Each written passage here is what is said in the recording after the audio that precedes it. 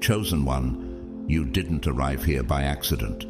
Right now, at this very moment, a divine force has guided you to this message for a reason. Tonight is unlike any other. This is the moment where everything shifts.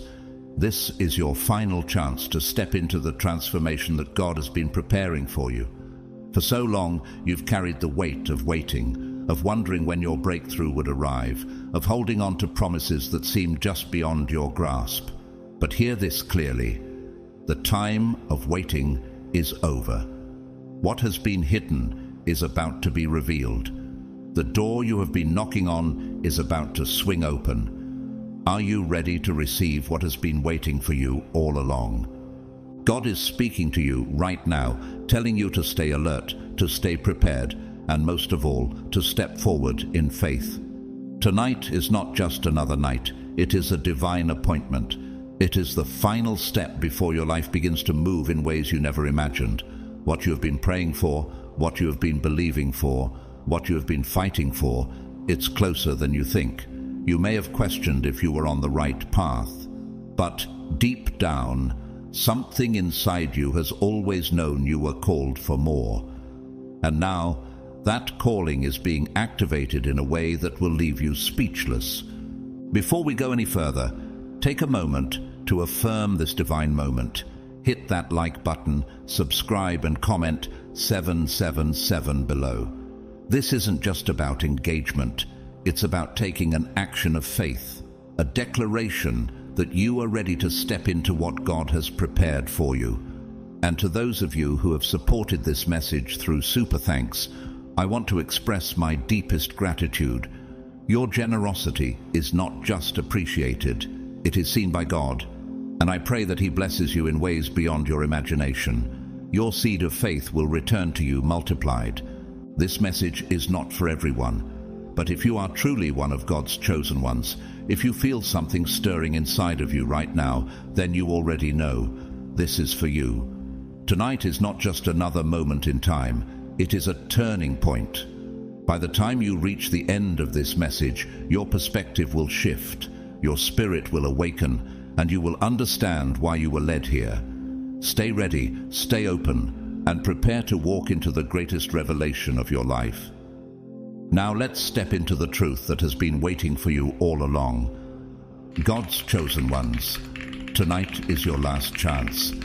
Stay ready for the final step.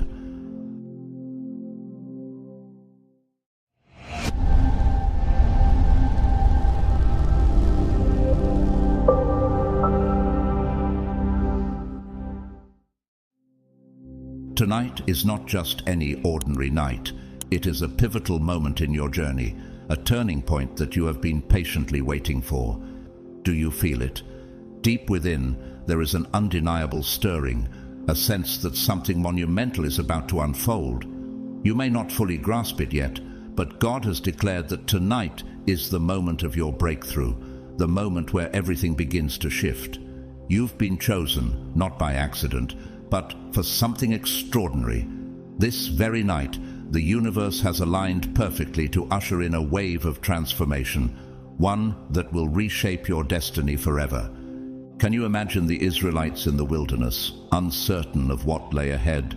For 40 years they struggled, but God's plan for them was always in motion. They might have thought that the promised land was far off, but in the right moment, it came. Similarly, do you wonder if your breakthrough has been on the way all along, even when it felt distant? You might have faced hardships, doubts, and frustrations, but now, as you stand on the edge, God is ready to take you into your promised land. Jeremiah 29:11 reminds us, "For I know the plans I have for you, declares the Lord, plans to prosper you and not to harm you, plans to give you a hope and a future." His plans for you are not just for tomorrow, but they have always been set in motion, and tonight His timing is perfect. Think about a person like J.K. Rowling. Before she became a household name, she faced countless rejections. Her life was far from glamorous, and at one point she was even a single mother struggling to make ends meet. But she kept going. Like the Israelites who persevered through the wilderness, Rowling's journey to success was not quick, but it was always meant to be. Today, she's one of the world's most successful authors, and her breakthrough came after many years of struggle. Could you be in a similar situation? Could your breakthrough be closer than you think? As you stay present in this moment, you will begin to witness something profound, a transformation that will reshape everything you thought you knew about your life. The breakthrough you've been praying for is not far off. In fact, it's right before you. God is ready to meet you exactly where you are. The question is, will you allow Him to lead you to the next step, or will you hesitate in fear? In the Bible, in Matthew 17:20, Jesus reminds us that if you have faith as small as a mustard seed, you can say to this mountain, "Move from here to there," and it will move. Nothing will be impossible for you. What does it mean for you to have faith in this moment? Can you believe that with even the smallest amount of faith, you are on the brink of your breakthrough? This night is not just a chance. It is your opportunity to step into the fullness of what God has prepared for you. Stay open. Stay ready. Think about how athletes like Michael Jordan faced failure and rejection in their early careers. Jordan was cut from his high school basketball team, but he didn't give up. He kept practicing, stayed committed to his dream, and eventually became a legendary athlete. Could it be that tonight, you too are standing at the edge of something great, just like Jordan was before his big break, like Esther, who was placed in the palace for such a time as this? Esther 4:14, your moment has come. But here's the key question. Are you ready to embrace your divine opportunity? Are you prepared to step into the future God has already prepared for you? Tonight is the night that you can shift everything. The door to your breakthrough is open, and it is calling your name. Will you walk through, or will you stay where you are? God is faithful, and He has promised to guide you. Just as He promised the Israelites, He promises you a future filled with hope. Remember, this moment is no accident. This is your divine appointment. The moment you've been waiting for is here. Just like David, who faced Goliath, you too are being called to rise and face the giants in your life. Just as Ruth trusted in God's plan for her life, you too are about to witness a transformation that will change everything. You are no longer bound by your past. God is preparing you for what's next. So, what will you do with this divine opportunity? Will you say yes to the breakthrough that is already on the other side of fear? Will you trust that God's timing is perfect, and tonight is your night for change? The choice is yours, and tonight is your last chance to step into the fullness of what God has planned for you. Will you stay ready, stay faithful, and watch as He leads you into the new season He has prepared?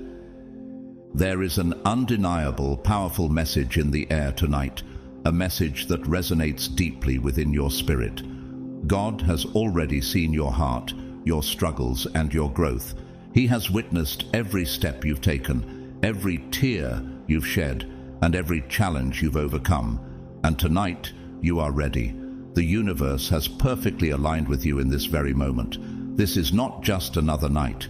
It is a divine opportunity, one that is being presented to you because you have proven yourself worthy. It's as if the universe itself has stamped its approval on your life, showing you that everything you've been through has led you to this pivotal moment. Do you feel it? The weight of this divine confirmation? Think about it. Every hardship, every tear, every lesson learned has not been in vain. The struggles you faced were not meant to defeat you. They were preparing you for what's next. The story of Joseph in the Bible comes to mind. He was thrown into a pit, sold into slavery, and unjustly imprisoned. Yet through it all, God was preparing him for greatness. Just like Joseph, you've faced your own trials, but each one has refined you, shaped you, and made you stronger. And just as Joseph rose to become a ruler in Egypt, your time for elevation is now. Could it be that the struggles you've faced were all leading up to this moment? Could it be that tonight you too are stepping into your purpose?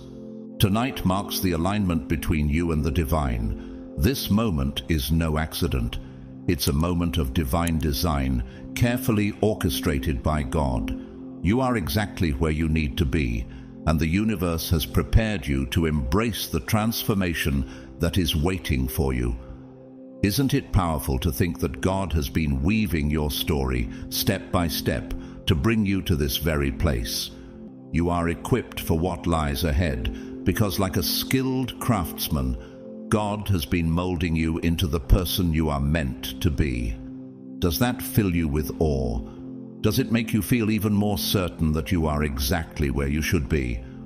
The message is loud and clear. You are not only chosen, but you are also equipped and prepared to step into your highest purpose.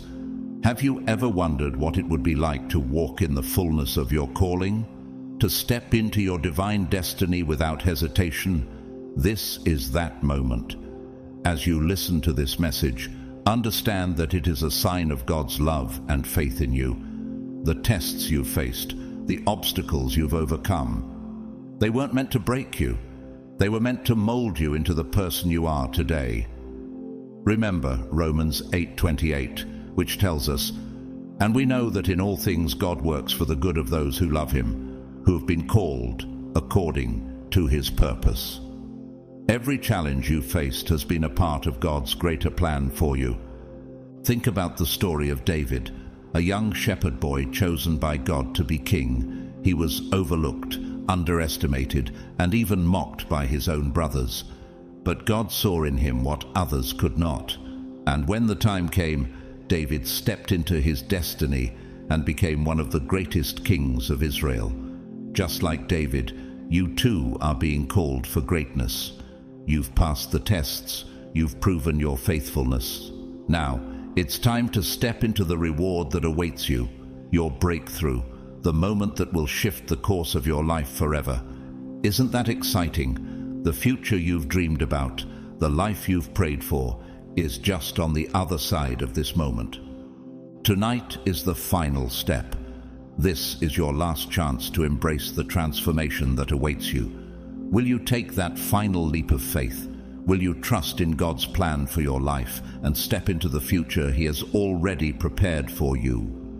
The path has been laid out before you, and all that remains is for you to walk in it. The divine transformation that you've been waiting for has been waiting for you to step into it. This is your moment to step fully into your destiny and embrace the new season God has prepared for you. As you stand at the threshold of this moment, remember that this opportunity is not just a chance. It is the culmination of everything that has come before. The universe, the divine plan, and God's love have all aligned to bring you to this very moment. Tonight, you are not only stepping into your destiny, you are stepping into your divine transformation. Don't let this opportunity slip away. Will you walk boldly with faith and step into the future that God has prepared for you? Tonight is your moment. Embrace it fully, for it is the last step before the breakthrough that will change everything. It may feel like you're standing at the edge of uncertainty, with a moment of hesitation lingering in the air. But now, more than ever, it's crucial to take action. This isn't about waiting for the perfect conditions or the ideal moment. It's about recognizing the truth. The time is now.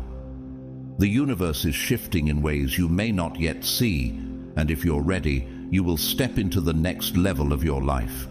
This is your moment, and what is about to unfold will not only alter your external circumstances, but will also transform your inner being. This transformation is not merely about what's happening around you. It is about the shift within you. It's about aligning your mindset, your energy, and your spirit with abundance and purpose, creating an inner harmony that will propel you forward into your destiny. In the Bible, the moment when the Israelites crossed the Jordan River into the Promised Land was a moment of uncertainty. They had wandered for 40 years, faced trials and struggled with fear and doubt. Yet, when the moment came, God commanded them to step into the river, and the waters parted. Joshua 3:13 says, "And as soon as the priests who carry the ark of the Lord of all the earth, set foot in the Jordan, its waters flowing downstream will be cut off and stand up in a heap." They had to act in faith, trusting that God's plan was already in motion, even when the path ahead seemed unclear. In the same way, your breakthrough is just on the other side of your willingness to take that step of faith. When you take this final step, you will look back and see how every experience, every hardship, every lesson has led you to this exact moment. It will all make sense. Do you realize that this very moment of hesitation could be the moment that propels you into your destiny? Don't let fear hold you back. God's timing is perfect. This is your time to embrace your destiny, to take your place among the chosen ones who are destined to experience a breakthrough tonight. You've already come so far. Isn't it time to step fully into what God has already prepared for you? Think of a person like Steve Jobs. Before Apple became the tech giant we know today, Jobs faced countless setbacks and failures. He was even ousted from the company he founded, only to later return and lead it to unprecedented success. What if he had let those setbacks stop him? What if he had hesitated? He took bold steps forward even when others doubted, and those steps led him to change the world. Could it be that you too are on the verge of a transformation that will not only change your life, but the lives of others around you? Expect the unexpected, for God has promised that something miraculous is about to unfold. Imagine waking up tomorrow, and everything around you is different. New opportunities, new perspectives, and new paths opening up before you. This is the divine power at work in your life. This is not just a hopeful wish. It is the reality God is crafting for you. Are you ready to experience it? As it says in Ephesians 3:20, "Now to him who is able to do immeasurably more than all we ask or imagine, according to his power that is at work within us." The breakthrough you're about to experience will be beyond anything you could have ever imagined, and it is just the beginning of what God is about to unfold in your life. Will you take this step in faith, knowing that the transformation you seek is already in motion? Step boldly into your destiny, for the divine plan is waiting for you to claim it. We've all heard the stories of people who, in a single moment, experienced a dramatic shift that completely changed the course of their lives. Maybe it was a job offer that led to a dream career, a chance encounter that sparked a powerful connection, or a moment of clarity that set them on the path to greatness. These moments may seem small at first, but they carry immense power. And tonight, you are standing on the brink of such a moment. Do you ever wonder what it would be like to look back on your life and realize that a single moment was the catalyst for everything that followed? Tonight isn't just another night. It is a divine opportunity. What's coming isn't just change. It is a transformation that will leave an undeniable mark on your life. The unexpected events that will unfold tonight are not just random. They are a gift from God, a divine intervention that will set the stage for a future filled with abundance and success. God is sending you the breakthrough you've been praying for. Are you ready to receive it? Will you stay awake, stay alert, and be ready to witness the miracles that are about to unfold before your eyes? It's easy to feel like change happens gradually over time, but often the most life-altering shifts happen in the most unexpected ways. Think of the story of Paul in the Bible. He was once Saul, a man persecuting Christians. But on the road to Damascus, a single moment changed everything. In Acts 9:3-5 it says, "As he neared Damascus on his journey, suddenly a light from heaven flashed around him. He fell to the ground and heard a voice say to him, 'Saul, Saul, why are you persecuting me?' That moment of divine intervention turned Saul's life upside down and led him to become Paul, one of the most influential apostles in Christian history. That moment of sudden, unexpected change reshaped his destiny. Could it be that tonight, a similar transformative moment is waiting for you? The unexpected is often the most life-altering, and tonight, that's exactly what's coming your way. This isn't just a small shift in your life. It is a wave of transformation that will ripple through every area of your existence. Imagine standing at the edge of the ocean, ready to dive in.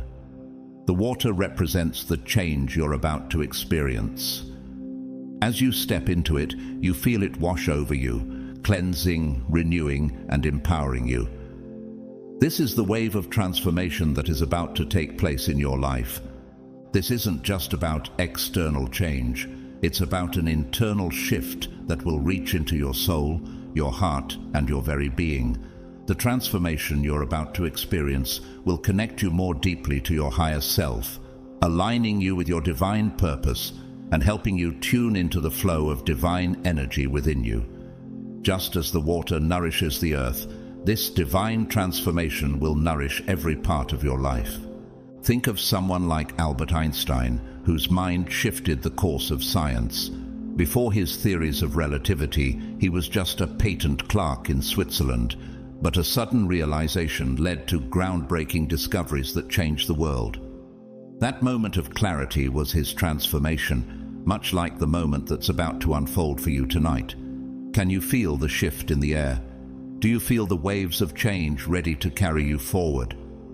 This transformation is not only about where you are in life right now, it's about where you are going. You are on the edge of something incredible, something greater than what you've ever imagined. Tonight, God is calling you to dive into this wave of divine energy and let it reshape every part of your life.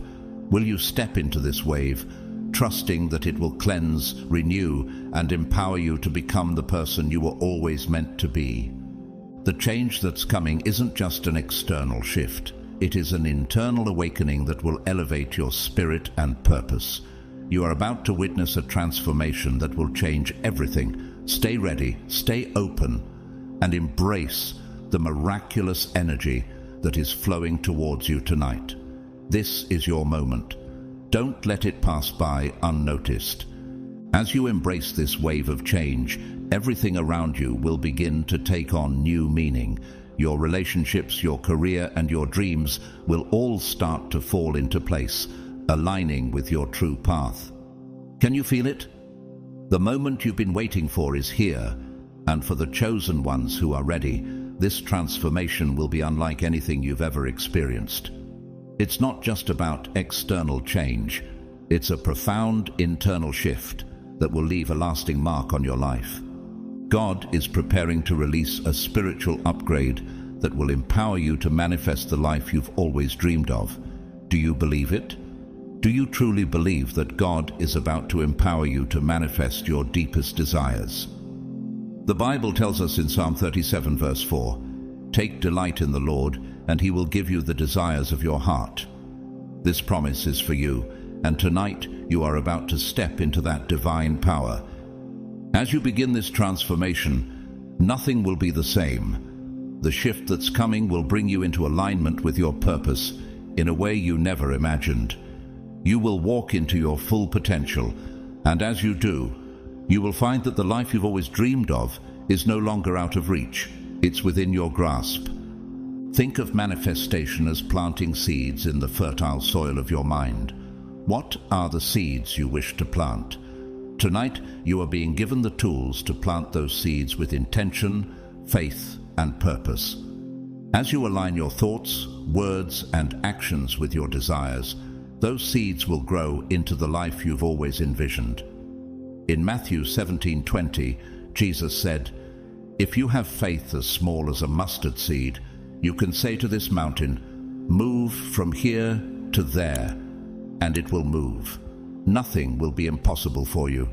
Just like that mustard seed, your faith, no matter how small it may seem, can move mountains.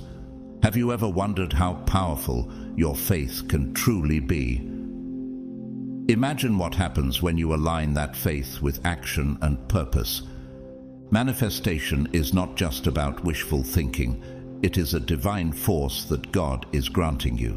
He is empowering you to create the life you desire, whether that's wealth, health, success, or happiness. Are you ready to step into that power? This divine force is not only within you, it is you. God has placed His creative power inside you, and tonight He is awakening it. Consider someone like Thomas Edison, whose invention of the light bulb revolutionized the world. Edison faced failure countless times before he succeeded, but he kept moving forward, fueled by a belief that his dream was possible. Every time something didn't work, he learned from it, adjusted his approach, and eventually succeeded. Edison's persistence is a powerful example of how aligning belief with action leads to creation. Can you relate? Do you see how your own perseverance and faith can lead you to the manifestation of your dreams? As you step into this new power, remember that your manifestation is not a mere wish, it is a divine blessing from God. Philippians 4:13 says, "I can do all this through Him who gives me strength." You are being given the strength and the power to create the life you desire. The breakthrough you are about to experience will not just change your circumstances, it will change you from the inside out. This is your divine opportunity to take hold of the life you've always wanted. Do you truly believe that anything is possible with God's guidance? If so, what are you waiting for? Your dreams are no longer out of reach. They are within your grasp. Abundance is not just a word. It is a divine promise, and it is yours for the taking. In Deuteronomy 28:12, God promises, "The Lord will open the heavens, the storehouse of His bounty, to send rain on your land in season, and to bless all the work of your hands." You're about to step into that season of blessing. Will you embrace it with faith and confidence? Tonight, you are stepping into a new season of manifestation, where everything you've ever dreamed of begins to unfold. Don't let doubt or fear stand in your way. The power to create the life you desire is within you, and with God's guidance, your dreams are about to come to life. Will you use this power wisely with faith and intention, knowing that what you manifest tonight will reflect your deepest desires? The choice is yours, and tonight marks the beginning of a new reality. Tonight, you are stepping into a season of wealth, health, and success. Can you feel the shift in the air? This is more than just a change in your circumstances. It's the beginning of a transformative journey that will lead you to new opportunities, blessings, and levels of fulfillment. God is opening doors for you that will bring abundance into every area of your life. Wealth is not just about financial gain.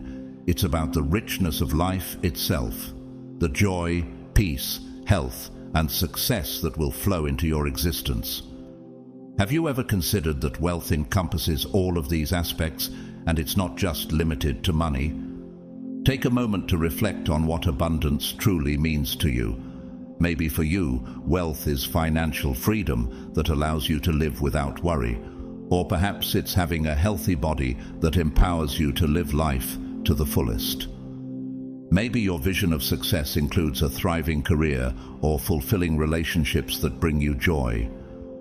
Whatever abundance looks like in your life, tonight marks the beginning of your journey toward that vision. The universe has aligned to bring you everything you need: resources, opportunities, and the support necessary for a life of complete fulfillment.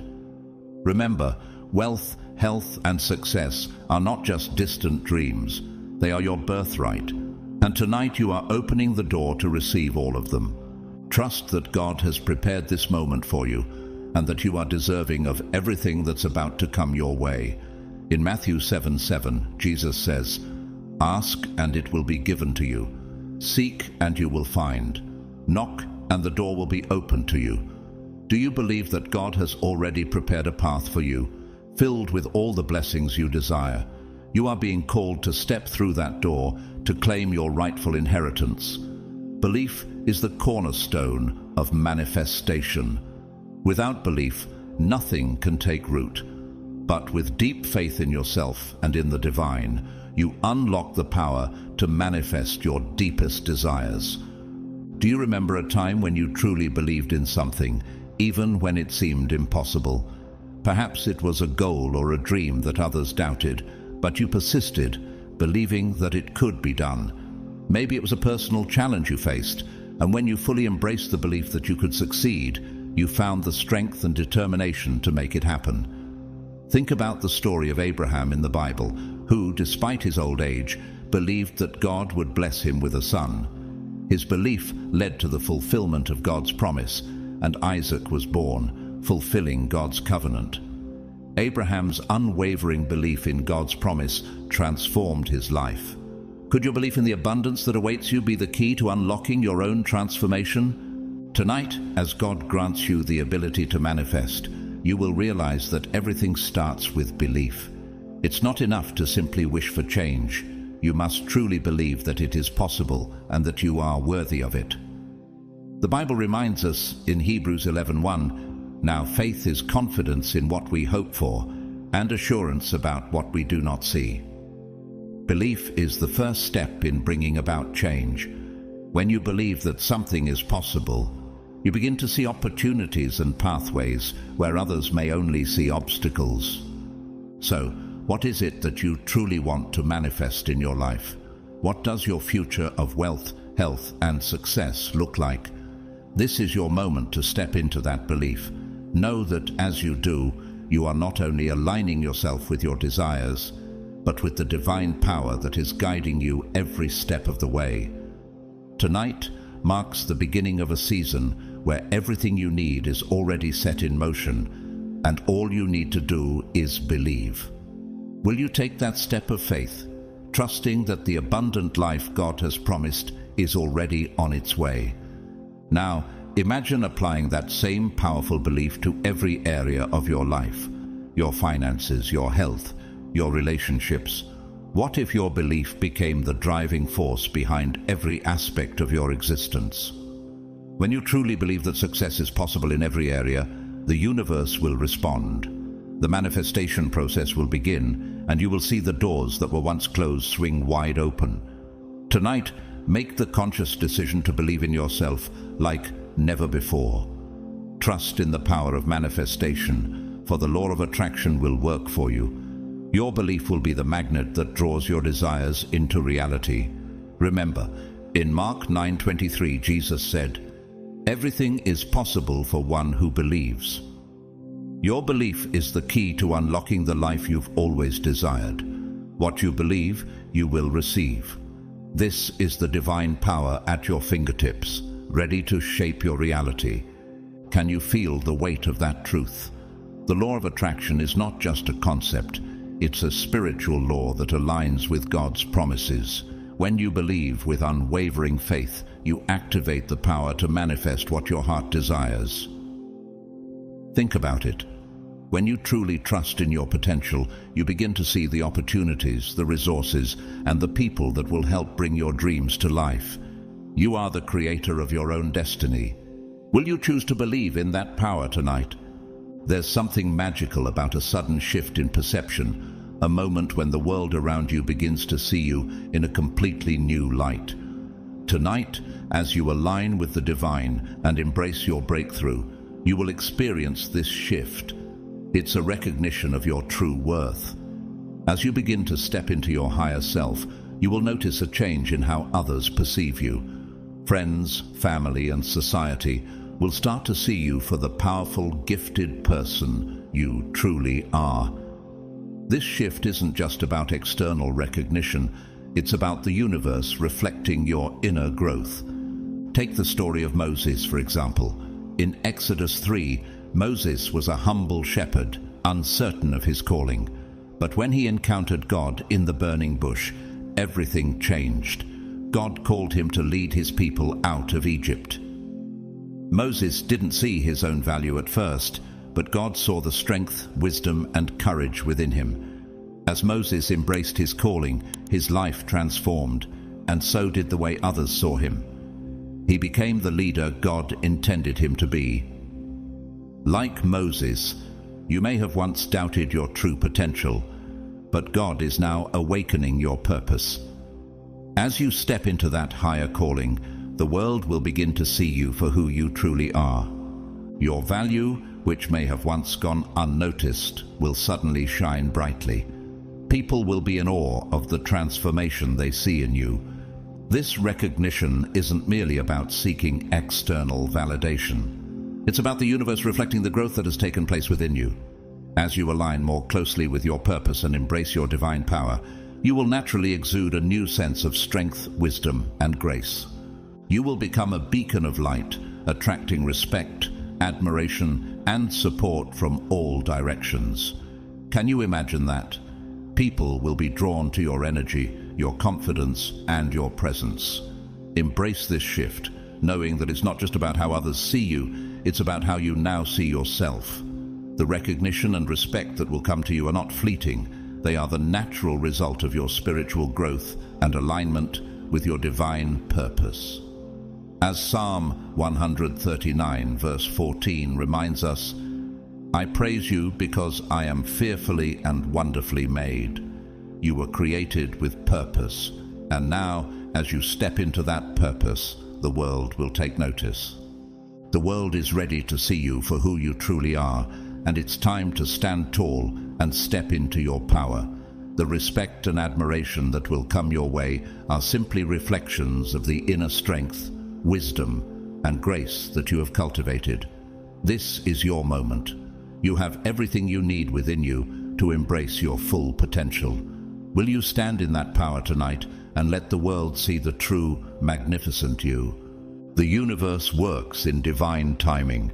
Everything that has happened in your life, every challenge, every moment of uncertainty, every step forward has led to this moment. Tonight is not a coincidence. It is the result of years of preparation, growth, and alignment. You may have faced struggles that made you question your path, but now you stand at the perfect point in time to receive all that has been destined for you. Can you feel it? The shift that is about to occur in your life is not by accident. You are here right now because it is your time. This is the moment you've been preparing for, whether you realized it or not. This is your moment. The key is to stay ready, for the universe is always preparing us for what's to come. Just like in the story of the 10 virgins in Matthew 25, 5 were wise and stayed ready with oil in their lamps, while the others were unprepared. When the bridegroom came, only those who were ready entered the feast. The same principle applies to you tonight. Those who are ready will receive the abundance and blessings that have been set aside for them. You have been walking this journey with purpose, and tonight is the reward for your perseverance. Your readiness is what will determine the magnitude of what you can receive. As you stay present and aware, understand that this moment has been orchestrated just for you. The doors of opportunity are opening right before you. The universe has already aligned the right resources, the right people, and the right timing. All you need to do now is step forward with faith and embrace what's ahead. Do you trust that everything you've experienced has led you to this exact moment? Do you believe that the universe has prepared you for this breakthrough? With a heart full of faith and trust in God, you will step through the doors that are opening for you. Tonight, you're standing at the threshold of your breakthrough. This is not a passive waiting game. It is an active moment. Just like the Israelites standing at the edge of the Jordan River, they had to step in before the waters parted. Joshua 3:15-17. God had already made the way, but they had to take action. Tonight, you must do the same. Step forward in faith and claim the desires that have been promised to you. Don't let this opportunity pass you by. You've worked hard, persevered, and remained faithful. Now is the time to see the fruits of your labor. Your breakthrough is just one step away. Whether it's a new opportunity, a shift in your career, a transformation in your relationships, or a change in your mindset, tonight marks the moment when everything will change. The shift you've been waiting for is at hand. Are you ready to embrace it? You are being given the chance to create the life you've always wanted. Don't let fear or doubt hold you back. Step into your power and manifest your dreams. This is the moment you've been waiting for. If you've ever felt deep down that something big was on the horizon, tonight is the night it will come into fruition. The breakthrough you've been praying for is yours to claim. Trust in the process. Trust in God. Trust in yourself. The universe is on your side, and your desires are closer than you think. Remember, Philippians 1:6 assures us, being confident of this, that he who began a good work in you will carry it on to completion until the day of Christ Jesus. You've come this far because of the work God is doing in you, and tonight is part of that divine plan. Will you step forward in faith and embrace the future that is waiting for you? The breakthrough is here, and it's yours to claim. You are receiving this message because you are meant for greatness. Do you feel it? This moment, this message is not a coincidence. It is divinely timed. You've been chosen for this very moment, for this transformation, and for the life you're about to create. The fact that you are reading these words means you are ready to step into your full potential. Can you sense the shift in your spirit? You are not here by chance. You are here because you're destined to experience the abundance and blessings that are about to unfold in your life. This message isn't just another piece of advice. It is a divine confirmation. It's God telling you, you've been chosen for this season of change. It is His affirmation that everything in your life, every challenge, every lesson, and every moment of growth has led you to this exact point. Think of the story of Esther in the Bible. She was placed in the palace for such a time as this, Esther 4:14. Just as God placed her in her moment of destiny, He has placed you here in this moment of transformation. This is your time. The wisdom you've gained, the experiences you've had, and the strength you've built have all been preparing you for this breakthrough. The challenges you've faced, the doubts you've overcome, and the lessons you've learned have all been part of the preparation. This is your time to shine. You are ready to embrace the transformation that's about to take place in your life. You've been chosen, and now it's time to step into your true power and receive the gifts that God and the universe have waiting for you.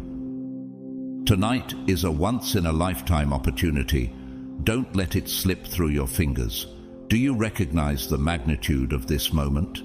As the hours pass, remember that this moment is unlike any other. You have the chance to transform your life in ways you've only dreamed about. But transformation doesn't happen by accident. It happens when we choose to take action. Just like Joshua leading the Israelites into the Promised Land, they had to step forward in faith. Even when the path seemed uncertain, Joshua 3:15-17, you too must take that first step. Now is the time to act. Don't let fear or doubt prevent you from taking full advantage of this divine opportunity. Tonight, you have the chance to align your thoughts, actions, and energy with the life you want to create. This is the moment to fully embrace your potential and step into the abundance that God has destined for you. Are you ready to claim it? As it says in Jeremiah 29:11, "For I know the plans I have for you, declares the Lord, plans to prosper you and not to harm you, plans to give you a hope and a future." God has plans for you, and tonight He is ready to meet you in this moment of transformation. The question is, will you be ready to step into it? Don't let the night pass by in hesitation. This is the moment to embrace the opportunity that will change your life forever. Will you take that step? The universe is aligning with you, and with faith and courage, you can create the life you've always dreamed of. Don't wait any longer. Tonight is your chance to step into your destiny. Embrace it with open arms and a heart full of faith. Tonight, God's love is pouring into your life in a way you've never experienced before. Can you feel it? This is not just about receiving material blessings, it's about something far deeper, something spiritual. God's love is limitless, all-encompassing, and tonight it will flow over you like water, filling every part of your being. Just as the psalmist declared in Psalm 23 verse 5, "You anoint my head with oil, my cup overflows." Tonight, God's love will overflow in your life, anointing you and filling you with His divine presence. It's a love that cannot be contained. It's a love that is meant to transform you from the inside out. This love is the foundation of your transformation, the driving force behind your breakthrough. As you receive this divine love, understand that it will empower you to manifest the desires of your heart. It will heal the wounds you carry, restore the hope that may have been lost, and guide you on your path forward. Imagine the story of the woman who touched Jesus' garment in Mark 5:34. He said to her, "Daughter, your faith has healed you. Go in peace and be freed from your suffering." Just as Jesus' love healed and restored her, tonight, His love is here to heal and transform you. Can you feel it? His love is reaching out to you, ready to heal you, ready to set you free. God's love is the greatest gift you could ever receive, and tonight it will illuminate your way forward. It's not just about external blessings, it's about a deep spiritual connection that will fuel the next phase of your journey. When you open your heart to this love, you open yourself to a deeper relationship with God, one that will empower you to manifest the life you've always dreamed of. God's love is not just something you receive, it is something that transforms you, strengthens you, and propels you into your divine purpose. Open your heart to receive this love. Let it fill you completely until there is no space left for fear, doubt, or uncertainty. As 1 John 4:18 reminds us, there is no fear in love, but perfect love drives out fear. This love is the antidote to all that has held you back. It will give you the courage to move forward, the strength to overcome obstacles, and the clarity to see the path ahead. From this place of deep connection, you'll be able to manifest your dreams and step into the life you were always meant to live. You are ready for the abundance, the healing, and the transformation that God has prepared for you. Tonight, God's love is inviting you to step into your true potential, to align your heart with His will, and to receive the power to manifest the life you were destined for. Will you open your heart to this transformative love? The life you've been waiting for is within your reach, and it begins with embracing the boundless, overwhelming love of God. Remember that this transformation is a gift, one that has been divinely orchestrated for you. Can you feel the weight of this blessing?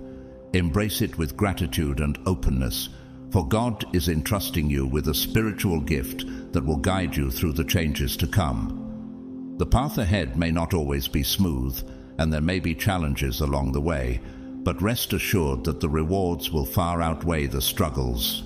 God has carefully prepared you for this moment, and it's now up to you to accept, embrace, and let this divine transformation guide you forward.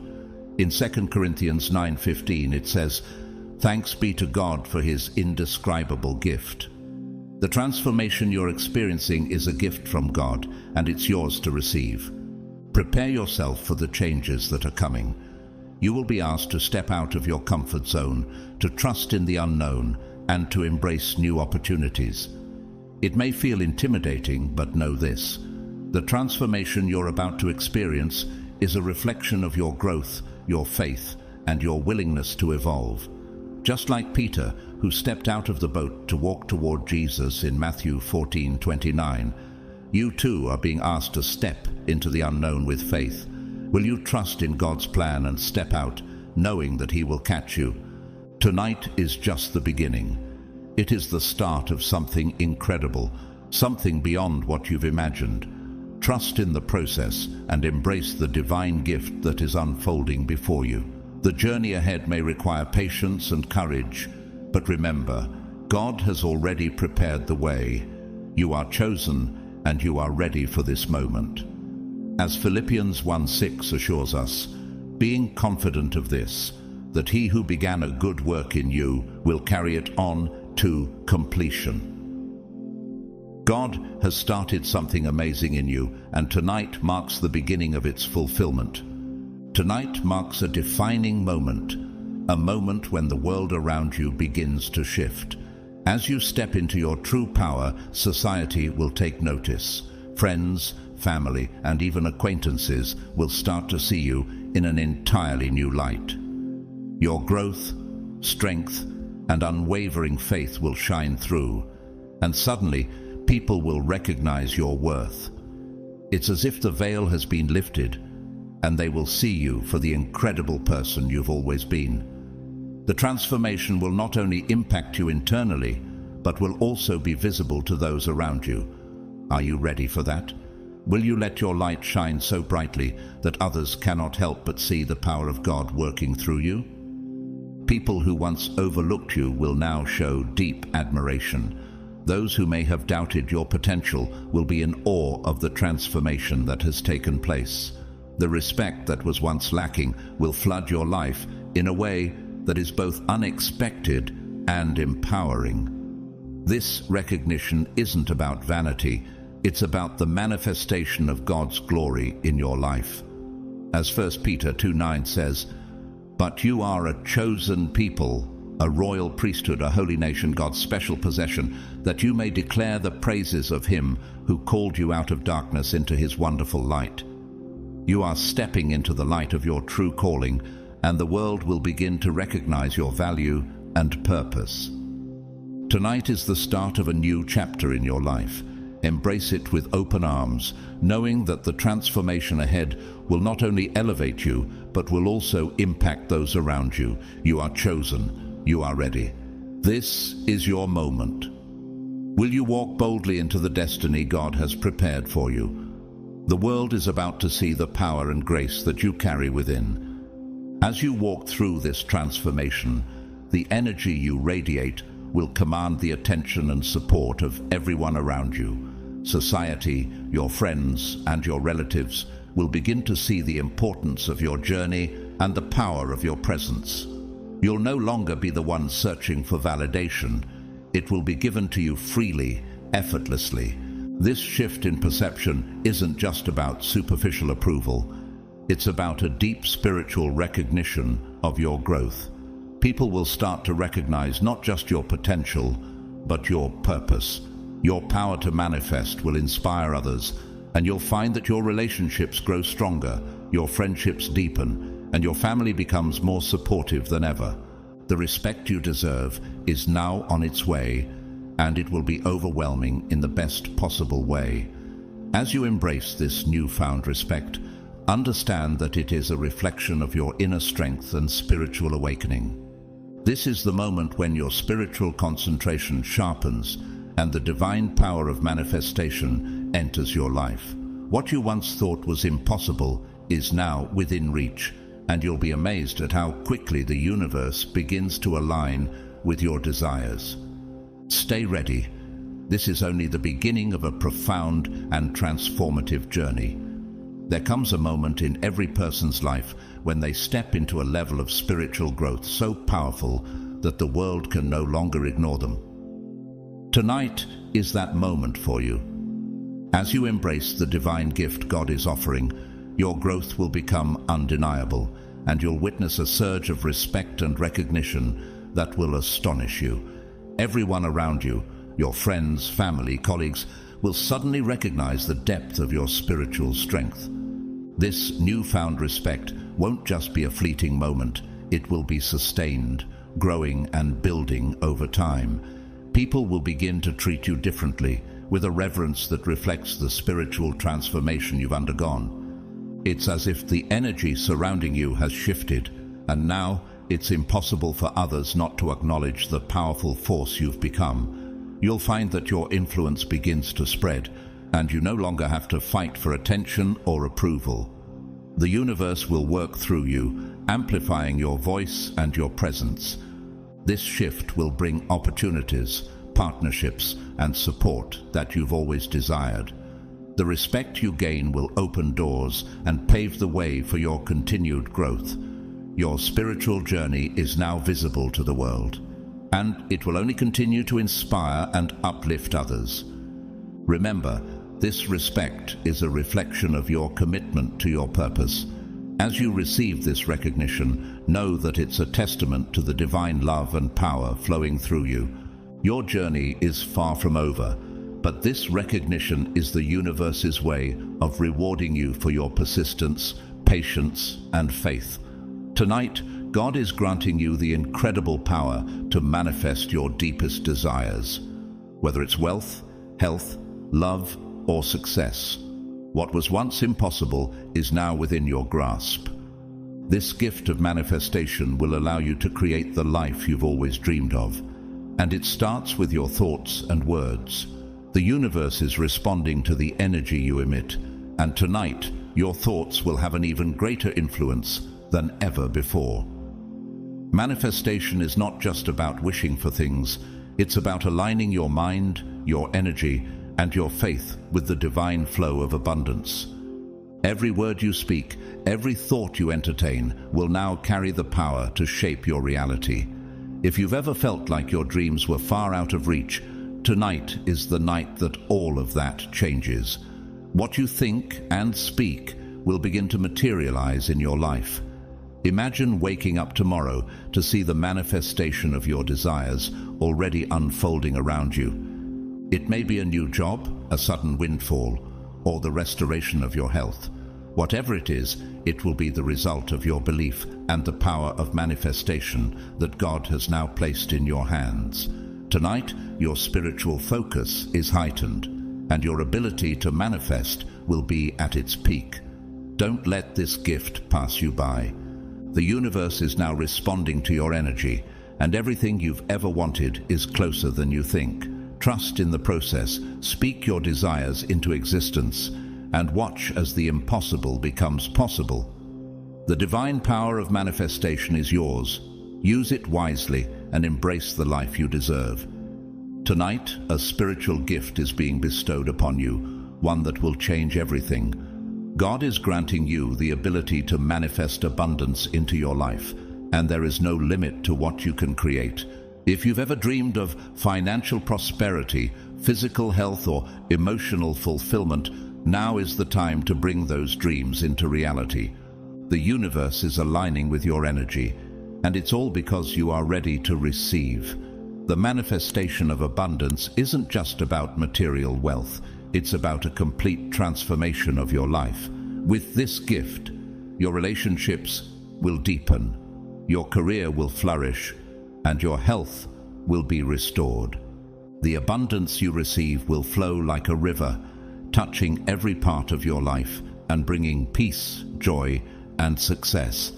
As you receive this spiritual gift, remember that it's not just about asking for what you want. It's about believing that you are worthy of receiving. God's love flows through you like water, washing away doubt, fear, and scarcity. Trust that the abundance you've been longing for is already on its way. Prepare yourself to receive this gift with open arms. Tonight marks the beginning of your journey into a life filled with limitless possibilities. No matter where you are in life, this gift will elevate you to new heights of success and fulfillment. Stay ready and watch as your world transforms. As you prepare to receive your breakthrough tonight, understand that this is more than just a reward. It's a divine gift of love. Love is flowing toward you like a waterfall, washing over every part of your life. This love will bring miracles into your world, reshaping your circumstances and aligning everything with your highest good. You are being rewarded for your patience, your perseverance, and your faith. This divine reward is not just about material possessions, it's about spiritual fulfillment. It's about living in harmony with the universe, receiving the guidance and support of the divine in every step you take. God's love will empower you to manifest the desires of your heart, turning your dreams into reality in ways that will leave you in awe. With this love comes the power to heal, to grow, and to attract everything you need. Whether it's wealth, health, or peace of mind, God's love will work in miraculous ways to bring these things into your life. You are no longer limited by your past or your circumstances. This divine love will propel you into the life you were always meant to live. As you open yourself to this love, know that it's a sign of your spiritual awakening. You are being called to step into your power and fulfill your purpose. The love you receive tonight will guide you toward the abundant future that awaits you. Tonight, you are stepping into a powerful alignment with the universe. The law of attraction is at its peak, and the universe is ready to bring you everything you've been asking for. As you embrace this divine moment, you will realize that the energy you put out into the world is directly tied to what you receive. God's love flows to you now as a catalyst for manifestation. Your thoughts, desires, and intentions are about to materialize in ways you never thought possible. What you think about, you bring about. Tonight, your thoughts will be the magnet that attracts your desires, whether it's wealth, health, or a life of purpose. The law of attraction is working in your favor. By aligning your energy with the abundance of the universe, you will draw to yourself everything you need to live the life you desire. Imagine waking up to a reality where everything you've ever wanted is already in your life.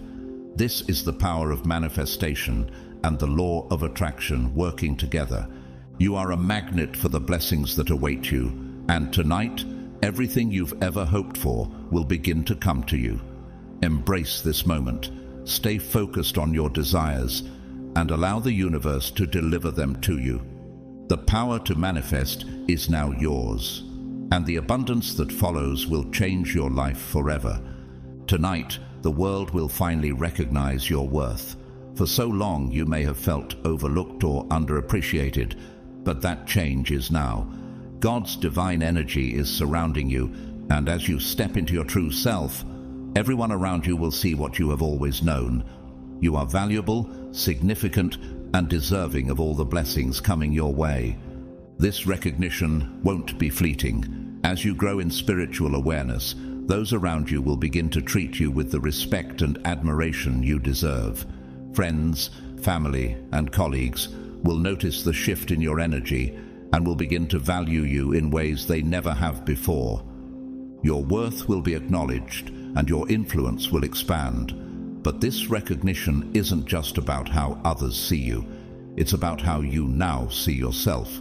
The divine love flowing to you will empower you to claim your worth and stand confidently in your truth. The universe is recognizing you as a force to be reckoned with, and as you embrace your power, the world will follow suit. This is the moment when you step into your full potential.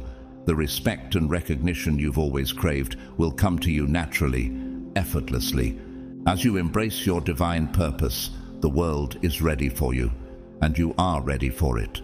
Sometimes it feels like the pieces of your life are scattered, uncertain, and out of place. But tonight, you will realize that everything is unfolding exactly as it should. Divine timing is at work, and the universe is aligning everything in your favor. The desires you've held in your heart are no longer distant dreams. They are becoming your reality. Trust that every delay, every challenge, and every moment of uncertainty has been a part of this grand plan. You've been prepared for this moment, and now everything is falling into place. The timing is perfect, and God's love is the force that is bringing your dreams to life. As you step forward into your manifestation, know that this is the moment you've been waiting for. Every decision you've made, every step you've taken, has brought you to this exact point. The universe is giving you the green light, and the abundance, success, and health you've been manifesting are now within your reach. Embrace this divine timing and trust that everything is working out for your highest good. The universe has heard your prayers, and tonight marks the moment when everything begins to align perfectly for you. This is a wake-up call for you, a reminder of the incredible power and purpose that lies within you. Tonight, God is calling you to step into your greatness. As we come to the end of this powerful message, it is important to remember that tonight could be the turning point you've been waiting for. This could be your last chance to take that crucial step toward fulfilling God's divine purpose in your life. Stay alert, stay ready, and stay faithful to the path He has set for you. The final step may be closer than you think, and it is only through your unwavering trust in Him that you will be equipped to walk boldly into your calling. God has chosen you for something greater than you could ever imagine, and tonight He may be calling you to step into that purpose with courage and confidence. If this message has touched your heart, I ask you to consider supporting this ministry through a donation via Super Thanks. Your generous contributions allow us to continue spreading the Word of God, sharing His love, and reaching others who need to hear His message. I want to thank you deeply. Whether or not you choose to donate, your support, your prayers, and your engagement mean the world to me. You are part of this journey, and together we can make a difference. Please remember to like, subscribe, comment, and share this video with your friends and family. Let's continue to spread this important message to as many people as possible. As you do, I pray that God's abundant blessings pour into your life, guiding you through every challenge and bringing you peace and strength for each new day. May you feel His presence in every step you take, and may you always remember that you are chosen by Him for something extraordinary. Stay ready, stay blessed, and keep walking in faith.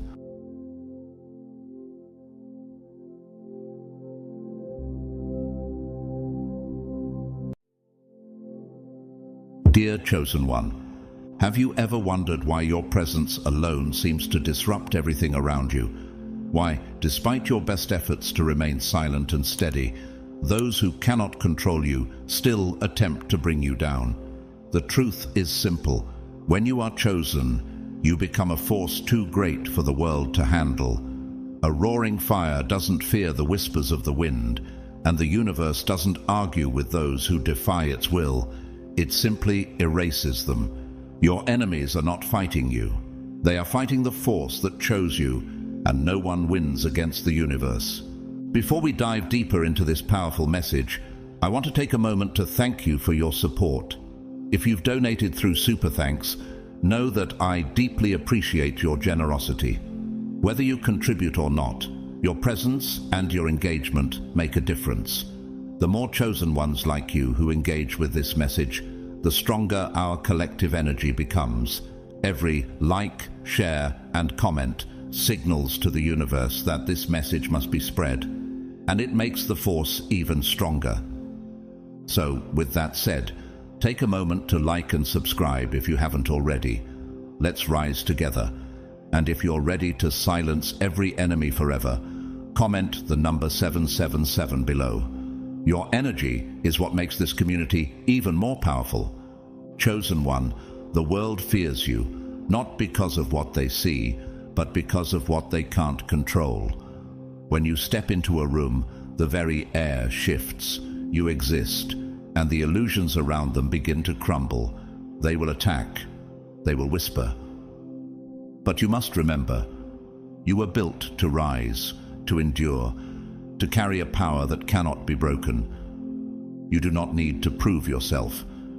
Your very presence is enough to send them running, because no one can stand against what the universe has ordained. So, let's walk this path together, step by step. Keep your light bright. Stay strong. You are exactly where you are meant to be. God's chosen ones, get ready to silence every enemy forever. Unleash the power.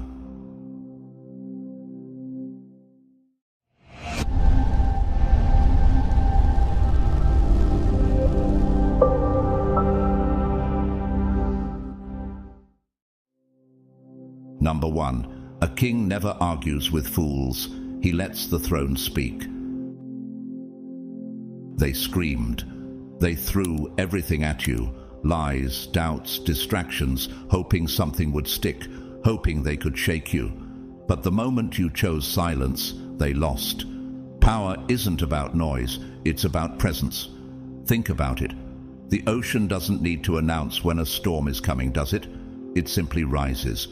A wildfire doesn't ask for permission before it consumes everything in its path. It moves as it pleases. And the universe doesn't pause to explain itself when it aligns to favor you. Your enemies were never fighting you directly. No, they were fighting the system itself. And that system, the one that brought you into existence as one of God's chosen, is unstoppable. They acted as if they hated you, as if they couldn't bear the very sight of you. But deep down, we know the truth. They fear you. They don't fear what you've done, but who you are. From the moment you entered the room, they could feel it, the shift in energy. They sense something greater, something that dwarfs their feeble existence. They saw in you what they'll never be, and it gnaws at them from within. Have you ever wondered why their attacks feel so deeply personal? Why they watch you so closely, with such intense scrutiny? Why do they try so hard to bring you down? It's because they know the truth. They can't reach you. Their greatest nightmare isn't your failure, it's your success. Every step you take in silence, every movement you make undeterred, shakes them to their core. They seek validation. They want to be seen, to be heard. But you move without needing an audience. You exist, and that existence alone shatters their reality. Romans 8:31 tells us, "What then shall we say in response to these things? If God is for us, who can be against us?" Do you ever pause to reflect on the truth in these words? When you are chosen, when you stand aligned with divine purpose, no weapon formed against you can prosper. Imagine the audacity of someone trying to cheat gravity, believing they can jump from a cliff and not fall. Ridiculous, right? Your enemies thought they could manipulate the universe itself, throwing obstacles in your way without repercussions. But here's the catch. The universe keeps perfect score. Every attack they launched at you wasn't just an attack. It was an attack on the balance of the entire system. And now that balance is correcting itself. Proverbs 4:25-27 says, "Let your eyes look straight ahead. Fix your gaze directly before you. Give careful thought to the paths for your feet, and be steadfast in all your ways. Do not turn to the right or the left. Keep your foot from evil." This scripture reinforces the idea that when you stay on your path, undeterred by the attacks around you, you are walking in alignment with divine truth, and the system will never fail you. Have you noticed how their world is crumbling, how their plans are unraveling, how the very traps they set for you have now ensnared them? That's not karma, it's cosmic correction. The universe doesn't need to seek revenge. It simply restores order. What was built on lies will eventually collapse, and what was built on truth will rise. This is why you don't need to chase justice. Justice is already in motion. They want to see you rage. They want you to react, to give them a sign of weakness. But you are unreadable. You are the storm that arrives without warning, the shadow that moves in silence. A lion doesn't warn before it pounces. A tsunami doesn't ask for permission before it crashes. And a true chosen one, they don't waste time explaining, justifying, or proving. They just move. And that movement alone kills them from the inside. Your enemies tried to drag you into their battles, but you wisely refused to fight a war that's already been won. Instead, you walked away, and nothing haunts them more than your absence. Can you see it? The silence, the calm, the success that they never expected. It's the greatest form of revenge. Watch as they self-destruct while you continue to thrive, to rise above. Because the truth is, they were never your competition. They were never even in the same league. Consider the story of Nelson Mandela, who spent 27 years in prison, facing unimaginable hardship. His enemies tried to break him, but when he was released, he chose not to respond to hate with hate. Instead, he walked into the future with strength and unity. His silence, his refusal to retaliate, his very presence alone shook the world and made his enemies' attacks seem insignificant. A diamond doesn't beg to be noticed. A hurricane doesn't need permission to change the landscape. And you don't need to explain why you're unstoppable. Look at how far you've come, despite every trap, every lie, every betrayal. You weren't supposed to survive, but you did, and that alone makes you the most dangerous force in the game. Your enemies are running out of moves. Meanwhile, you're just getting started.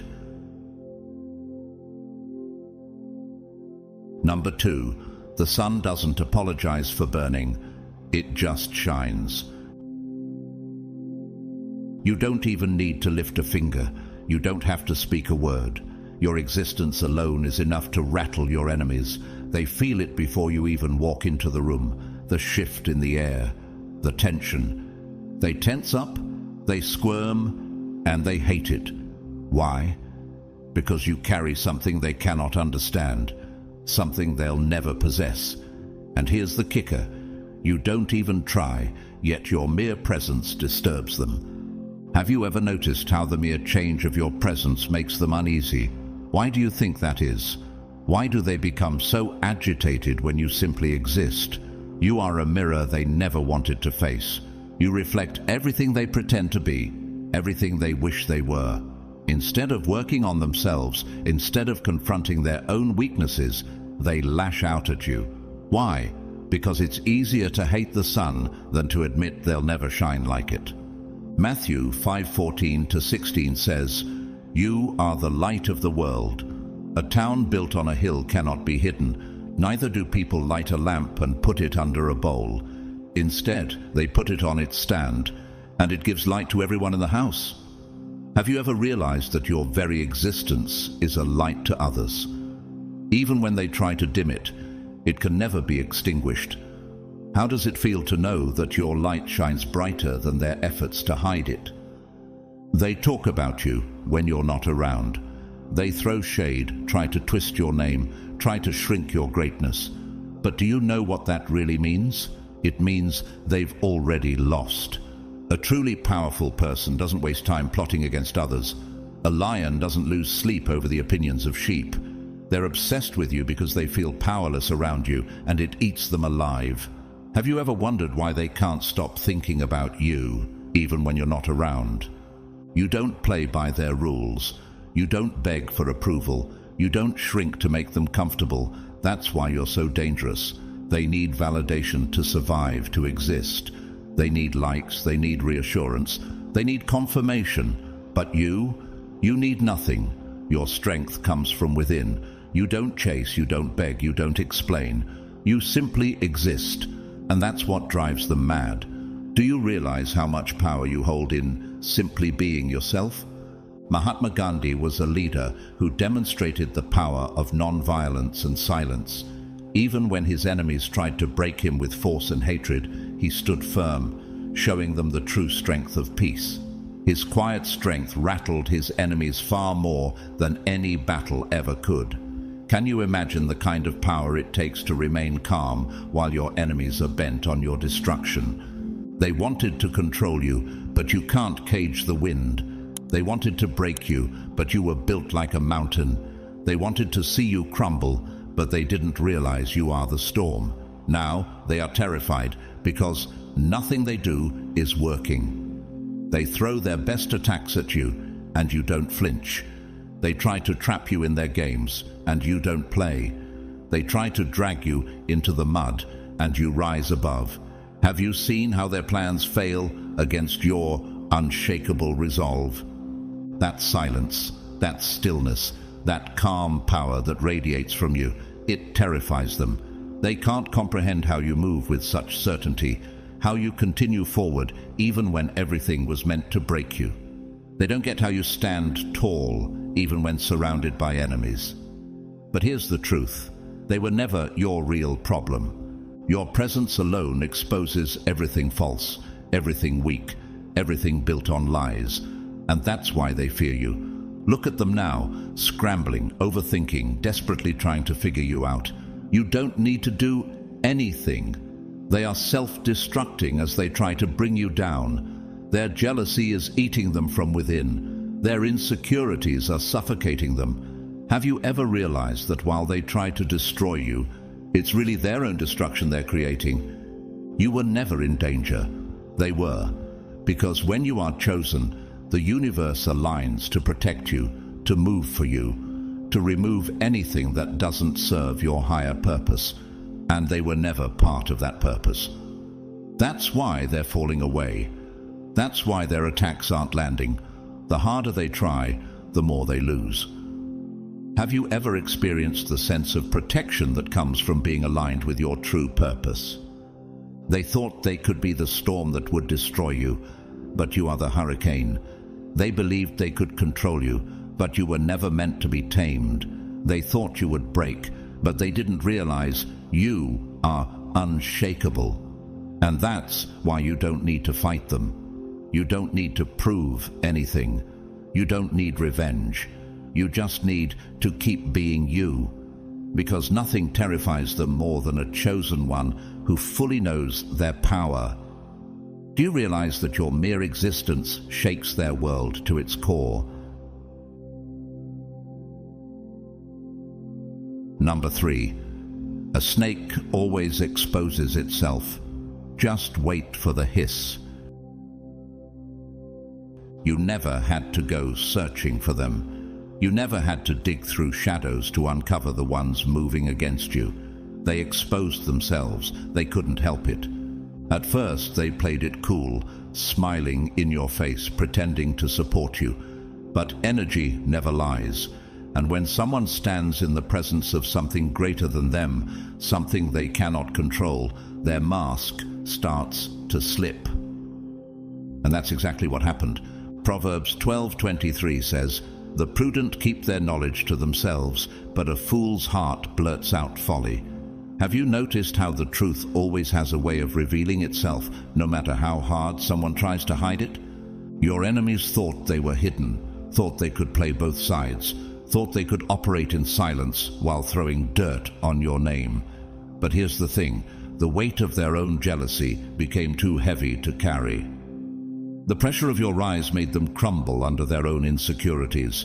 They started slipping, whispering a little too loud, dropping little hints of resentment, letting their jealousy show through their fake smiles. And before they even realized it, they weren't hiding anymore. They were standing in the open, fully revealed, looking like fools. Have you ever witnessed how someone's true colors start showing after they've been exposed? Why do you think they can't keep up the facade for long? That's the thing about being chosen. You don't have to seek out enemies. You just have to keep moving, and they will reveal themselves. Every single time, they start watching you too closely, tracking your every move, talking about you more than they talk about their own lives. They spend so much time trying to tear you down that they forget to build themselves up. And soon, people notice. Romans 8:28 reminds us, "And we know that in all things God works for the good of those who love him, who have been called according to his purpose." How often have you seen how your progress reveals the true intentions of those around you? Can you see that all their schemes only serve to expose their insecurities? What kind of person dedicates their time to trying to destroy someone else? What kind of person moves with that much bitterness? It's not long before everyone sees what they really are. That's the real irony. They think they are hurting you, but they are only exposing themselves. They wanted you to be the villain, but they ended up painting themselves as the weak, bitter ones, the desperate ones, the ones so consumed by envy that they can't even focus on their own path. Psalm 37:9 says, "For those who are evil will be destroyed, but those who hope in the Lord will inherit the land." Have you ever realized that your enemy's efforts only lead them to their own downfall? How can you stay calm when you know that their actions are self-destructive?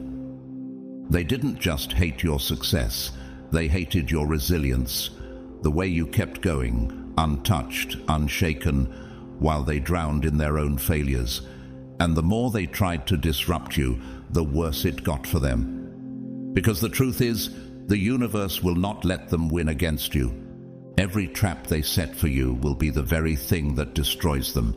Every lie they tell will be the poison they choke on. Every bit of energy they waste on you will be the reason they never grow. And you don't have to do anything. You don't have to fight them. You don't have to argue. You don't have to expose them. Serena Williams, a tennis champion, faced constant criticism and attempts to undermine her career. Instead of fighting back or seeking validation, she continued to win, using their negativity to fuel her success. Her enemies' attacks only made her more resilient, and in the end, they exposed their own insecurities while she cemented her legacy as one of the greatest athletes of all time. They will do all of that on their own, because their obsession with you is their downfall. They underestimated you. They thought you would play their game. They thought you would lower yourself to their level. But they didn't realize. Chosen ones don't play with peasants. Chosen ones don't roll in the mud with snakes. Chosen ones don't waste time proving themselves to people who were never on their level to begin with. And that's why they are losing. Your power comes from knowing who you are and never stepping off your throne, while they are busy running in circles, exhausting themselves with their own jealousy. You are already 10 steps ahead. John 16:33 encourages us, "I have told you these things, so that in me you may have peace. In this world you will have trouble, but take heart, I have overcome the world." Can you feel the peace that comes from standing firm in who you are and trusting that victory is already yours? They can talk, they can gossip, they can scheme. It doesn't matter, because at the end of the day, you are untouchable, and they will be nothing more than a lesson in your story. Number 4, the one who controls your emotions controls you. They wanted you to break, to explode, to beg, because the moment you react, they win. They feed off your energy, off your anger, off your pain. But when you give them nothing, they starve. They call you cold because you refuse to be played. They call you heartless because you no longer entertain their manipulation. But the truth is, you are free, and that terrifies them. Have you ever seen how your detachment makes them frustrated? Why do you think they can't handle your silence? They expected you to chase, to explain, to prove yourself, but you didn't. You stepped back, you disconnected, and now they're losing their minds, trying to figure out how they lost control over you. Emotional detachment is the deadliest weapon you can wield, not because you don't feel, but because you refuse to let feelings make your choices for you. Proverbs 16:32 reminds us, "Better a patient person than a warrior, those with self-control than those who take a city." Can you feel the power that comes from being able to control your emotions rather than being controlled by them? They relied on your emotions to keep you bound, to guilt you into staying, to bait you into reacting, to keep you tangled in their web of chaos. But the moment you stopped responding, the strings snapped. And a puppet without strings is just another useless tool. They never expected you to outgrow them. They never thought you would develop the strength to walk away. And yet here you are, untouchable, unmoved, watching them fall apart under the weight of their own games. The most dangerous person in the world is the one who cannot be manipulated. And that's exactly who you've become. James 1:19 says, "Everyone should be quick to listen, slow to speak, and slow to become angry." Have you ever practiced the power of silence when everyone expects you to react? Doesn't it feel like freedom when you realize you control your peace? They throw words at you like knives, hoping you'll bleed. But you don't, because you've mastered the art of silence. They wanted you to explain yourself, to justify your choices, to make them feel better about their own insecurities. But you owe them nothing. The moment you stopped seeking validation, you became a threat. They can't stand that you don't need their approval, that you don't flinch when they insult you, that their absence doesn't shake you. That's why they're still watching, still waiting, still hoping for a reaction. Let them wait, let them scream, let them wonder why nothing they do affects you anymore, because here's the truth, they never had power over you. You just hadn't realized it yet. They controlled you through guilt, through love, through obligation. But once you saw it for what it was, once you chose peace over chaos, their power disappeared, and now they are exposed. Without your energy to feed on, they are left alone with their own emptiness. That's why they lash out. That's why they scramble to get your attention, because they are powerless without you. Nelson Mandela spent decades in prison, not allowing the hatred and manipulation of his captors to control his emotions. Instead, he found inner peace and continued his mission, proving that emotional detachment in the face of adversity is not weakness, but strength. In the end, his silence and calm were what defeated the system of oppression, not rage or revenge. Walking away isn't weakness. It's power. It's the ability to say, I choose myself. It's the ultimate declaration that you refuse to be manipulated. They will call you selfish. They will say you changed. They will say you are the villain. Let them. Because a chosen one never stays in places that drain them. A chosen one never explains their worth. A chosen one moves forward, unshaken, unstoppable, and untouchable. And that's exactly why you've already won. Number 5. A dim flame will always hate the sun. You never had to say a word. You never had to prove anything. Just existing in your truth, in your power, was enough to set them off. They despise you, not because of what you've done, but because of what you represent. Your confidence makes them question their own hesitation. Your purpose reminds them of how lost they are. Your authenticity exposes the masks they wear every day. And instead of fixing themselves, instead of facing their own emptiness, they turn that hatred onto you. Proverbs 3:25-26 says, Have no fear of sudden disaster, or of the ruin that overtakes the wicked, for the Lord will be at your side and will keep your foot from being snared. Have you ever noticed how when you step into your purpose with confidence, those around you are forced to confront their own fears and insecurities? It burns them to see someone who isn't afraid to walk in their own light. They've spent their whole lives pretending to be happy, pretending to be strong, pretending to have it all together. And then you come along, effortlessly real, and they can't stand it. You don't have to attack them. You don't have to compete. The mere fact that you exist at full power destroys them. That's why they whisper. That's why they gossip. That's why they try to discredit you, twist your name, turn people against you. Because they need you to be small. They need you to doubt yourself. They need you to second-guess your worth. But here's the truth. Their battle isn't with you. It's with themselves. They've spent years running from their reflection, avoiding their own truth, building their identity on things that don't hold weight. And now, standing next to you, all those cracks are showing. So they do the only thing they know how to do: project their self-hatred onto you. They call you arrogant because they don't understand confidence. They call you lucky because they don't understand discipline. They call you different because they don't understand what it means to be chosen. Ephesians 4:2 urges, be completely humble and gentle. Be patient, bearing with one another in love. How often have you had to bear with people's misunderstanding or jealousy? How does it feel to know that you can stand strong while others struggle to find their own footing? But let them talk, because nothing they say will change who you are. They want you to dim yourself, to shrink, to make yourself easier for them to handle. But why would you lessen your fire just because they can't handle the heat?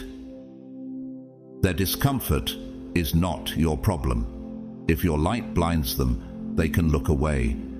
If your energy is too much, they can step aside.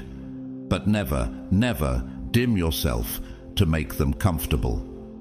Because here's the secret: they don't actually hate you, they envy you. They wish they had your clarity, your strength, your ability to stand tall despite every attempt to break you. They wish they didn't have to live for validation. They wish they could move without fear.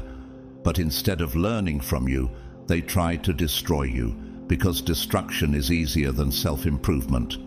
Let them collapse under the weight of their own envy. Let them drown in their own bitterness. Because while they waste their energy hating you, you are only rising higher. Beyoncé has faced constant criticism and even public hate from various sources throughout her career. Despite this, she has continued to shine, staying focused on her craft and her purpose. Instead of being weighed down by her critics, she uses their negativity to fuel her success. Through her resilience, she shows the world that while some may hate your light, it's that very light that elevates you. A diamond doesn't apologize for shining. A wildfire doesn't apologize for burning. And you don't apologize for existing at full power. They will either rise to meet you or fade into the background where they belong. Either way, you keep shining. Number 6. A shadow can't stop the sun. It only proves the light exists.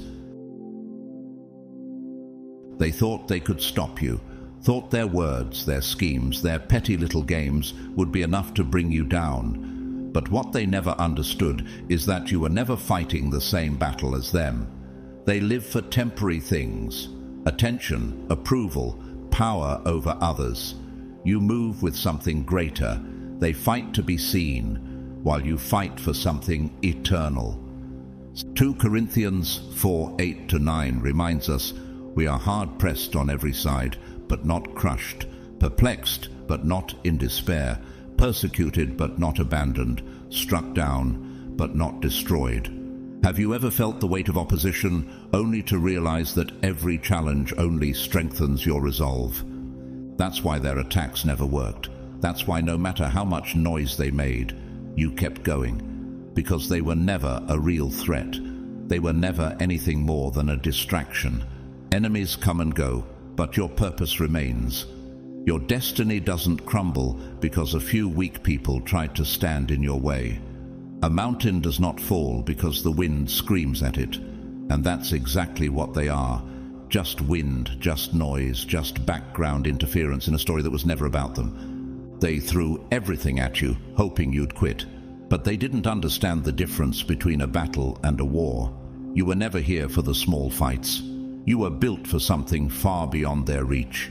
That's why they hate you. Because you keep proving them wrong. Because no matter how much they attack, you are still here. You are still rising. You are still becoming.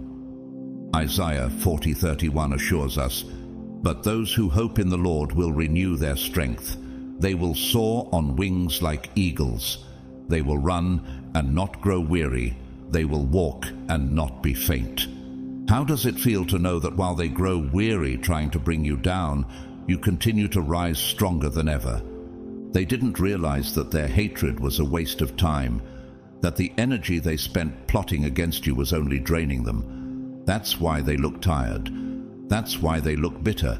They thought they were tearing you down, but all they did was burn themselves out. While they were focused on you, you were focused on something greater. While they were running in circles, you were moving forward. And that's why you never had to fight them, because they were never a real obstacle to begin with. They only had the power you gave them. And the moment you stopped caring, they disappeared. They will fade. But your purpose will not. And that's why they fear you, because you will outlast them. Because they know that in the end, they will be forgotten. But your name will remain. Malala Yousafzai faced immense opposition and violence for advocating girls' education in Pakistan. Her attackers tried to silence her, but her purpose was too strong to be destroyed. She didn't engage in the petty fights. Instead, she stayed true to her mission. Today, she is one of the most influential voices for education and women's rights, proving that nothing can stop a person with a greater purpose. Number 7. A wolf doesn't bark, it strikes. They wanted your words, they wanted your reaction, because as long as they had your attention, they had a piece of your power. But when you went silent, they panicked. Silence is the deadliest weapon you can wield, not because it shows weakness, but because it forces them to face themselves. And the truth is, your enemies aren't ready for that. They rely on noise, on distractions, on chaos, on keeping you tangled in pointless battles. They wanted you to explain yourself, to justify your existence, to prove them wrong. But when you said nothing, you became untouchable.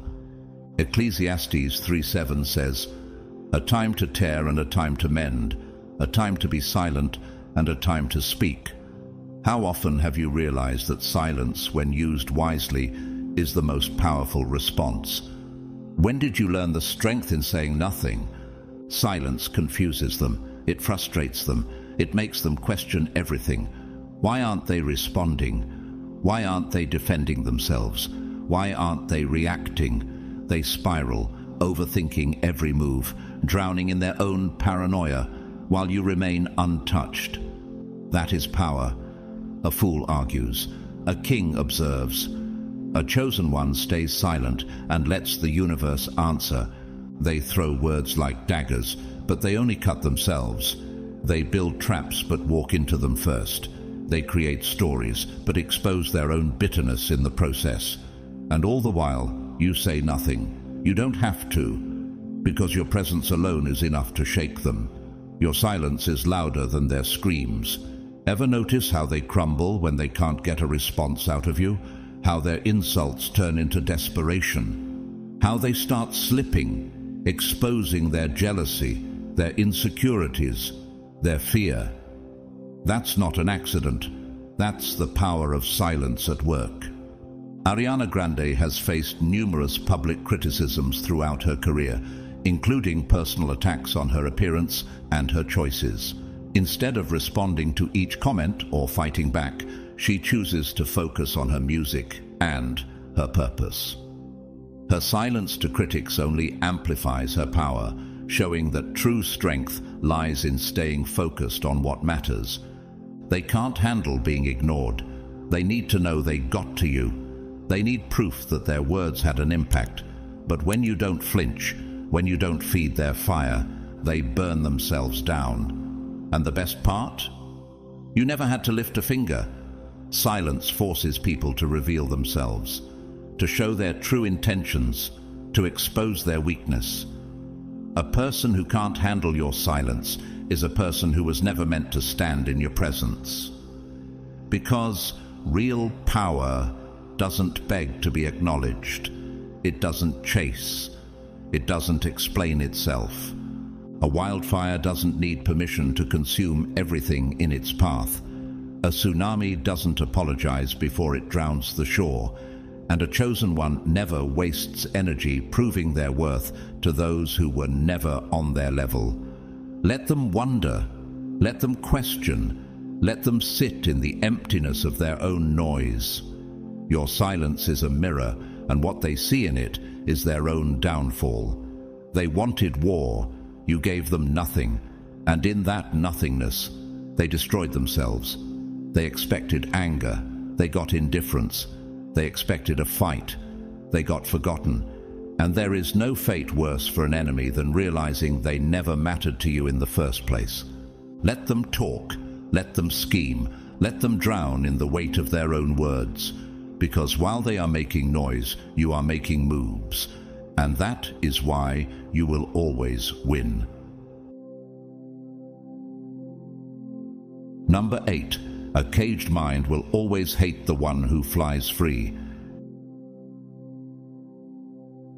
They don't just dislike you, they fear you, not because of what you've done, but because of what they cannot do to you. They can't control you, they can't predict you, they can't manipulate you, and that realization shakes them to their core. People who thrive on power, on control, on dominance, on making others bend to their will, crumble in the presence of someone who refuses to submit. They are used to pulling the strings. But you have no strings to pull. Matthew 10:28 reminds us, "Do not be afraid of those who kill the body, but cannot kill the soul. Rather, be afraid of the one who can destroy both soul and body in hell." Have you noticed how your refusal to be controlled ignites such fear in those who thrive on domination? How does it feel to know that your power comes from within, unshaken by external forces? They tried to guilt you, tried to make you doubt yourself, tried to lure you into their games, but you never stepped onto their board, you never played by their rules, and now they are left scrambling, desperate to regain a power over you that they never truly had. You see, weak people need control to feel powerful, but real power is self-contained. It does not need validation. It does not need to manipulate. It does not need an audience. And that is why you terrify them. They hate that you can walk away without looking back. They hate that you don't explain yourself, don't justify, don't ask for permission, because that means they never had control over you to begin with. And that's the real fear, not your strength, but their own weakness. They fear what they cannot control, because without control they have nothing, no influence, no authority, no power, and so they resort to desperate, pathetic attempts, slandering your name, twisting the story, trying to rally others against you.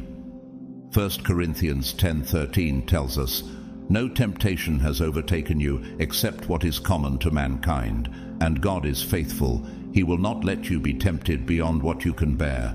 How does it feel to know that every challenge you face is part of your divine purpose, and they cannot harm you because you are protected? But even that fails, because the moment you refuse to be controlled, you became untouchable. That's why they talk. That's why they watch. That's why they plot, because they are powerless to do anything else. A storm does not ask permission to rise. A wildfire does not apologize for burning. A chosen one does not lower themselves to explain their greatness to those who cannot comprehend it. They will hate you for your freedom. They will resent you for your strength. They will choke on the reality that you are everything they could never be. They want you to care. They want you to need their approval, to seek their validation. But you never will, and that's what breaks them the most. They cannot stand that you operate on your own terms, that you are not swayed by their whispers, their threats, their lies, that no matter what they throw at you, you remain unshaken. They will call you heartless, cold, arrogant. They will say you've changed, that you think you're better than them. Isaiah 41:10 comforts us. "So do not fear, for I am with you. Do not be dismayed, for I am your God. I will strengthen you and help you. I will uphold you with my righteous right hand." How does it feel knowing that, in the face of their attacks, you are never alone and you are held in divine strength? Let them. A lion does not concern itself with the opinions of sheep. You were not meant to be controlled. You were not meant to be tamed. You were not meant to be small, to be silent, to be predictable. And they will hate you for that. They will fear you for that, because the one thing they cannot control is the one thing they cannot defeat, and that is you. Number 9. A caged lion is still a lion, but a freed one is a king. They kept you in chains, not physical ones, but invisible ones, the kind that wrap around your mind, whispering doubt, feeding fear, suffocating your power before it even has a chance to rise. They trained you to seek approval, to wait for permission, to believe that power must be earned through the acceptance of others. That was the first lie. Romans 8:15 tells us, "The spirit you received does not make you slaves, so that you live in fear again. Rather, the Spirit you received brought about your adoption to sonship. And by him we cry, Abba, Father. Have you ever realized that the freedom to claim your identity and purpose is yours by divine right, and no one can take that from you? You were never meant to be contained. You were never meant to play small, to shrink yourself so others could feel big, to dim your light so they wouldn't have to squint. But they made you believe you had to, because a chosen one who has broken free, that's a force no enemy can stop. Unleashing your power begins the moment you stop asking for permission to exist. Think about it. How many times have you held back, swallowed your words, lowered your energy? How many times did you doubt yourself because someone else couldn't handle the magnitude of your presence? They wanted you tamed, because an untamed, unleashed version of you destroys everything false. And now, here you are, waking up, realizing that the only thing holding you back was the illusion they created, the illusion that you needed them, that their approval meant something, that you had to move within their rules. John 8:32 reminds us, "Then you will know the truth, and the truth will set you free." Can you feel the power in embracing the truth of who you are and how that truth unchains you from their manipulation? But what happens when you realize the cage was never locked? They are terrified because they see it now, the shift in your energy, the way you move differently, the way their words don't touch you anymore. You were once predictable, manageable. Now you are untouchable, and that's the most dangerous thing you could ever be. They built their power off your hesitation, off your self-doubt, off your need to be accepted. But now you've burned that need to the ground.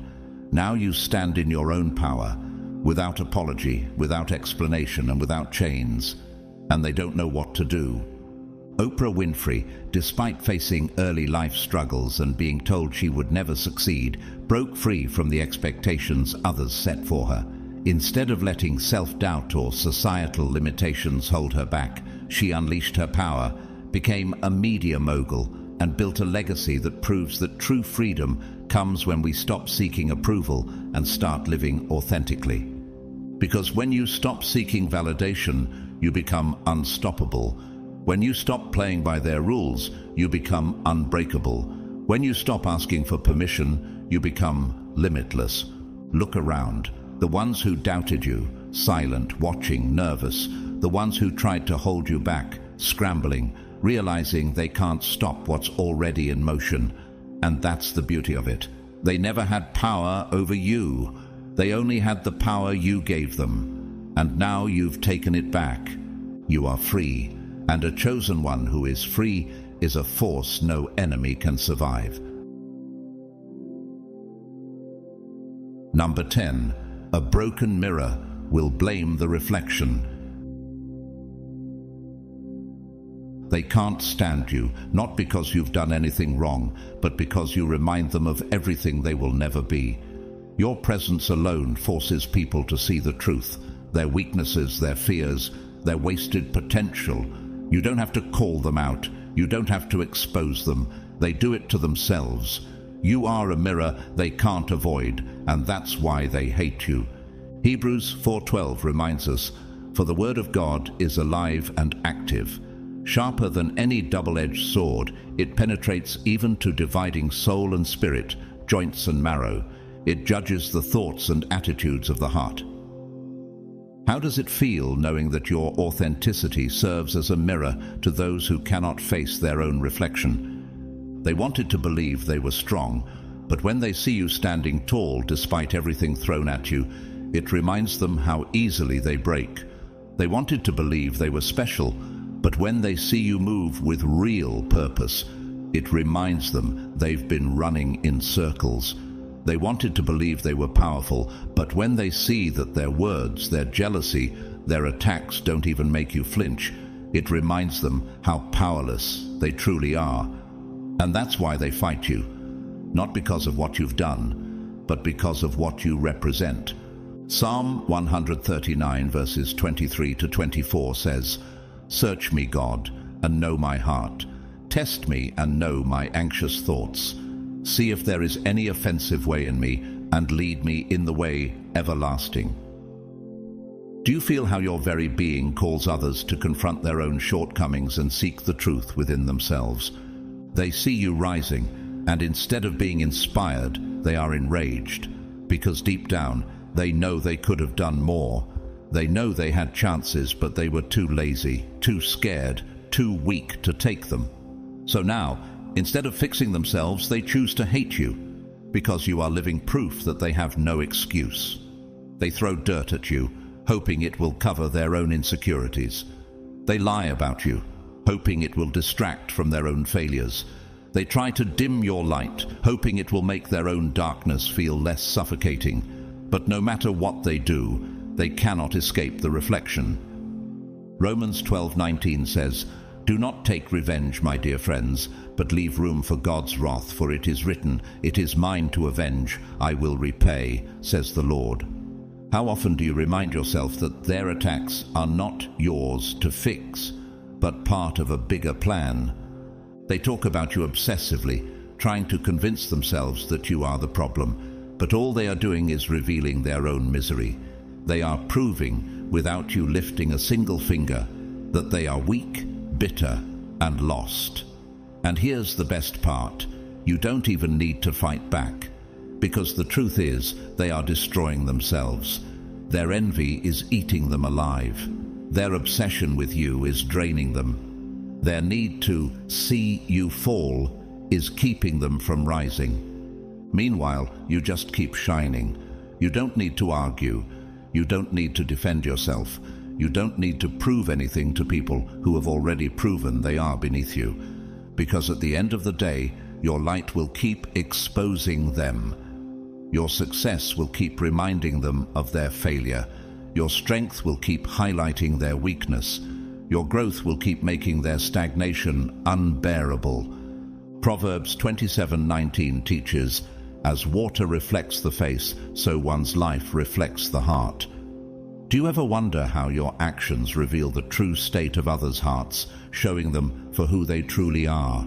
They can't avoid it. You are everywhere, and that's why they are furious. Because no matter how hard they try to tear you down, they can't look away. They check on you, stalk you, talk about you, even as they claim they don't care. They laugh at your struggles, but they watch your every move. They pray for your downfall, but they never stop looking up at you. You live rent-free in their mind. And the best revenge? Giving them nothing. No reaction, no energy, no response. Just success. Because nothing hurts them more than knowing you were never competing with them in the first place. So keep moving, keep rising, keep shining. Let them talk, let them see, let them drown in their own reflection. Because a mirror doesn't apologize for showing the truth, and neither do you. Emma Watson, renowned actress and activist, faced immense scrutiny in her early career, especially after transitioning from the Harry Potter films into adult roles. Rather than responding to criticism or trying to please others, she focused on her personal growth and her work with the United Nations.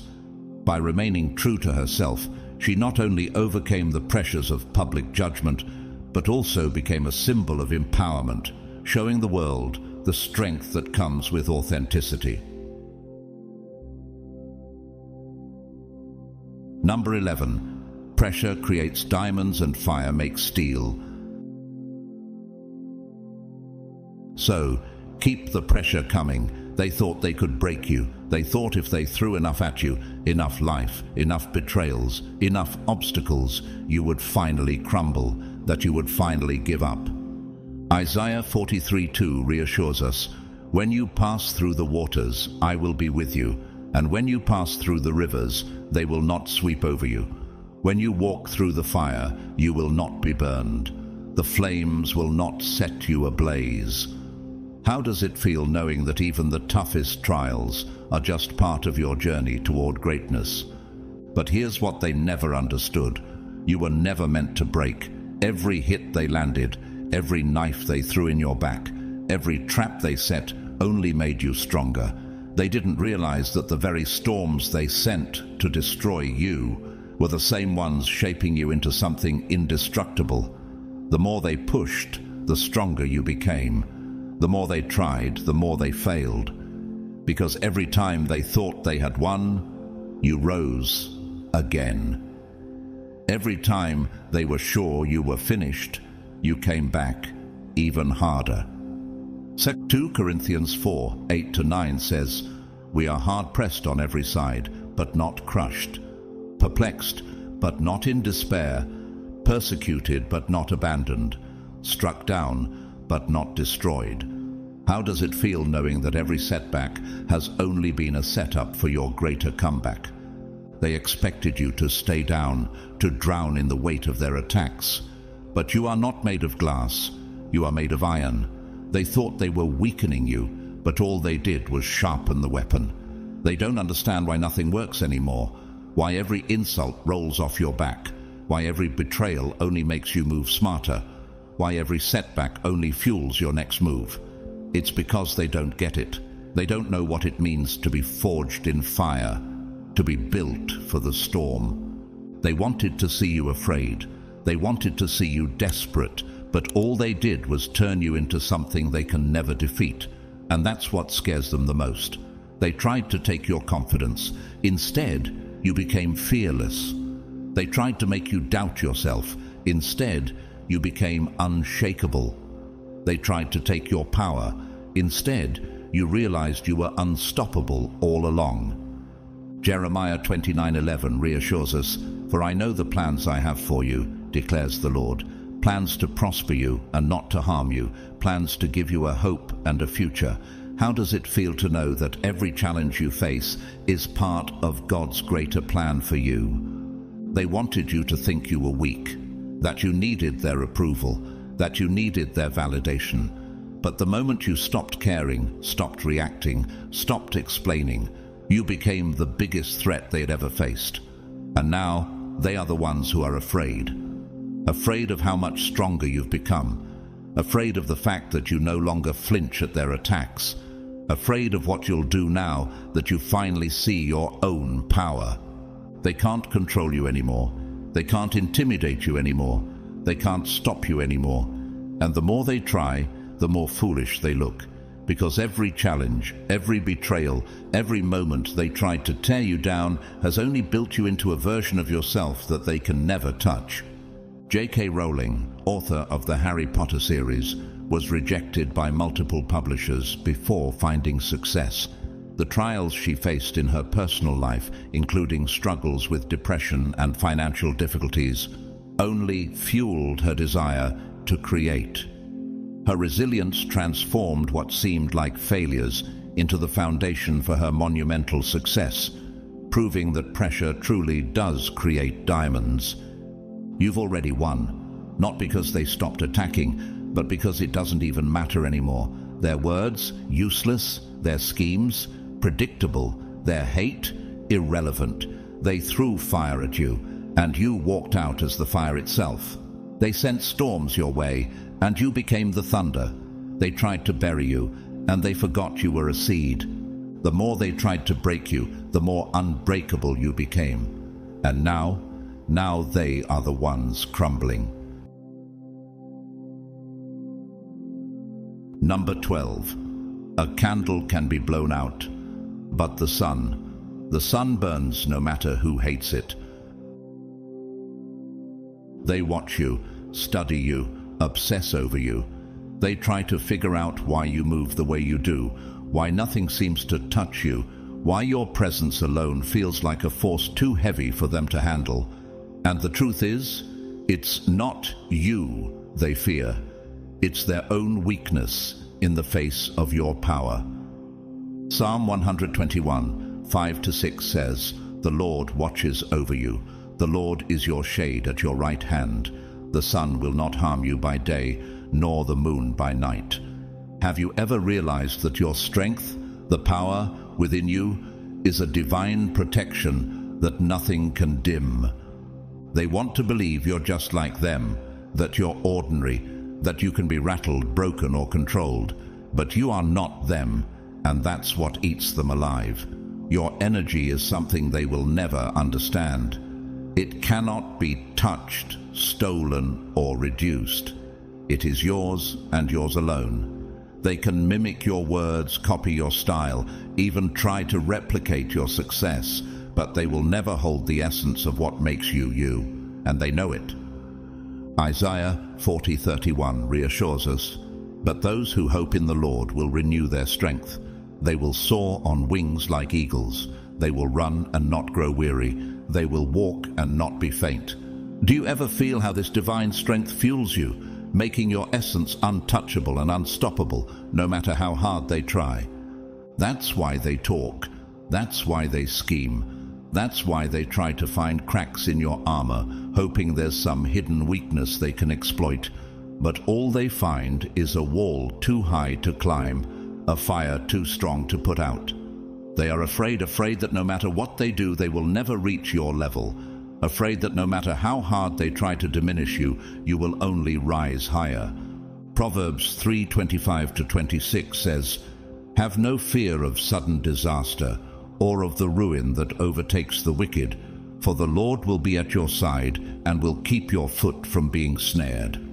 How does it feel to know that no matter how fiercely they try, you are always held in divine protection, untouchable by their schemes?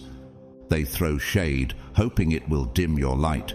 But what they don't realize is your energy doesn't need approval. It doesn't need permission. It doesn't bend to the opinions of the weak.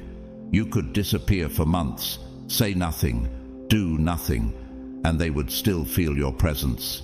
That's the level of power you hold. You don't have to prove yourself. You are proof, and it kills them. They watch you from the shadows, hoping for your downfall, but all they see is a force they cannot touch, because your energy is not physical. It is not something that can be taken, broken, or manipulated. It is something they will fear until their last breath. Galatians 6:7 teaches us, "Do not be deceived, God cannot be mocked. A man reaps what he sows."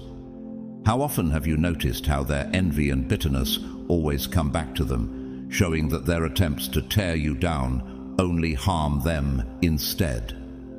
Have you ever noticed how their attempts to destroy you always backfire? How their bitterness always circles back and poisons them instead? That's not luck. That's law. The universe does not reward envy.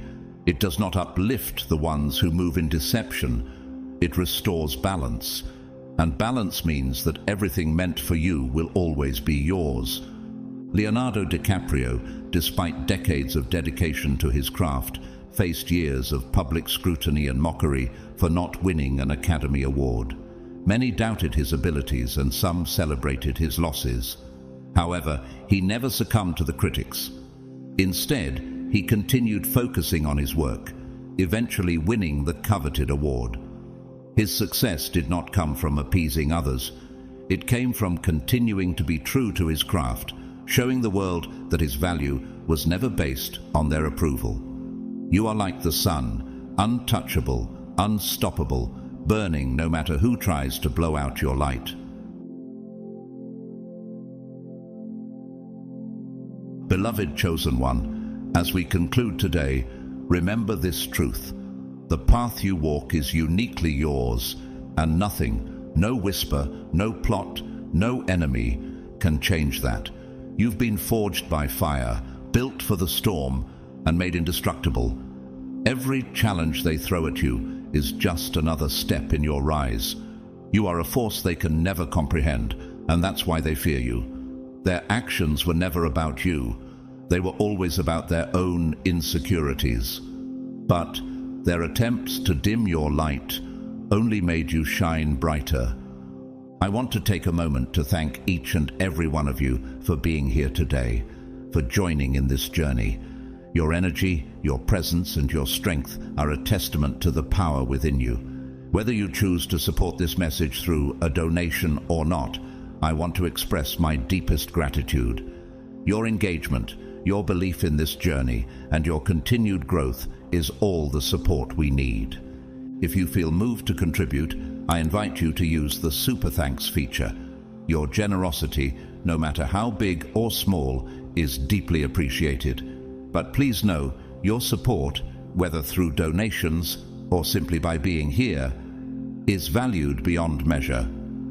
As you continue on your path, remember that you are chosen, you are powerful, and your journey is just beginning. May blessings of peace, protection, and boundless strength surround you always. Keep moving, keep rising, and know that the universe is on your side. May you always walk in light and lead with love. Peace and blessings to you, beloved chosen one.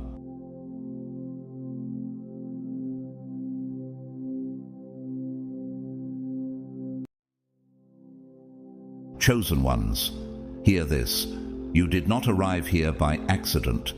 At this very moment, something beyond human understanding is unfolding in your life.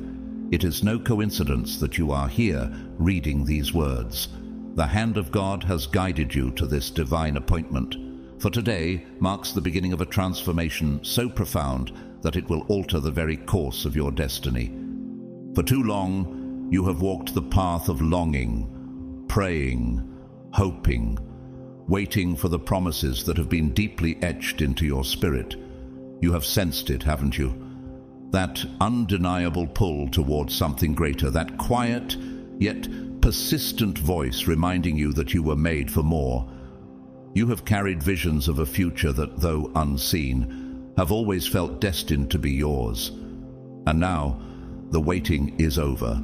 The doors of divine fulfillment are swinging open, and the shift from wanting to having has already begun. But this moment requires spiritual awareness, for not everyone will recognize it.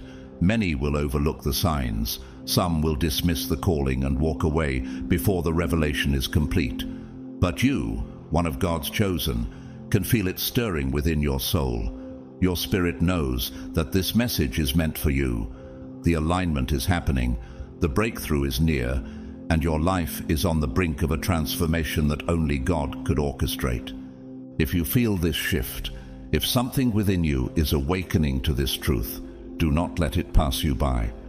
Type 777 in the comments below as a declaration of faith. Let it be a sign that you are stepping into your divine inheritance, claiming the blessings that have already been set in motion for you. Let it be a statement that you trust in God's perfect timing, that you are ready to move beyond limitation and into the fullness of what has been prepared for you. To those who have already shown support through super thanks, know that your kindness is deeply appreciated. Your generosity is not unnoticed, and may the Lord return to you blessings pressed down, shaken together, and running over. Your giving is a reflection of the overflow that God is releasing, and I pray that He multiplies your seed and fulfills the desires of your heart. Now, prepare yourself.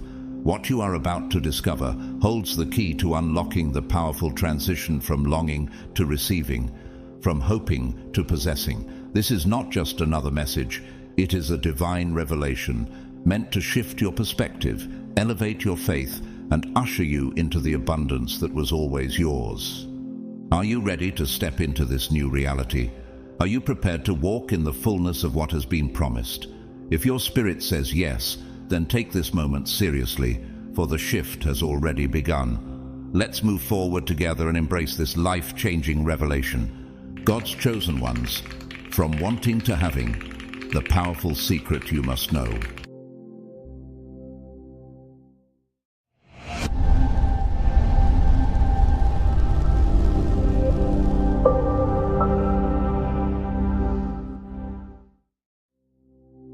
God's chosen ones, have you ever wondered why your heart aches with such deep desires?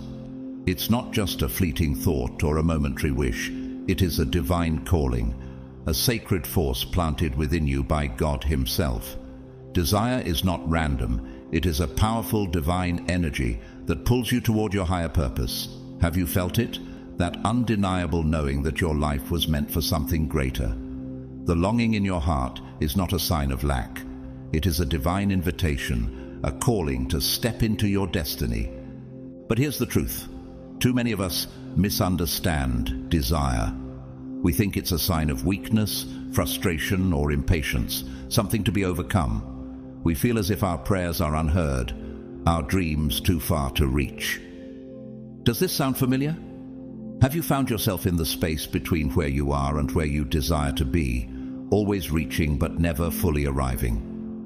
What if I told you that your desire is not a burden, but a divine spark placed within you to align you with God's plan? What if your longing is not a sign of something missing, but an invitation to step into the fullness of your purpose? Consider this. When you desire love, financial freedom, peace, or success, these are not selfish wants. They are reflections of a divine blueprint already written for your life. What if your yearning for love is not just a desire to feel complete, but a call to embody God's love on earth?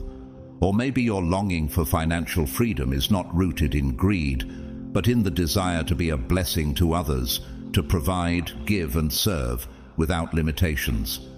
Perhaps your desire for success is not about glorifying yourself, but about impacting the world, building something that will last beyond your lifetime. Here's where many get stuck. They fall into the cycle of wanting without receiving. They pray, but their prayers are filled with hesitation, doubt, and fear. They say, maybe one day, or I hope this happens, but deep down they don't believe it's already theirs. Do you recognize this pattern? Do you catch yourself saying, this isn't mine yet, and by doing so you're keeping your blessings at arm's length? Let's look at a modern example. Oprah Winfrey. She grew up in poverty, facing immense challenges, but she always had a burning desire to help others. Her dream wasn't about personal gain, it was about empowerment. She desired to create a platform where people could heal, learn, and grow. And today, Oprah's legacy of giving and her success are a testament to how desire, fueled by faith, can manifest into something far greater than we ever imagine. But Oprah's story is not unique. Your story is no less significant. You too are called to something extraordinary. Can you feel the pull? This is the moment where everything changes. It is when you shift from, I hope it happens, to, I believe it is already mine. Will you make that shift today? Will you step into your divine inheritance, knowing that God has already answered your prayers? Now, take a moment and imagine that your prayers have already been answered. Can you feel the joy of already receiving the love, the freedom, the peace, and the success you've longed for? What if, starting today, you thanked God as if your desires were already fulfilled? What if, instead of longing, you stepped into the deep, unwavering certainty that what you desire is already on its way? This is your moment. This is the divine calling, an invitation to move from wanting to having, from longing to receiving. It's time to step into your purpose and embrace the abundant life God has already prepared for you. Are you ready to believe and receive? God's chosen ones, have you ever felt the constant yearning for something more, something greater, but no matter how hard you try, it feels just out of reach? The shift from wanting to having is not just a change in thought, it's a deep spiritual transformation that realigns you with your divine purpose. This shift is one that opens doors, breaks cycles of struggle, and draws blessings toward you with an undeniable force. Many people believe that receiving is about waiting for something to arrive, believing that it's just a matter of time before what they desire manifests. But in reality, receiving is an act of faith. It's about stepping into the energy of what is already yours, even before it materializes in the physical world. Can you imagine stepping into the fullness of your desires right now? What if you already have everything you need and all that's required is to step into that knowing? The real shift happens within you, not in the external world. For too long, people have been conditioned to think that their desires are separate from them, that they must work harder, wait longer, or prove their worth before they can receive. But this mindset is rooted in lack, and it keeps you in a cycle of longing. Every time you say, I want this or I need that, you unknowingly reinforce the belief that what you desire is still out of reach. This sends a powerful message, not just to your own mind, but to the universe itself, that you're living in a state of deficiency. Have you found yourself stuck in this pattern of wanting, believing that your desires are still far off? Here's the breakthrough truth. The moment you shift your mindset to one of having, everything changes. No longer are you affirming what's missing. You begin to live as if you already possess everything you desire. Instead of waiting for things to change, you act with a spirit of gratitude, as if your blessings have already arrived. Imagine for a moment that everything you've longed for is already in your life. Can you live in that energy right now? How do you make this shift? It starts with awareness. Every time you catch yourself thinking, "I wish I had this," or "I hope one day this happens," pause and reframe it. Instead, say, "I'm so grateful that this is already mine." Even if you can't physically see it yet, declare it as if it has already happened. This isn't about pretending, it's about aligning with a higher truth, the truth that your desires are already in motion, already being prepared, already making their way to you. Gratitude is one of the most powerful tools in this process. When you focus on what you already have, you send a message to the universe that you are abundant. You recognize the blessings around you, and in doing so, those blessings begin to multiply. Do you acknowledge the abundance already in your life? Jesus showed us the power of gratitude in Matthew 14:13-21, when he fed 5,000 people with 5 loaves and 2 fish. He didn't focus on what was missing. Instead, he gave thanks for what he had, and through that gratitude, a miracle unfolded. Could this same mindset of thankfulness be the key to unlocking your own miracles? Another key practice in shifting from wanting to having is visualization. Take time every day to see yourself already living in the reality you desire. Imagine yourself in the home you've prayed for. Feel the joy of the relationship you've longed for. Experience the peace of the financial abundance you seek. And most importantly, feel it as if it's happening now. Because when your emotions align with the reality of having, your subconscious mind begins to accept it as truth. And once your subconscious believes it, the universe must reflect that reality back to you. What would it feel like to already live in that reality? Can you see it and feel it now? But beyond thought and feeling, action is also required. This doesn't mean acting recklessly or spending money you don't have. It means embodying the energy of the person who has already received their blessing. How would you carry yourself if you already had the financial success you desire? How would you speak if the love you've prayed for was already in your life? How would you move through the world if you were already the person you dream of becoming? One real-life example is Sarah Blakely, the founder of Spanx. Sarah started with just $5,000 and a vision. She wasn't born into wealth or success, but she believed in herself and acted as though success was already hers. She carried herself with the energy of someone who had already achieved her goals. And today, she is one of the world's youngest self-made female billionaires. Could her story be a reflection of how belief, coupled with action, can shift us from wanting to having? Begin to live in that energy now and watch how quickly your circumstances begin to shift. This mindset shift isn't about forcing things to happen. It's about allowing them to flow to you effortlessly. When you move from wanting to having, you no longer chase your desires. They are drawn to you because your energy aligns with their manifestation. This is the power of faith. This is the power of shifting into divine certainty. Now I leave you with this. If today were the day you fully believed that your desires were already on their way to you, how would you live differently? How would you think, feel, and act? The shift is already happening. The choice is yours to embrace it. Let me know in the comments. What mindset are you choosing to shift today? Chosen ones, as you continue to shift from wanting to having, it is time to embrace one of the most powerful yet challenging aspects of manifestation, divine timing. This is the phase that requires your deepest faith because it calls for something most people struggle with: letting go of control. We live in a world of instant gratification where everything is expected to happen immediately. We want what we want, and we want it now. But trusting divine timing is not about waiting passively for something to happen. It's not about hoping that one day things will align.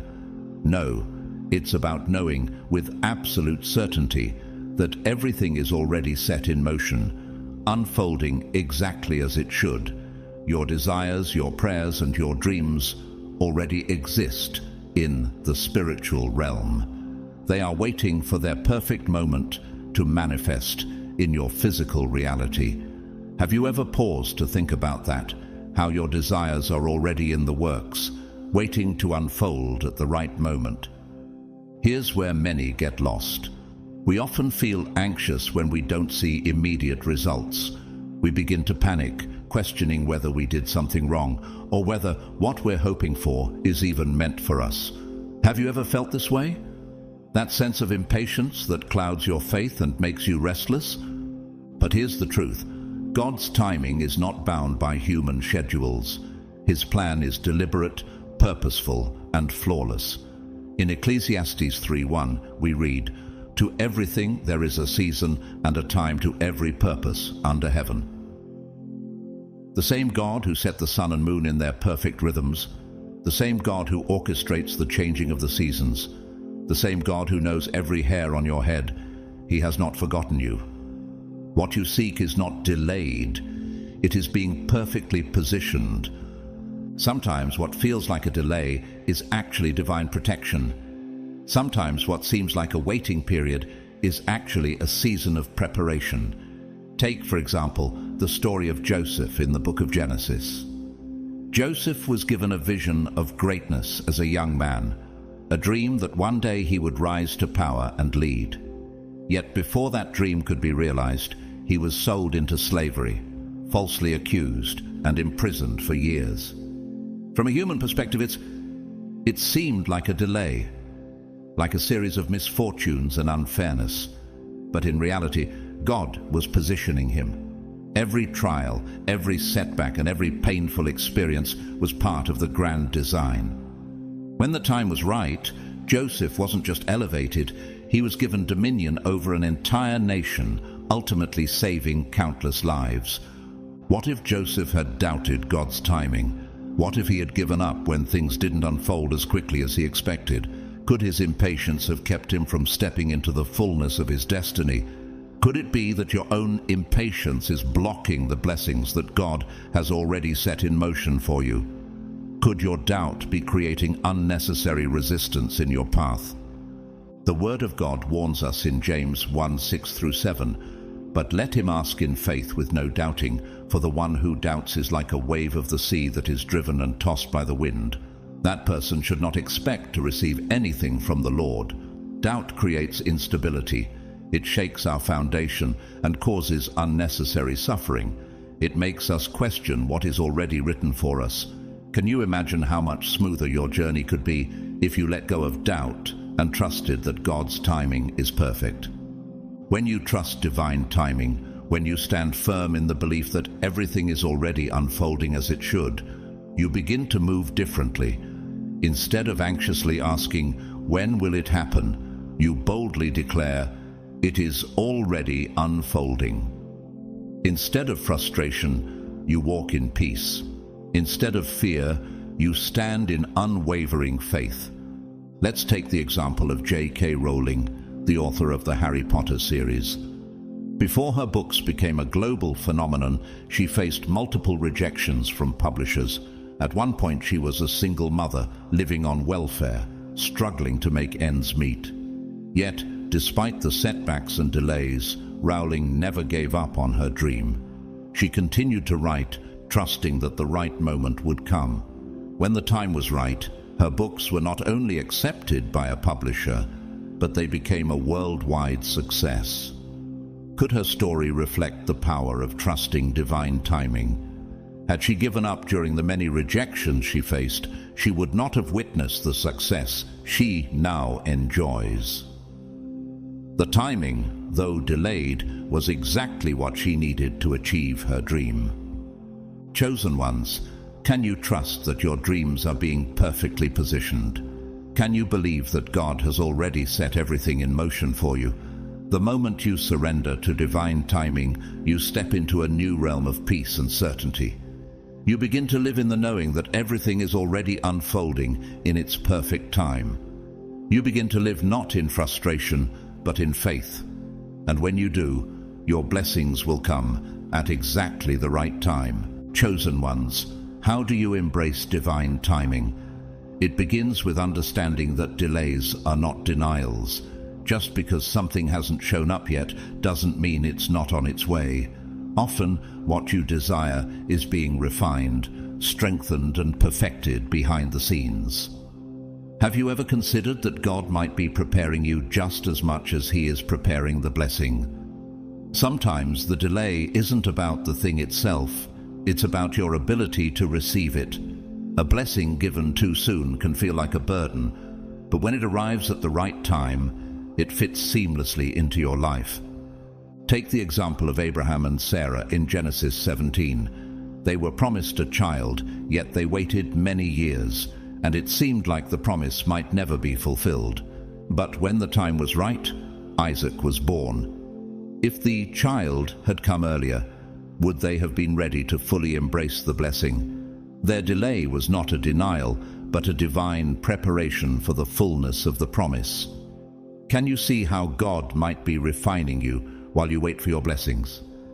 Another key element in embracing divine timing is continuing to move forward in faith. Waiting on divine timing does not mean standing still. It means preparing for what you know is coming. Think of an expectant mother. She doesn't sit idly by, waiting for her child to arrive. She prepares, nurtures her body, and creates a space for the child to be welcomed. She trusts the process because she knows the due date will come. This is how you must approach your desires. Live in the energy of expectancy. Act as though what you desire is already on its way.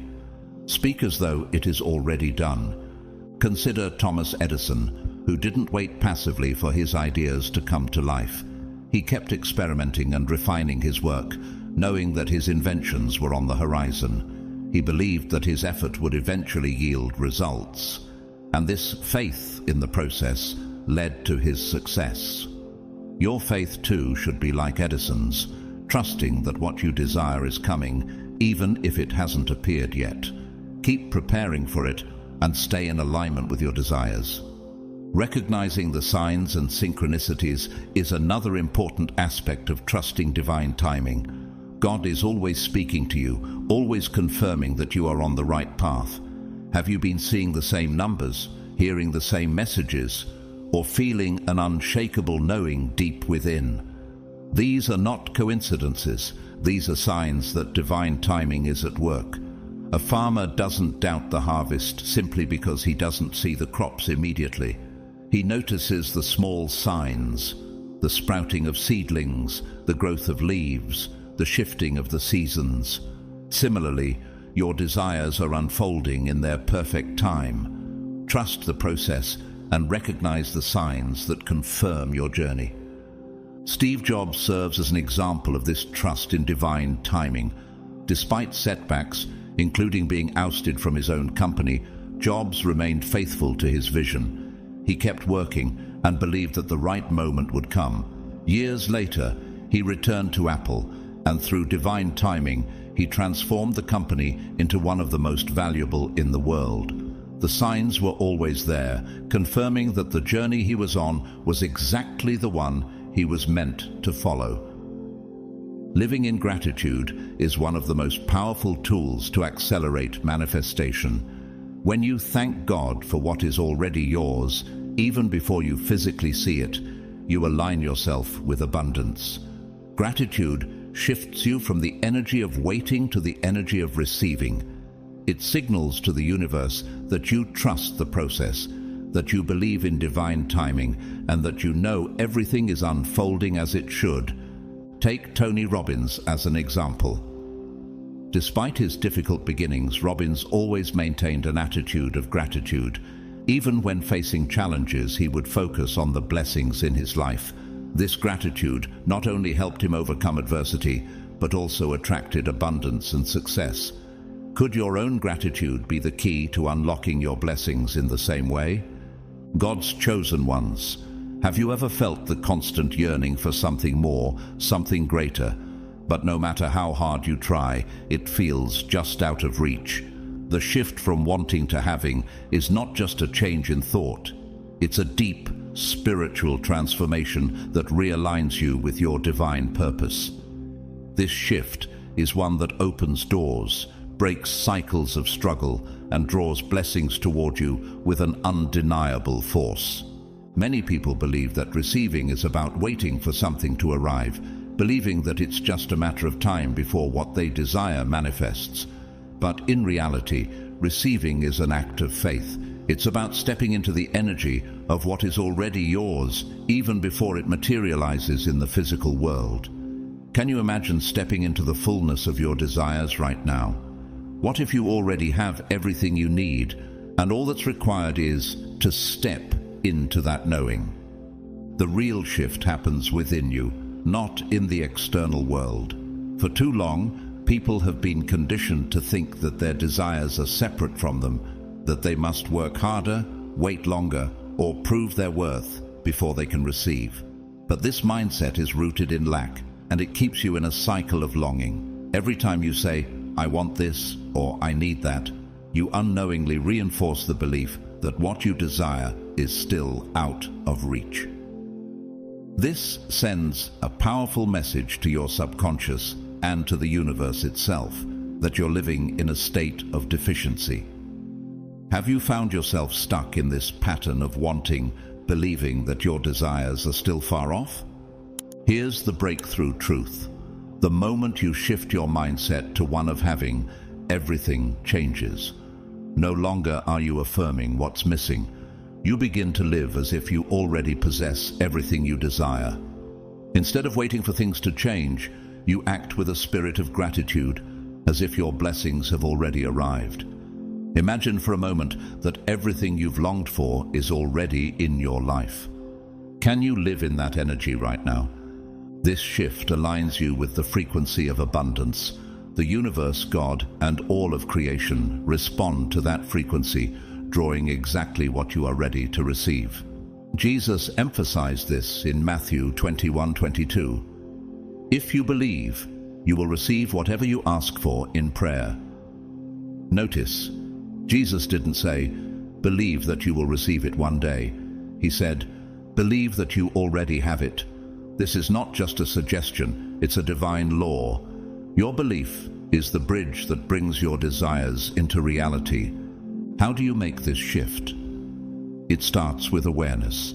Every time you catch yourself thinking, "I wish I had this," or "I hope one day this happens," pause and reframe it. Instead say, "I'm so grateful that this is already mine." Even if you can't physically see it yet, declare it as if it has already happened. This isn't about pretending, it's about aligning with a higher truth. The truth that your desires are already in motion, already being prepared, already on their way to you. Gratitude is one of the most powerful tools in this process. When you focus on what you already have, you send a message to the universe that you are abundant. You recognize the blessings around you, and in doing so, those blessings begin to multiply. Do you acknowledge the abundance already in your life? Jesus showed us the power of gratitude in Matthew 14:13-21, when he fed 5,000 people with 5 loaves and 2 fish. He didn't focus on what was missing. Instead, he gave thanks for what he had, and through that gratitude, a miracle unfolded. Could this same mindset of thankfulness be the key to unlocking your own miracles? Another key practice in shifting from wanting to having is visualization. Take time every day to see yourself already living in the reality you desire. Imagine yourself in the home you've prayed for. Feel the joy of the relationship you've longed for. Experience the peace of the financial abundance you seek. And most importantly, feel it as if it's happening now. Because when your emotions align with the reality of having, your subconscious mind begins to accept it as truth. And once your subconscious believes it, the universe must reflect that reality back to you. What would it feel like to already live in that reality? Can you see it and feel it now? But beyond thought and feeling, action is also required. This doesn't mean acting recklessly or spending money you don't have. It means embodying the energy of the person who has already received their blessing. How would you carry yourself if you already had the financial success you desire? How would you speak if the love you've prayed for was already in your life? How would you move through the world if you were already the person you dream of becoming? One real-life example is Tyler Perry, the famous filmmaker. He spent years living in his car, struggling to make his dreams a reality. Yet he never gave up. Tyler Perry believed, even when others doubted, that his dreams of creating a successful entertainment empire would come to fruition. He acted in faith, even when the visible circumstances didn't align with his desires. Today, he's one of the most successful directors and producers in Hollywood, a living testament to the power of faith in action. What if you acted with the same certainty and boldness? Faith is the unshakable bridge between your desire and the reality you seek. Will you choose to cross that bridge today? Will you stand firm in your belief that God has already set your blessings in motion, and all that is required is your unwavering faith to bring them to life? What will you do today to align your actions with the certainty of your desires? The power to manifest your dreams is in your hands. Chosen ones, you are not meant to live in uncertainty, constantly hoping and waiting for your desires to materialize. You are meant to walk boldly in the reality of having them, fully embracing the gifts and blessings that God has already prepared for you. So I ask you, what would change in your life if you nurtured unshakable faith every single day? What if you refused to entertain doubt and instead carried yourself as though your prayers were already answered? Aligning with the frequency of abundance is the key to stepping into overflow and divine provision. There is a rhythm to the universe, a divine current that flows effortlessly, bringing blessings, opportunities, and breakthroughs to those who align with it. This is the frequency of abundance, a state of being where you no longer feel the need to strive, hope, or dwell on the idea that something is missing. Instead, you are receiving, attracting, and allowing with grace and certainty. Many people misunderstand abundance. They think of it as something external, more money, better opportunities, a fulfilling relationship. But abundance is not merely about accumulating things. It is a state of being, an energetic alignment with the infinite provision of God. The moment you awaken to this truth, you realize that abundance is already within you, waiting to be embraced, waiting to flow into your life in tangible ways. Everything carries a frequency, and your thoughts, emotions, and beliefs are no exception. They carry a certain frequency, much like a song playing on the radio. When you are tuned into the frequency of lack, you will continue to experience scarcity, obstacles, delays, and frustrations. Why? Because your energy is resonating with the absence of what you desire. But when you shift your focus to the frequency of abundance, everything changes. You begin to think as if your blessings are already yours, feel as if your desires have already manifested, and act as if your prayers have already been answered. Suddenly, the barriers that once seemed unmovable begin to dissolve. Closed doors start swinging open, and the opportunities you once chased start appearing effortlessly in your path. Jesus demonstrated this powerful principle in John 6:9-13, when he fed the 5,000. Instead of focusing on what was missing, we don't have enough food, he took what was available, gave thanks for it, and multiplied what was already present. Gratitude was the key that unlocked abundance. This same divine principle applies to your life. When you focus on what is already present and cultivate gratitude for what you have, rather than fixating on what is missing, you expand your capacity to receive more.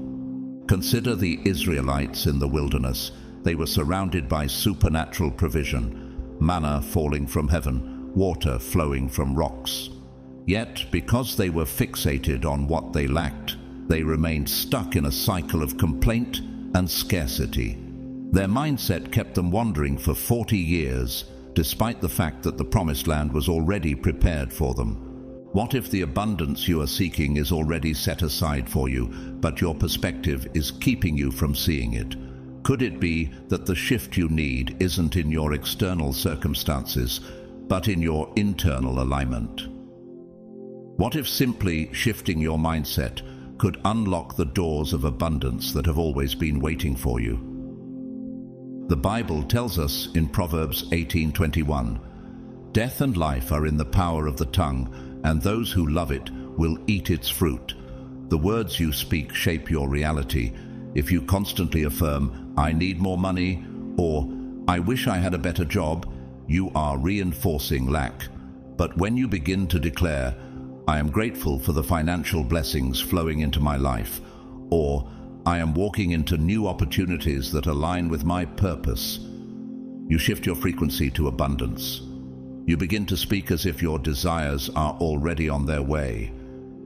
Faith is not about waiting for proof. Faith is about walking as if the promise has already been fulfilled. This is why Jesus said in Mark 11:24, "Whatever you ask for in prayer, believe that you have received it, and it will be yours." Notice, he didn't say, "Believe that you might receive it someday." He said, "Believe that you have received it." The moment you internalize this truth, you stop asking, "When will my blessing come?" and start declaring, "It is already mine." God has already prepared everything you need. Now, it's time to step into the certainty that it is already yours. How would your life change if you walked in that certainty today? How would you think, feel, and act if you knew that every prayer you've spoken has already been answered, every desire already fulfilled? This is your time to step into the reality of abundance. Your emotions act as powerful signals that either draw blessings toward you or push them away. High-frequency emotions like joy, gratitude, and excitement align you with abundance, helping you to attract the blessings you've prayed for. Have you noticed how your emotions can shift the energy around you? When you focus on these positive emotions, you create an atmosphere where blessings are drawn to you. One of the most powerful ways to align with abundance is by beginning your day with gratitude. When you wake up in the morning and start your day by saying, "Thank you, God, for my overflowing blessings," you are setting a powerful tone for what will unfold. Even before you see the evidence of your desires manifesting, you are already aligning yourself with the frequency that allows them to materialize. Can you imagine how different your day would feel if you woke up with gratitude in your heart, expecting blessings instead of waiting for them? Visualization is another key in this process. Close your eyes and imagine yourself already living in the reality you desire. Picture the home you've prayed for, the relationships you long for, and the financial freedom you seek. But don't just see it, feel it. Let the emotions flood over you as if it has already happened. Feel the excitement of stepping into that new opportunity. Feel the peace of having all your needs met. When you do this, your subconscious mind begins to accept abundance as your new normal, and the universe responds in turn. How would it feel to truly believe that your desires are already on their way to you? But visualization alone isn't enough. There must also be action. Lazy hands make for poverty, but diligent hands bring wealth. Proverbs 10:4. You can't just sit back and hope for abundance. You must act as though it's already yours. If you believe for financial increase, start managing your money as though you are already prosperous. If you're believing for love, start treating yourself as though you're already in a fulfilling relationship. If you're believing for success, carry yourself with the confidence of someone who is already thriving. Are you ready to act in alignment with your desires and step into the abundant life you are meant for? Look at Noah, who was given the promise of a flood. God told him to prepare for the rain, yet there was no sign of it. But Noah didn't wait for proof. He built the ark anyway. He prepared as if the promise had already been fulfilled. That is the mindset of abundance.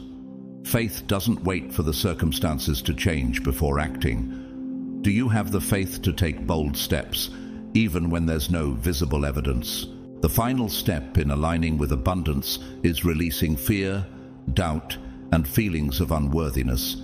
Many people unknowingly block their blessings because deep down they don't feel worthy to receive them. They carry old programming, past failures, and limiting beliefs that tell them they're not deserving of financial freedom, love, or success. But God's promises are not limited by your past. You are His chosen one, meant to live in overflow. When you shift into the frequency of abundance, you no longer chase blessings, they chase you. You begin to notice synchronicities, divine encounters, and unexpected opportunities, confirming you are on the right path. What if the very blessings you've been seeking have already been set aside for you? What if all that's left is to shift your mindset to receive them? What once felt impossible will now feel inevitable, and what used to be a struggle will begin to come effortlessly. Abundance is not something you earn, force, or strive for. It is something you align with, something you allow. Are you ready to stop chasing and start receiving? The Bible says in Proverbs 18:21, "Death and life are in the power of the tongue, and those who love it will eat its fruit." Your words shape your reality. If you speak of lack, you will experience lack. But when you declare abundance, you align with it. Are your words aligning with the life you want to live? Releasing resistance is crucial in this process. The journey from wanting to having isn't just about shifting your mindset. It's about releasing the invisible resistance that may be standing in the way of your blessings. Resistance can take many forms: doubt, fear, impatience, or the desperate need to control how and when your desires will unfold. Have you ever felt like you were trying to force things to happen? Does it feel like your blessings are stalled, just out of reach? Resistance is like trying to force a river to flow faster. The river already knows the best path to take. When we try to control how and when things should unfold, we block the natural flow of blessings. Consider Sarah in the Bible. God promised Abraham a child, but after many years of waiting, Sarah's impatience led her to take matters into her own hands. She encouraged Abraham to have a child with Hagar, believing that this was the only way to fulfill God's promise. But this attempt to control the outcome led to conflict, heartbreak, and complications. What if Sarah had trusted in God's divine timing instead of forcing the outcome? How often do we try to speed up our own manifestations because waiting feels unbearable? Surrendering doesn't mean you stop wanting your desires. It doesn't mean you become passive. It means you release the need to control every detail, trusting that God is orchestrating everything in ways beyond what you can see. Jesus spoke about this in Matthew 6:34. "Do not worry about tomorrow, for tomorrow will worry about itself. Each day has enough trouble of its own." This verse is a reminder that divine timing is always at work. Are you willing to trust that God is unfolding everything for your highest good, even when you can't see the full picture? Imagine waking up each day with the peace that comes from knowing everything is aligning perfectly for you. Imagine moving through life without anxiety, without questioning when your desires will manifest, with the deep assurance that everything is already unfolding for your highest good. Surrendering is an act of profound trust. It allows you to breathe freely and rest in the knowing that the universe is already aligning the perfect circumstances for you. Are you ready to surrender and trust in God's perfect timing for your life? How do we move past resistance and step into flow? It all starts with understanding and recognizing where resistance exists in our lives. Resistance often shows up in subtle ways, disguised as frustration, a tight grip on timing, or the fear that our desires will never come to pass. It may feel logical to think, I have to take control because if I don't, nothing will happen. But the truth is that the more we try to force things, the more we push our blessings away. Have you ever felt that tension between wanting something and trying to force it to happen? Perhaps it's time to pause and reflect. What if, by releasing control, you were actually making space for your blessings to come in the most perfect way? One powerful way to release resistance is through mindfulness and meditation. These practices quiet the mind and allow space for divine guidance to enter. In stillness, you can feel the presence of something greater at work, moving you forward.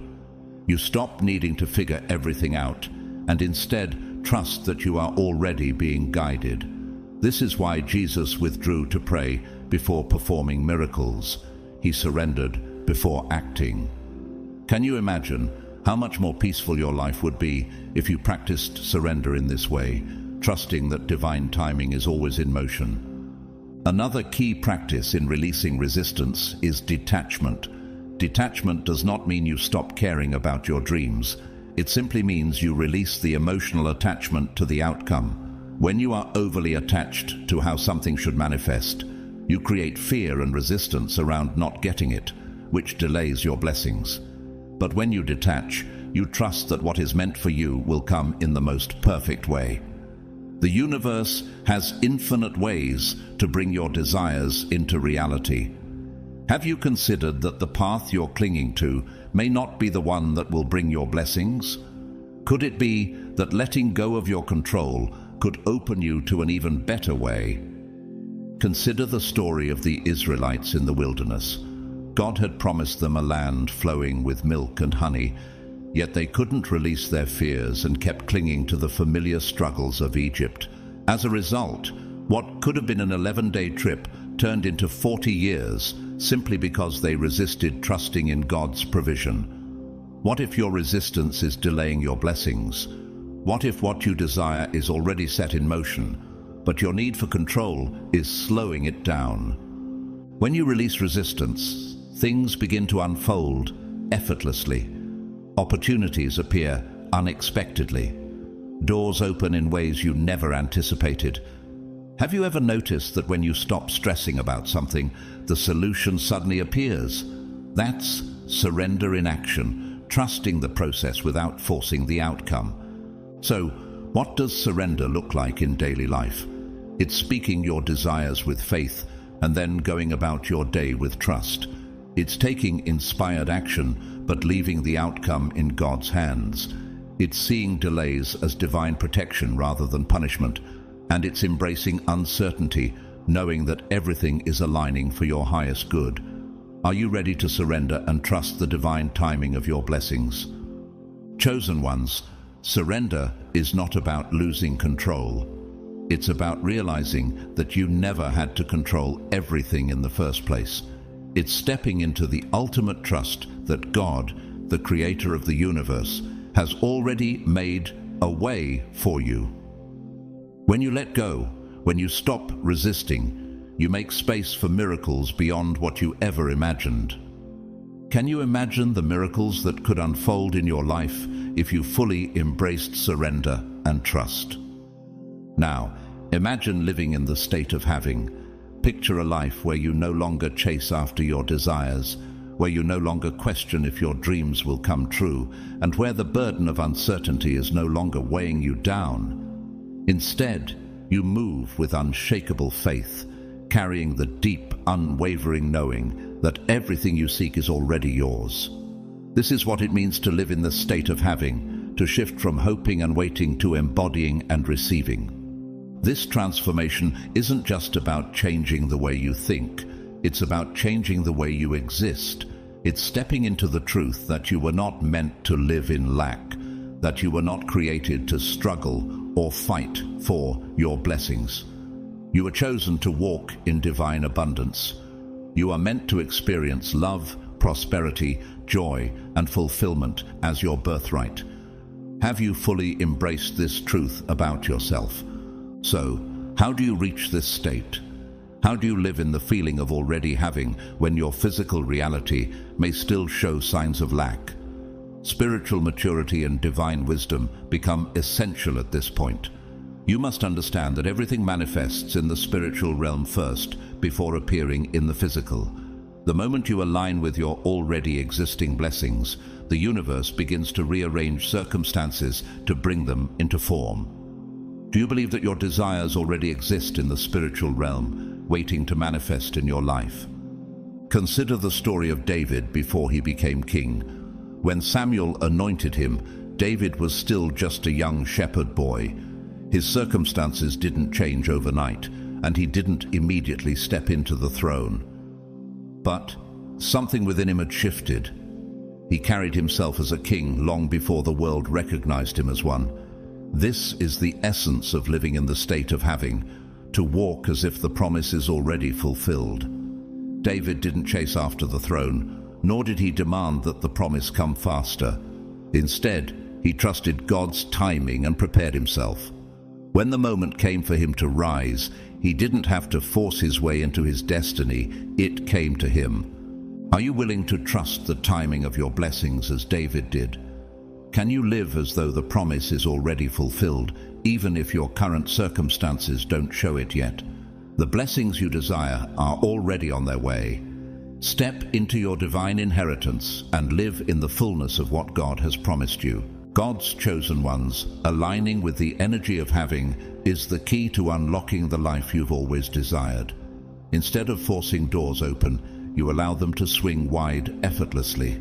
Instead of anxiously striving, you become a magnet for divine opportunities.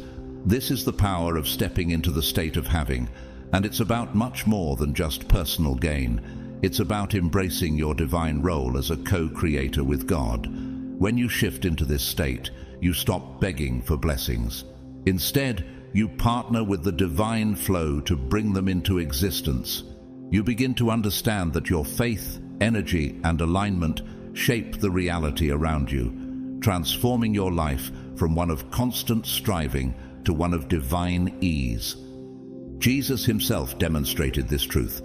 When he spoke things into being, commanded healing, multiplied provision, and calmed storms with just his words, he didn't wait for external proof. He declared it as already done. This is the power you hold as well.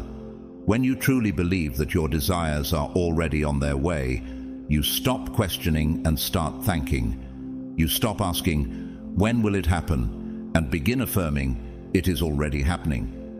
You stop worrying about the how and when, and instead rest in the certainty that God's timing is perfect.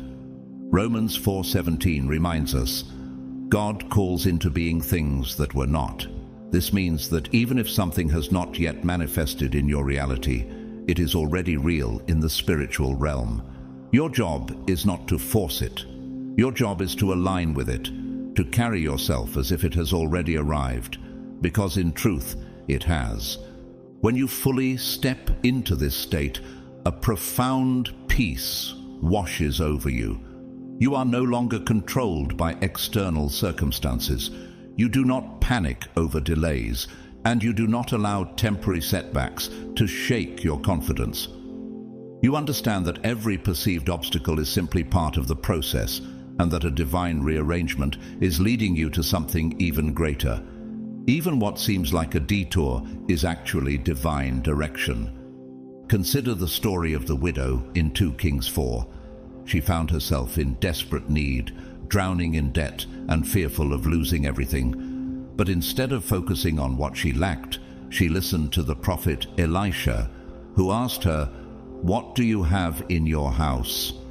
At first, she believed she had nothing, just a small jar of oil.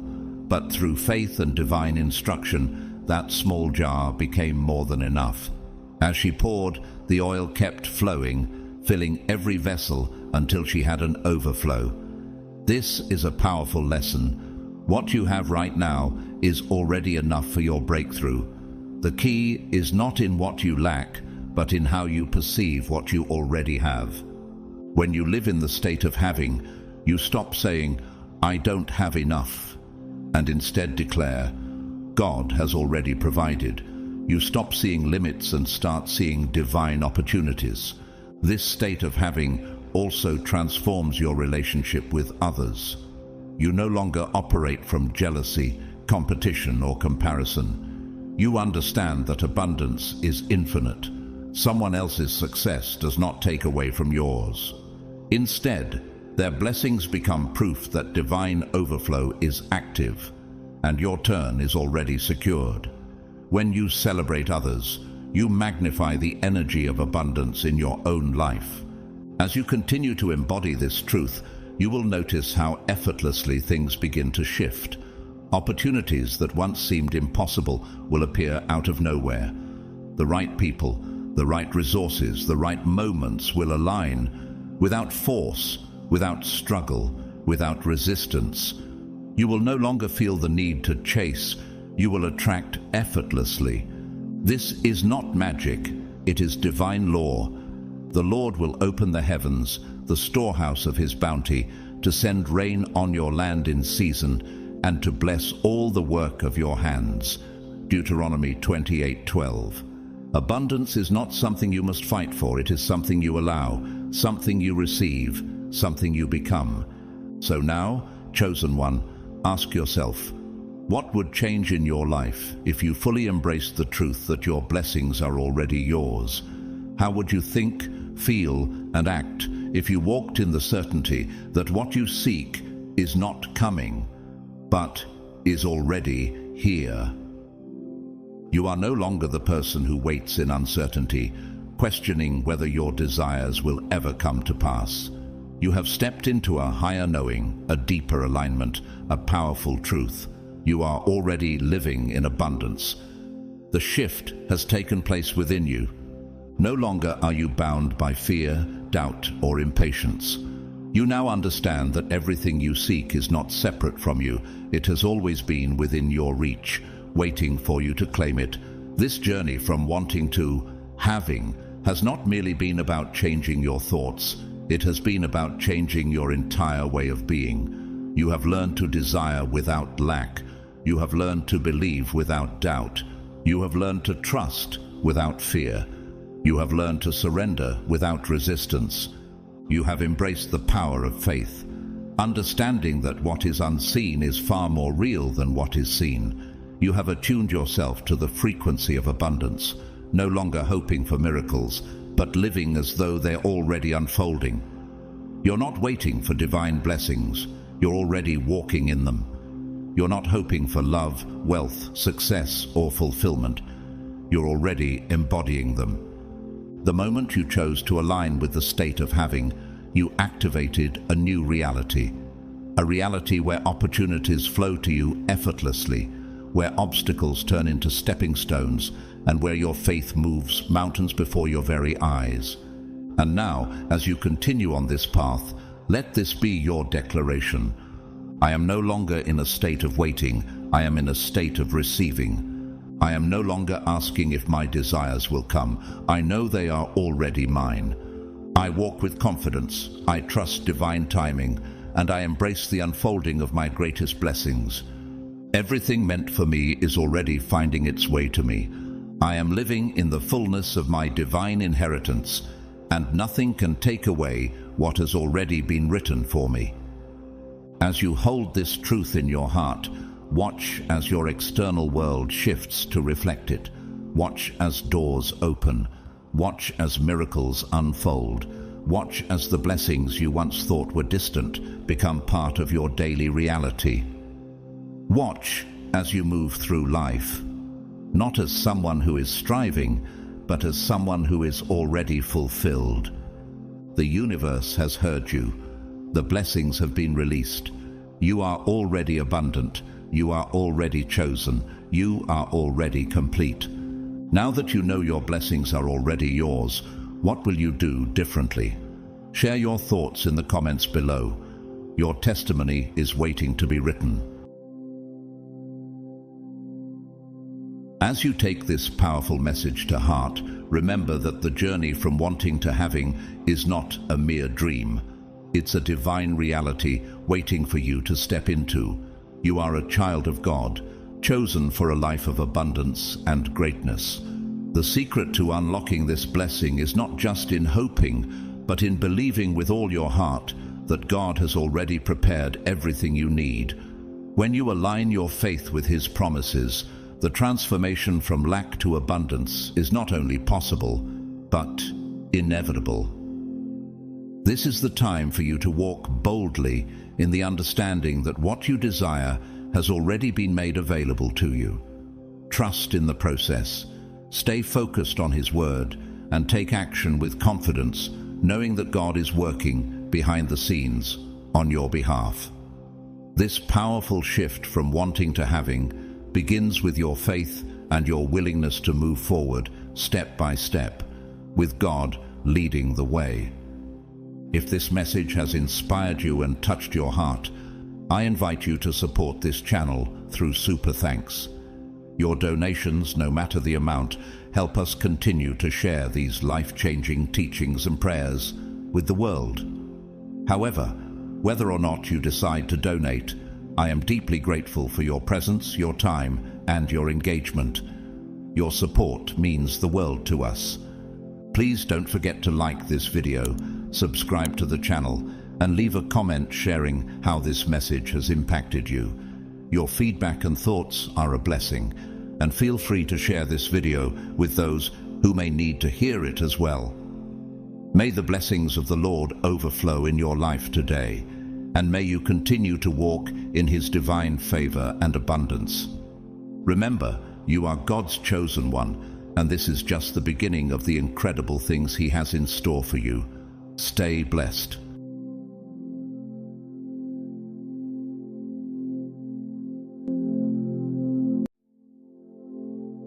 Beloved chosen ones, listen. Have you ever wondered why God's words are never ordinary? When God speaks, He is not just making noise. Every word He utters carries power, purpose, and authority. He means everything He says, and He says everything He means. Nothing He speaks is in vain. His words shape destinies, open doors, and bring judgment when ignored. Today, God is speaking to you. This message is not just another sermon or a passing word. It is not for the masses or the lukewarm. It is not for those who take His voice lightly. This is for the chosen ones, those who believe, those who know that God is real, and those who understand that His voice goes beyond human understanding. Before we continue, I want to express my deep gratitude to all of you who have supported this mission. Your love, prayers, and especially your generosity through Super Thanks are making it possible to bring this message of hope and light to those who need it most. You are not just supporters, you are partners in this calling. From the bottom of my heart, thank you for your incredible generosity. Maybe you've been living beneath the power you've been given. Perhaps you've been walking through life as though you are just another person, with no authority, no dominion. But what if I told you that the power you've been waiting for is already inside of you? You were never meant to live weak, powerless, or afraid. You were created to walk in dominion. You were made to trample on serpents and scorpions, to cast out demons, to break chains, and shift atmospheres. Somewhere along the way, the enemy may have convinced you that you were powerless, but I'm here to tell you, you are dangerous to the kingdom of darkness. God says, activate your dangerous power now, not tomorrow, not next year, not when you feel ready, now. Because the truth is, the enemy is not waiting for you to be prepared before he attacks. He's not waiting for you to feel strong before he strikes. The enemy has already declared war on you. The real question is, will you fight back? It's time to wake up. It's time to rise.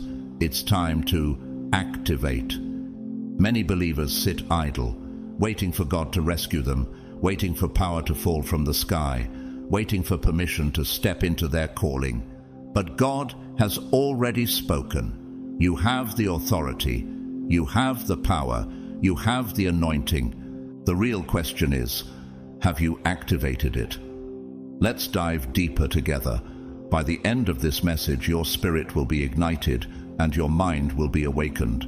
You will know without a doubt that you were never meant to live in fear. You were created to be a force of power against the kingdom of darkness. And today is the day you take your power back.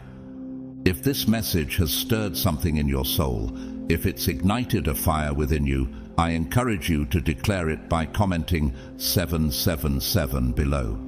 This isn't just a number, it's a declaration, a proclamation that you hear God's call, that you are chosen, and that you are ready to step into His plan. Now, let's dive deep into this together, not just as a lesson, but as a transformative experience. God's chosen ones, it's time to activate your most dangerous power.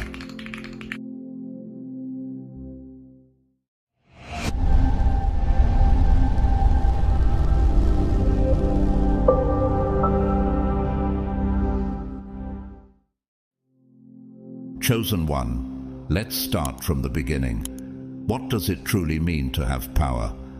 The world has its own definition of power, often tying it to material success, wealth, or status.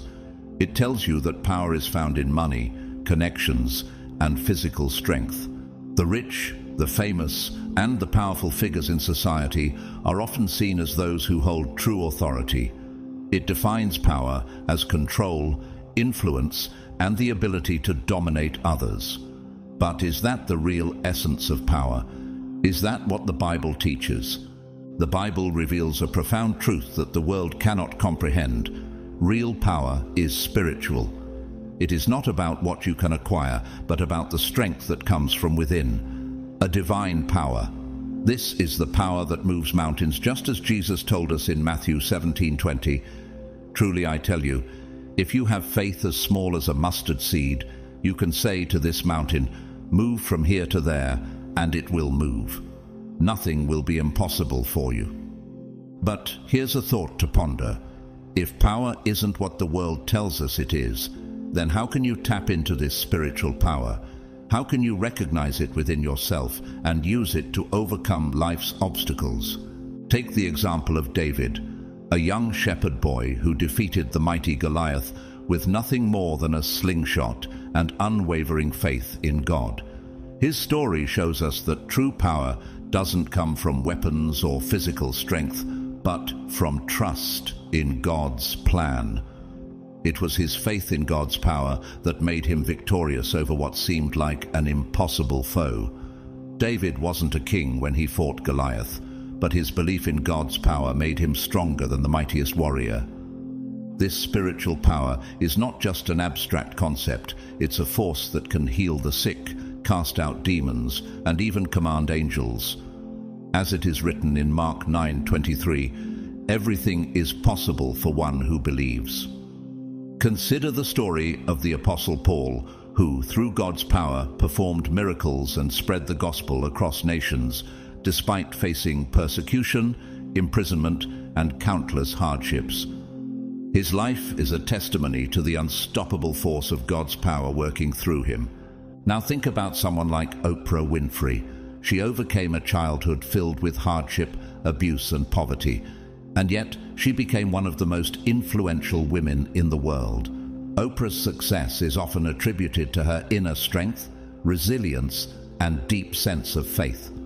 She believes that everything she has achieved is a reflection of the power she found within herself through her belief in God. Isn't this the kind of power that the Bible speaks of? The power to rise above your circumstances, to break free from limitations, and to inspire others along the way. This is the same power that shakes nations, that turns impossible situations into victories, and that calls you to greatness. It is a power that is not of this world, and that is what sets you, the chosen ones, apart from the rest. In the words of Ephesians 6:10, finally, be strong in the Lord and in his mighty power. Take a moment to reflect. What obstacles are you facing right now? Could they be overcome if you truly embraced this spiritual power? So, what does it mean for you, the chosen one, to activate your most dangerous power? It is not about what the world tells you is powerful. It is about recognizing that the true source of power comes from God. And when you align yourself with his will, you can achieve the unimaginable. The story of Jesus calming the storm in Mark 4:39, where he simply says, "Quiet, be still," and the storm obeys, serves as a powerful reminder that the spiritual power within you, when activated, can change the world. Now think of someone like Elon Musk, whose vision and determination have revolutionized industries from electric vehicles to space travel. Musk's ability to dream big and pursue what others thought impossible is a reflection of a kind of spiritual power, a belief that the impossible is possible when you trust in something greater than yourself. Can you embrace that same belief? Can you activate that power within you? Chosen one, Jesus made this clear when he spoke to his disciples. "Behold, I give unto you power to tread on serpents and scorpions, and over all the power of the enemy, and nothing shall by any means hurt you." Luke 10:19. Let's break this powerful statement down further. What does it truly mean to walk in the authority that Jesus has given you? How can this power impact your life today? I give unto you power. First, we must understand that the power you carry is not of this world. It is not something you earn through human effort, wealth, or wisdom. It is divine in origin, a gift directly from God. The power that Jesus speaks of here is not something you can acquire through material means. It is the strength that comes from the Holy Spirit within you. This power is a supernatural force that transcends human limitations. Think about that for a moment. The Creator of the universe has entrusted you with this divine power. Do you fully grasp what that means? Are you truly living in the understanding that you, as a chosen one, have been given this strength by God himself? To tread on serpents and scorpions. In ancient times, serpents and scorpions symbolized danger and evil. In the context of this verse, they represent all the forces of darkness and evil that might try to come against you. To tread on them means that you have authority over every demonic force, every temptation, every attack, and every obstacle in your path. The world might tell you to fear the devil, to fear the challenges that come your way. But Jesus says you are meant to tread upon them. They are under your feet, not the other way around. You are meant to walk in dominion over them, not as a victim, but as a conqueror. Think about the example of Nelson Mandela, who spent 27 years in prison fighting for freedom and equality in South Africa. He was repeatedly attacked by forces of oppression, but he never let those forces dictate his future.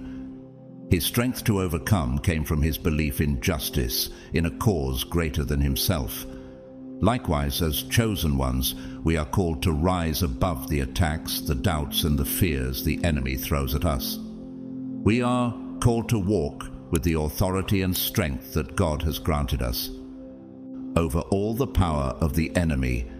Notice that Jesus didn't say some of the power of the enemy or a fraction of it. He said all the power of the enemy. This means that no weapon formed against you will prosper. There is no curse, no attack, no stronghold, no challenge or demonic influence that can overpower you. The authority that Christ has given you is absolute. It is not partial. It is not limited. Everything that the enemy might use against you is already under your authority, in the same way that we see in Romans 8:37. No, in all these things we are more than conquerors through him who loved us. This is the truth of the power you have been given. Do you recognize the full extent of that authority? Have you fully grasped the fact that the devil has no power over you, unless you allow it. Nothing shall by any means hurt you. When you begin to walk in this divine authority, you become untouchable. This doesn't mean you won't face challenges, but it does mean that no weapon formed against you will succeed. The enemy may try to hurt you, but with God's power working within you, no attack will stand. The key here is not simply to survive, but to thrive under God's protection. When you walk in this authority, you stand as an invincible force against the enemy's schemes. Take the example of Malala Yousafzai, who at a young age was shot in the head by the Taliban for advocating girls' education. She survived the attack, and instead of being broken, she became an international symbol of courage and hope. Her story demonstrates the power of a spirit that refuses to be defeated, even in the face of the most horrific attacks. The enemy can try to destroy, but God's power within you will always make you rise above it. So, why are so many believers living in fear? Why are so many chosen ones walking through life as if they have no power? Why do so many people who are supposed to reign live like victims?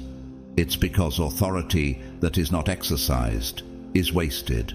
If you don't step into the authority God has given you, it remains dormant, powerless. This is why many believers live in fear. They are not using the power that has already been given to them.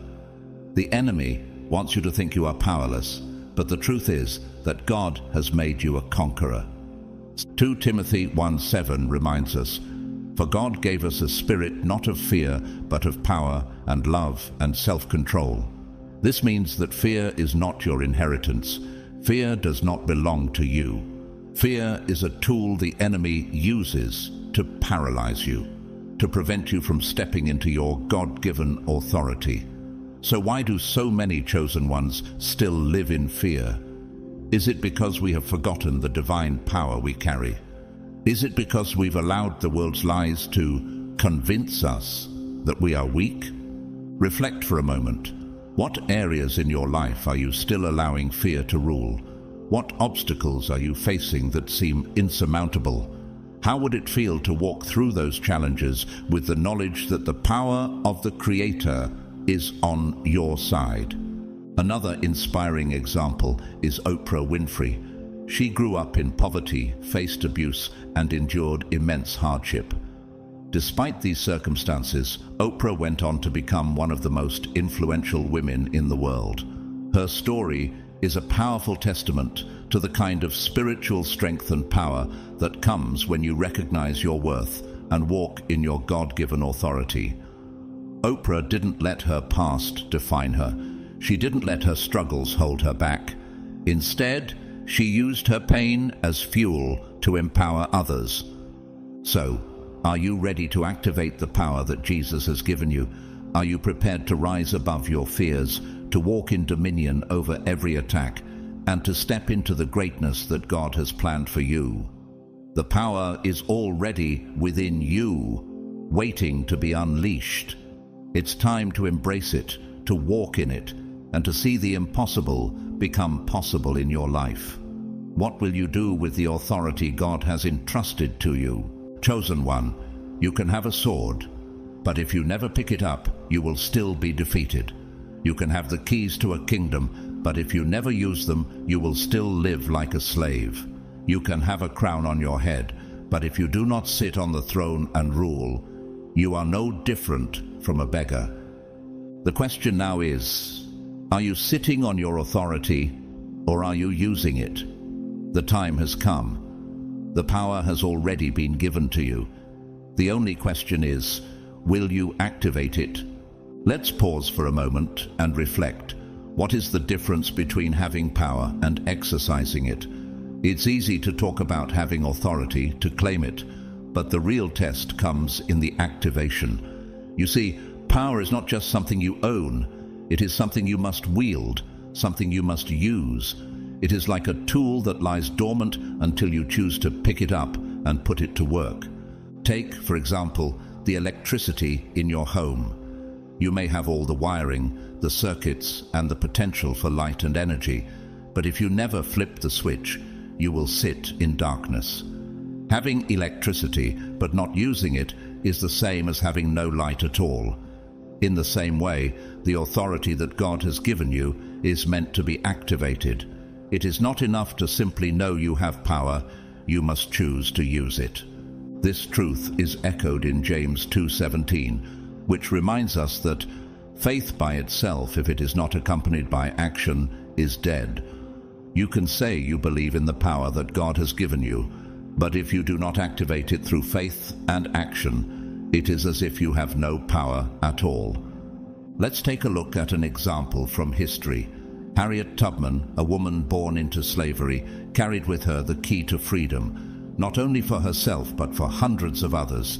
She could have stayed in safety, never risking her life, but instead, she used her power to lead people to freedom through the Underground Railroad. She understood that freedom was not something that could be passively enjoyed.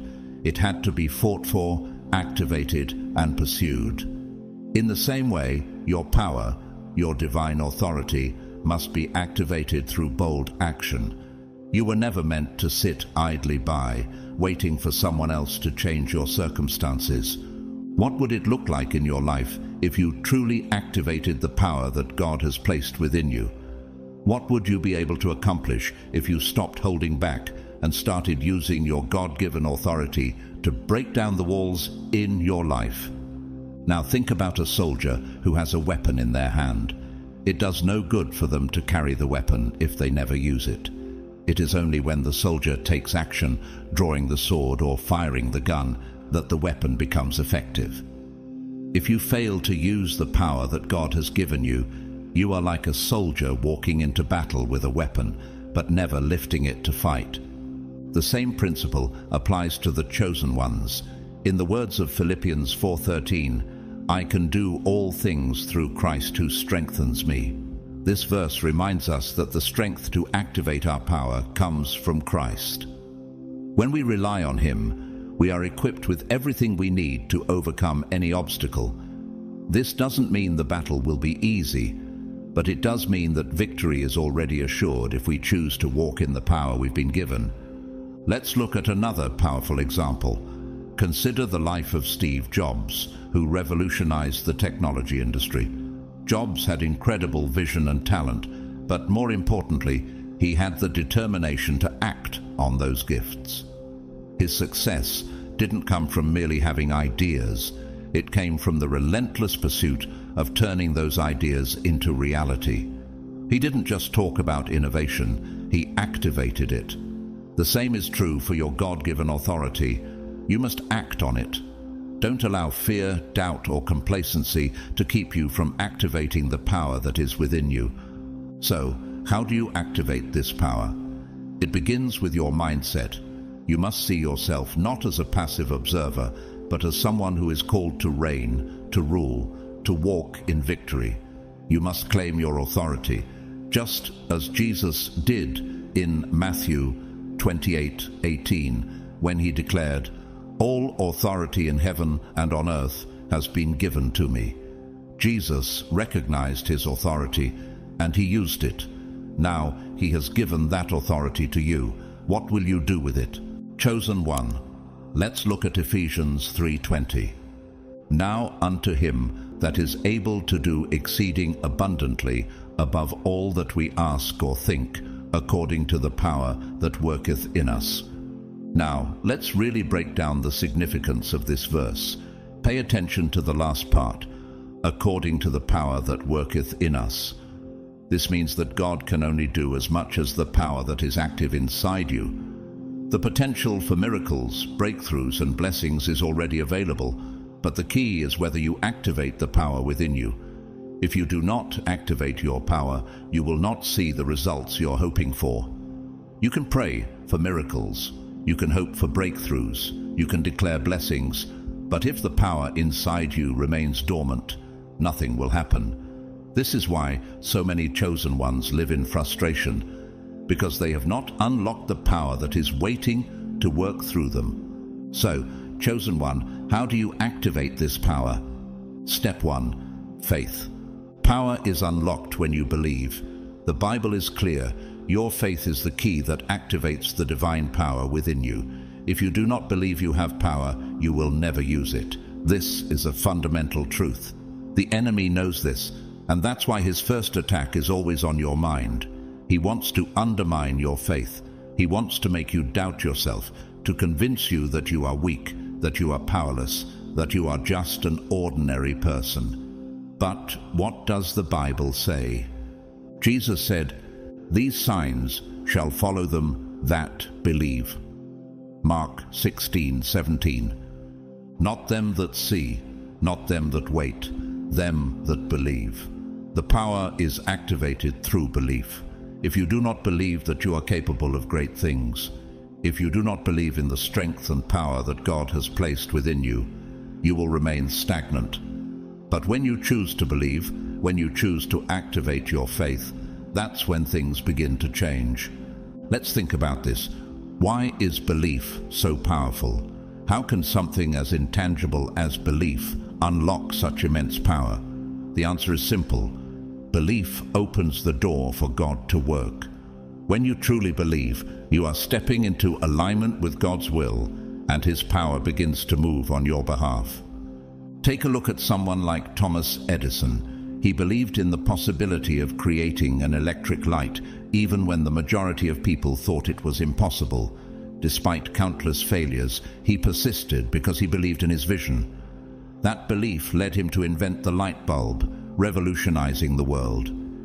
Just like Edison, when you believe in the power God has placed inside you, you open the door for extraordinary things to happen. But without that belief, nothing will change. Another powerful example is Michael Jordan, often regarded as the greatest basketball player of all time. Jordan wasn't always the most naturally gifted player. He was once cut from his high school basketball team. But what set him apart was his belief in his potential. He believed he could improve. He believed in his ability to overcome obstacles. And that belief carried him to 6 NBA championships and legendary status. And what about the incredible life of Mother Teresa? Her belief in serving others with love and compassion transformed the lives of millions.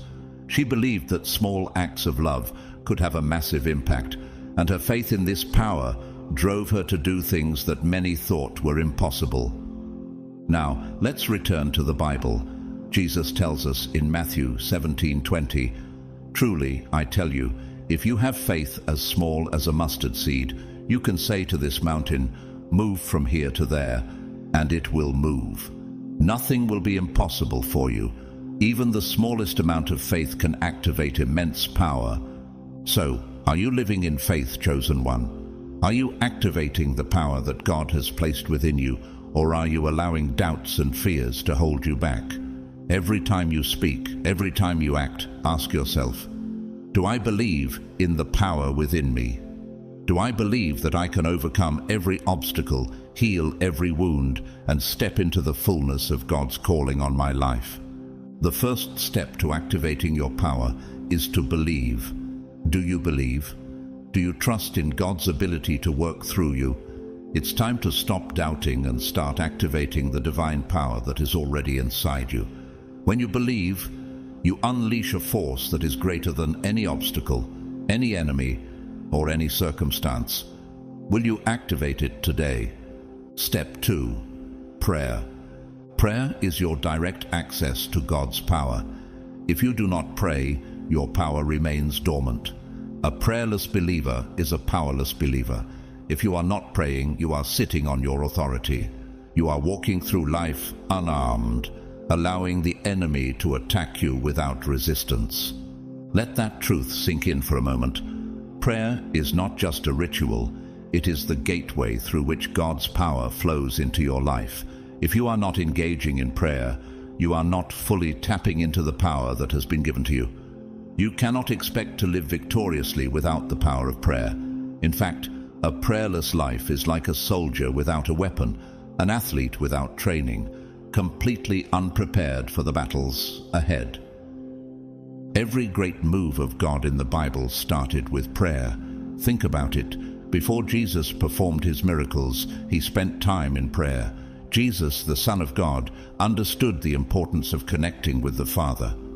He didn't act on his own strength, but on the strength he received through prayer. In Mark 1:35 it says, "Very early in the morning, while it was still dark, Jesus got up, left the house, and went off to a solitary place, where he prayed." Jesus modeled for us the power of prayer, and if he needed it, how much more do we? Before the Holy Spirit came at Pentecost, what did the disciples do? They prayed. Acts 1:14 says, "They all joined together constantly in prayer, along with the women and Mary, the mother of Jesus, and with his brothers." It was through their collective prayers that the Holy Spirit was poured out, empowering them to change the world. This shows us that prayer doesn't just activate power for individual needs, it also unleashes corporate power to transform entire communities. Think about Paul and Silas, who were in prison for preaching the gospel. Their situation seemed hopeless, but they didn't sit in despair. They prayed. In Acts 16:25, it says, "About midnight, Paul and Silas were praying and singing hymns to God, and the other prisoners were listening to them. As they prayed, an earthquake shook the prison doors open, and they were set free." Their prayer activated the power of God in a miraculous way, demonstrating that prayer is the key to breaking chains, both physical and spiritual. If you want to see power in your life, you must be committed to prayer. Prayer is the channel through which you connect with God's unlimited resources. When you pray, you invite God's presence into your situation, and his power can transform even the most hopeless circumstances. Now think about someone like Martin Luther King Jr., who was at the forefront of the civil rights movement. He spent countless hours in prayer, seeking God's guidance and strength.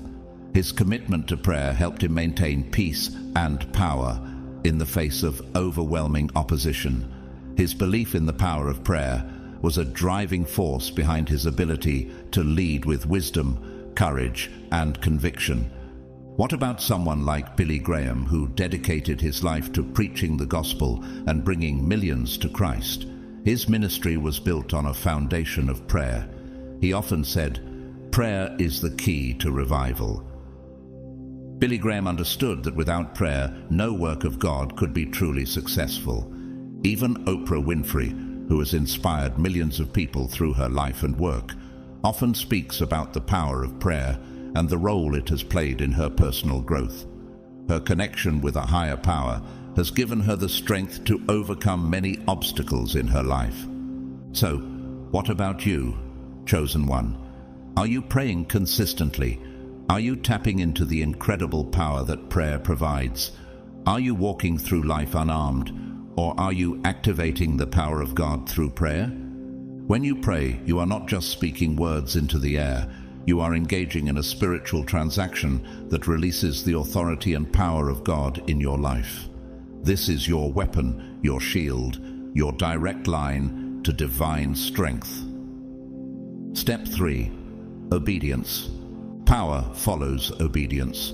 If you do not obey God, you will not walk in power.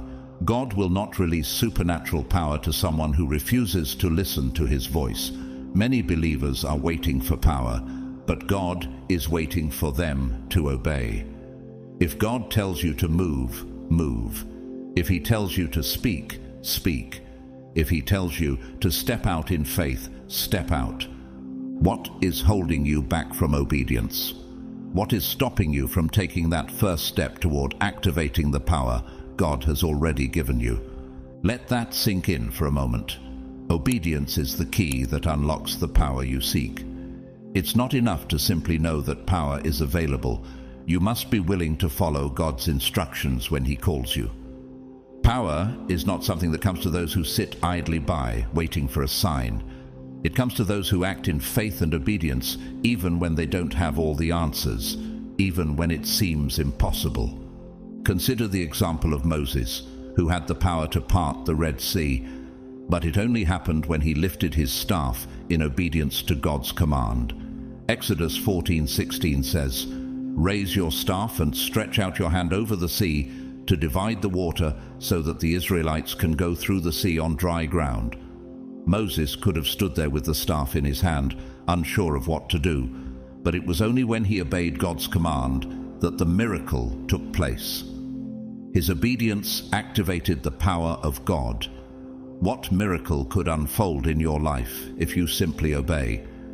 Peter had the power to walk on water, but it only happened when he stepped out of the boat. In Matthew 14:29, Jesus said to Peter, "Come." And when Peter obeyed, stepping out of the boat, he was able to walk on water until fear crept in and he began to sink. This story shows us that power follows obedience, and as long as Peter kept his focus on Jesus and obeyed him, the power was there. It was when he hesitated that he began to falter. The walls of Jericho were ready to fall, but Israel had to march around them first. God didn't just make the walls collapse from a distance. He instructed the Israelites to march around the city for 7 days, shouting on the seventh day. Joshua 6:20 tells us, "When the trumpet sounded, the army shouted, and at the sound of the trumpet, when the men gave a loud shout, the wall collapsed." The walls did not fall because they waited for a miracle. They fell because Israel obeyed God's seemingly unconventional plan. It was their obedience that activated the power of God. How might God be asking you to do something unconventional in your life right now? You see, power does not just fall from the sky. It is activated when you step into it, when you act in obedience to God's direction. Many believers wait for a sign, for a moment of clarity, but the truth is, obedience is the sign. Think about someone like Thomas Edison, who relentlessly pursued his dream of creating the electric light bulb. He had countless failures, but he didn't give up. He was obedient to his vision, to his calling. He took one step after another, even when others doubted him. His obedience to his purpose, despite the challenges, led to one of the most revolutionary inventions in history.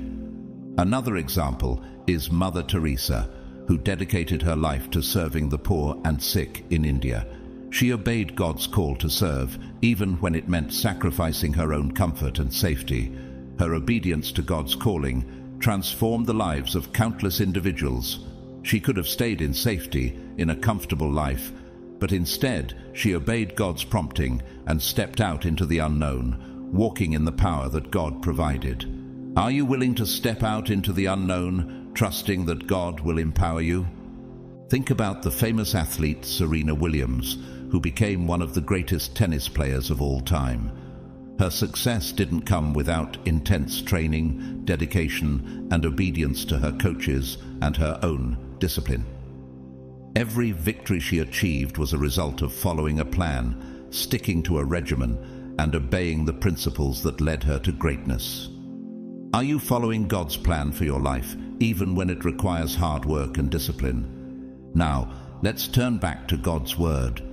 Romans 16:26 says, "But now revealed and made known through the prophetic writings by the command of the eternal God, so that all the Gentiles might come to the obedience that comes from faith." Obedience flows from faith, and it's through obedience that God's power is revealed in our lives. So, what is God calling you to do right now? What step of obedience is He asking of you? It may seem daunting, and you may feel unequipped, but remember, God's power is activated when you step out in obedience. You will never see the supernatural if you refuse to move. You will never see the fullness of God's power if you stay in fear. You've already been given the power. The question is, will you activate it through obedience? Chosen. 1. Do you realize that the devil is terrified of you? Many of you believe the attacks you face are because you are weak, or that the warfare in your life is due to a lack of power. But the truth is, the enemy is attacking you because he sees the warrior within you. He knows the damage you will cause to his kingdom once you awaken to your full potential. He knows the chains that will be broken when you step into your God-given authority. He knows the fire that will be unleashed when you understand who you truly are in Christ. That is why he fights you. That is why he tries to distract you, break you, and keep you in fear. Why is he so relentless? It's because he knows something you might not fully understand yet. You are dangerous.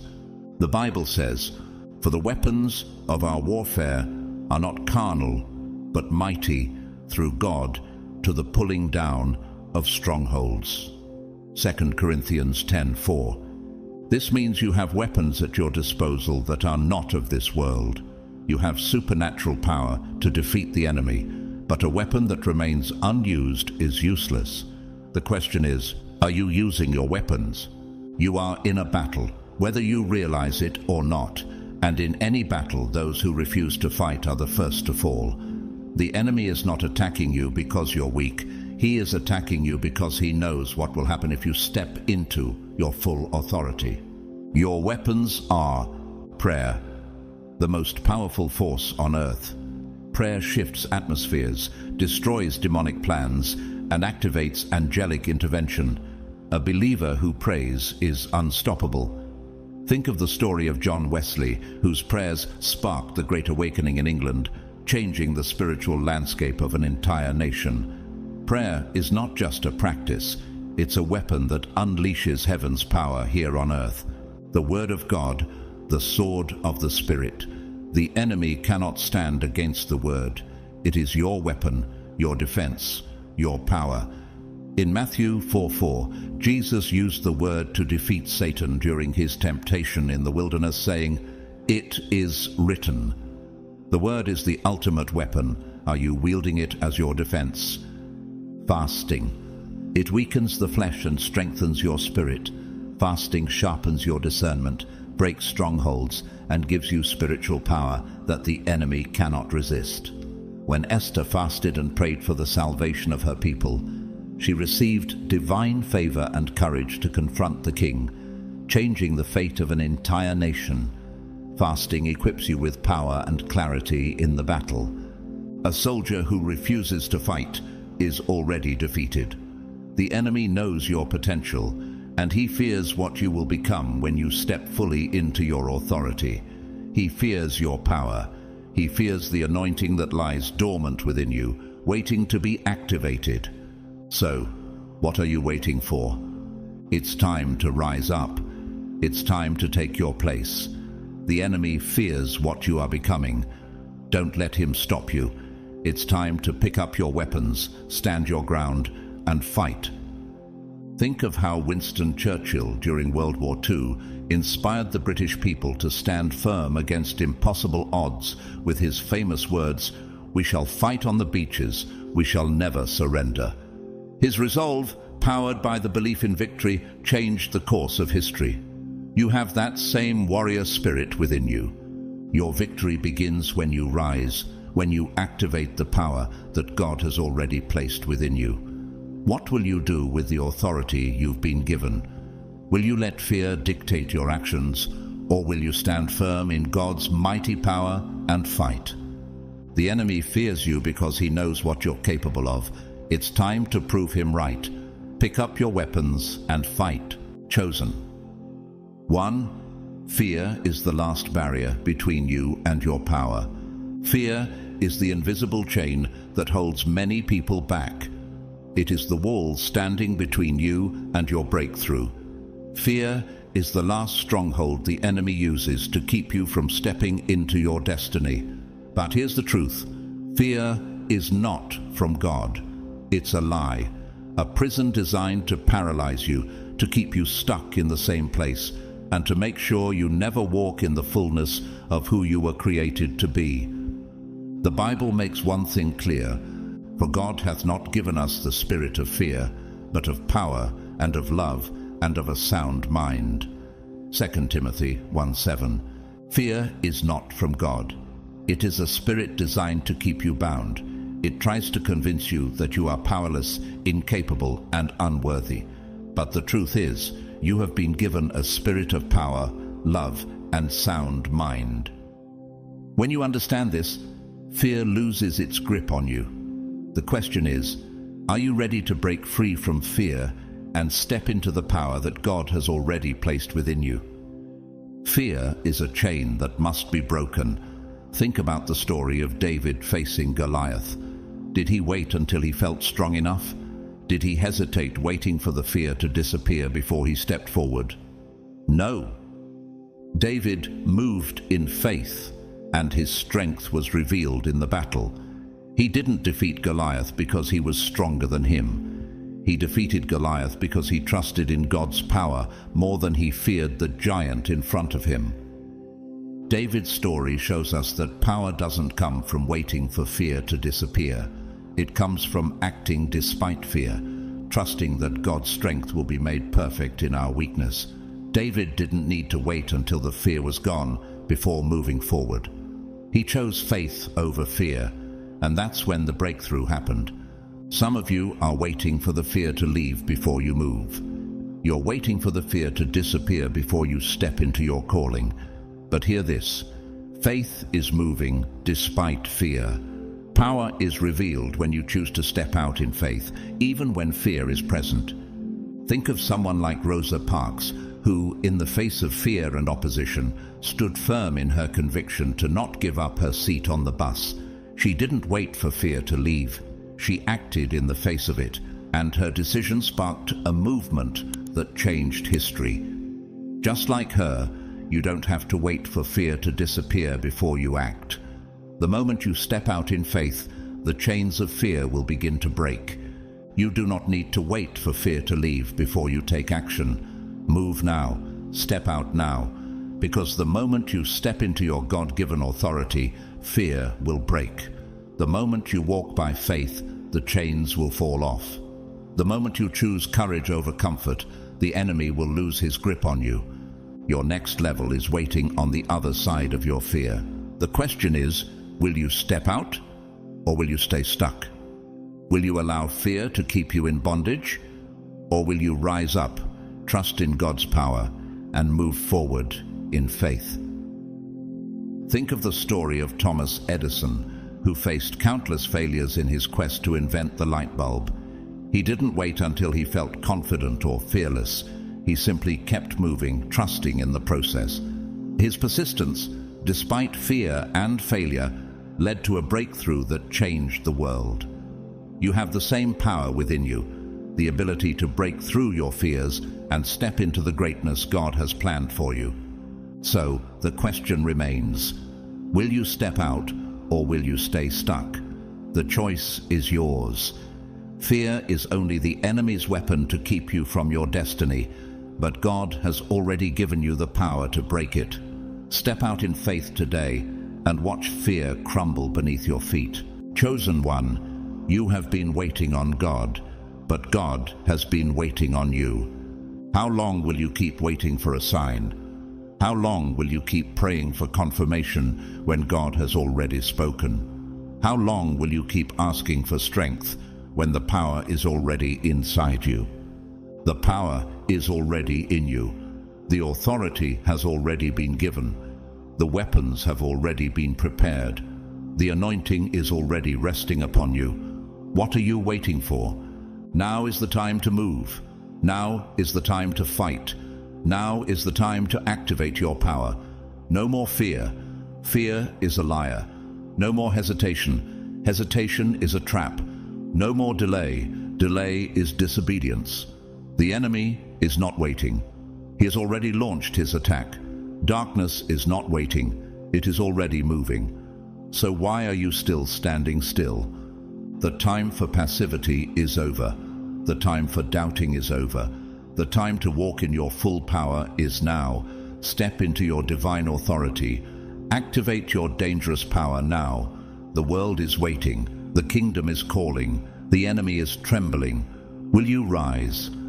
It's easy to feel that you must wait for the right moment or for some external force to give you permission to step into your calling. But the truth is, God has already equipped you with everything you need to fulfill your purpose.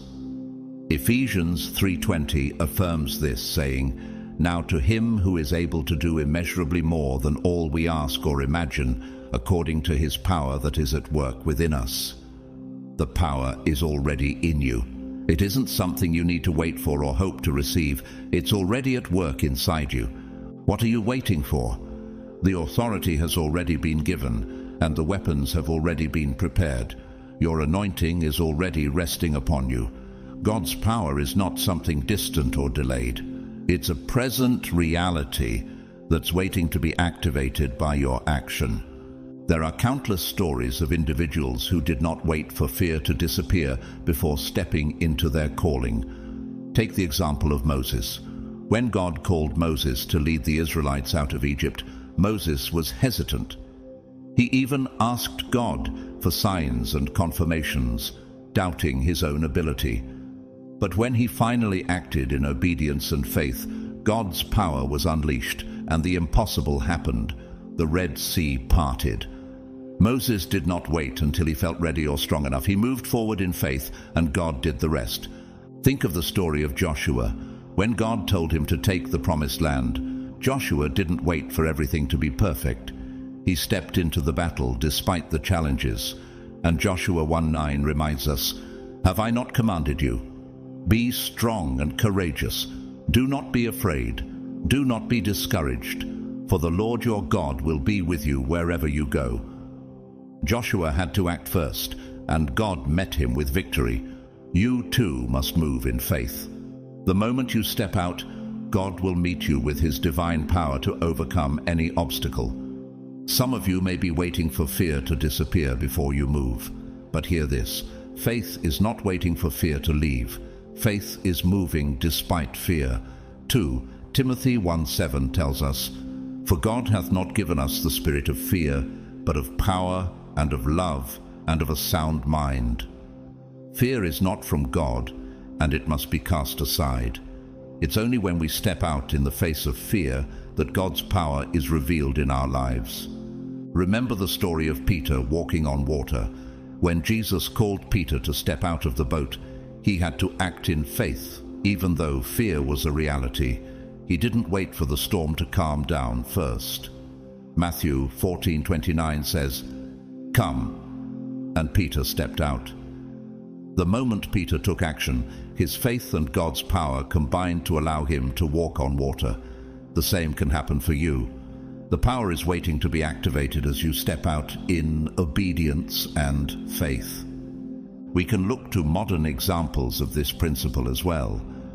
Oprah Winfrey, a woman who faced immense challenges in her childhood, didn't wait for all her circumstances to align before she stepped into her purpose.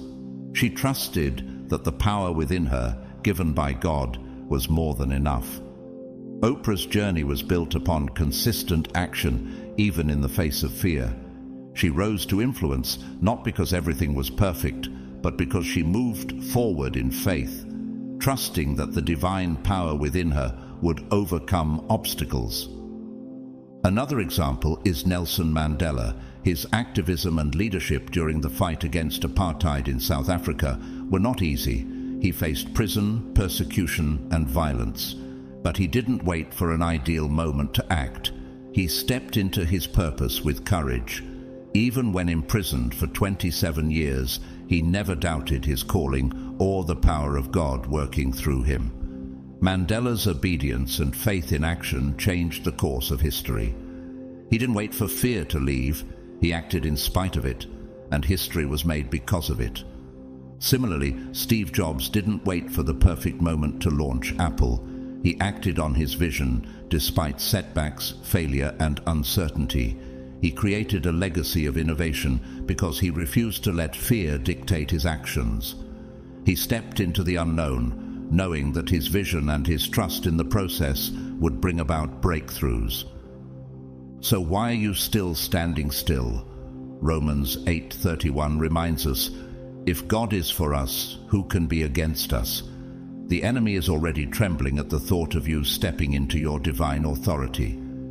Darkness is already advancing, but Matthew 5:14 reminds us that you are the light of the world.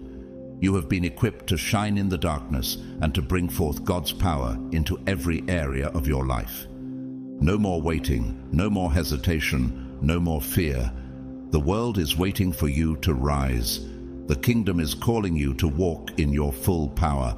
The enemy is trembling at the thought of you stepping into your destiny. Will you rise? The time for passivity is over. The time for doubt is over. The time for walking in your full power is now. Will you step forward in faith, trust in the power that God has already given you, and activate it for His glory? The enemy fears your potential, but God has already given you the victory. Step into it today. Let's come together in prayer, united as one family in faith. Heavenly Father, Almighty and all-powerful, we stand before you today with hearts full of gratitude and reverence. You are the Ancient of Days, the Unshakable One, the God who calls things into being with a single word. We come before you as your servants, lifting up every chosen one under the sound of my voice. Lord, you have handpicked each one for this moment. You have set them apart. Even before they were born, you have designed them for greatness, yet many are still living below their divine potential. But today, I pray for an awakening in their spirits. Today, I declare that every dormant dream will stir to life. Today, I declare that the fire of revival will fall upon them. Father, shake them from their slumber. Break the chains that have kept them bound. Remove the spiritual blindness that has kept them stagnant, and destroy the excuses that have held them back. Uproot the fear that has silenced their voices. I cry out for a fresh outpouring of your power, Lord. Let the fire of the Holy Spirit fall upon them right now. Let it consume every doubt, every fear, every insecurity. No more hesitation, no more timidity, no more delay. The same power that raised Jesus from the dead is already within them. Lord, activate it now. I rebuke every spirit of weakness. I take authority over every lie that has been whispered into their hearts, telling them they are not enough, that they are too small, that they are unworthy. These lies are from the enemy, and today we silence them by the blood of Jesus. I declare and decree they are not ordinary. They are called, chosen, anointed, and appointed for this time.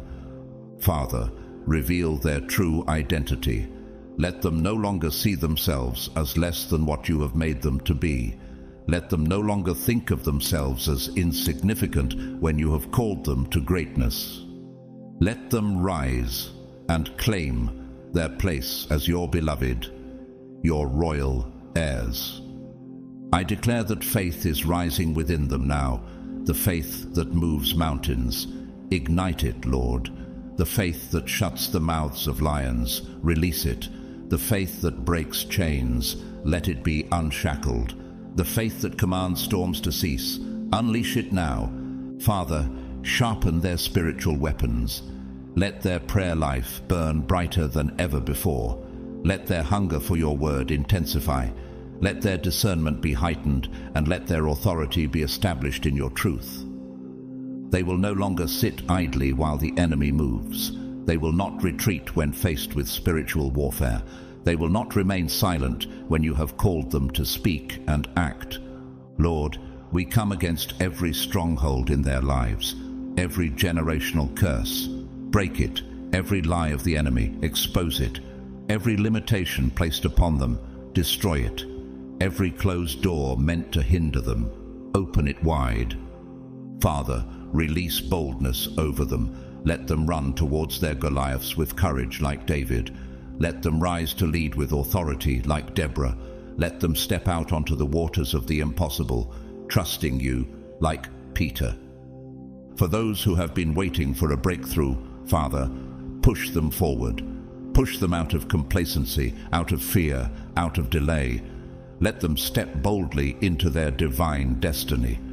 For those who are ready to take action, who will no longer sit back and wait, who will step into their divine authority and walk in power, let a fresh anointing fall upon them now, not just a single portion, but an overflowing portion, a double portion. Father, Bless those who will share and support this message.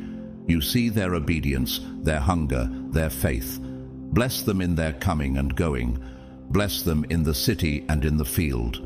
Let breakthroughs find them. Let supernatural provision overtake them. Let divine acceleration carry them forward.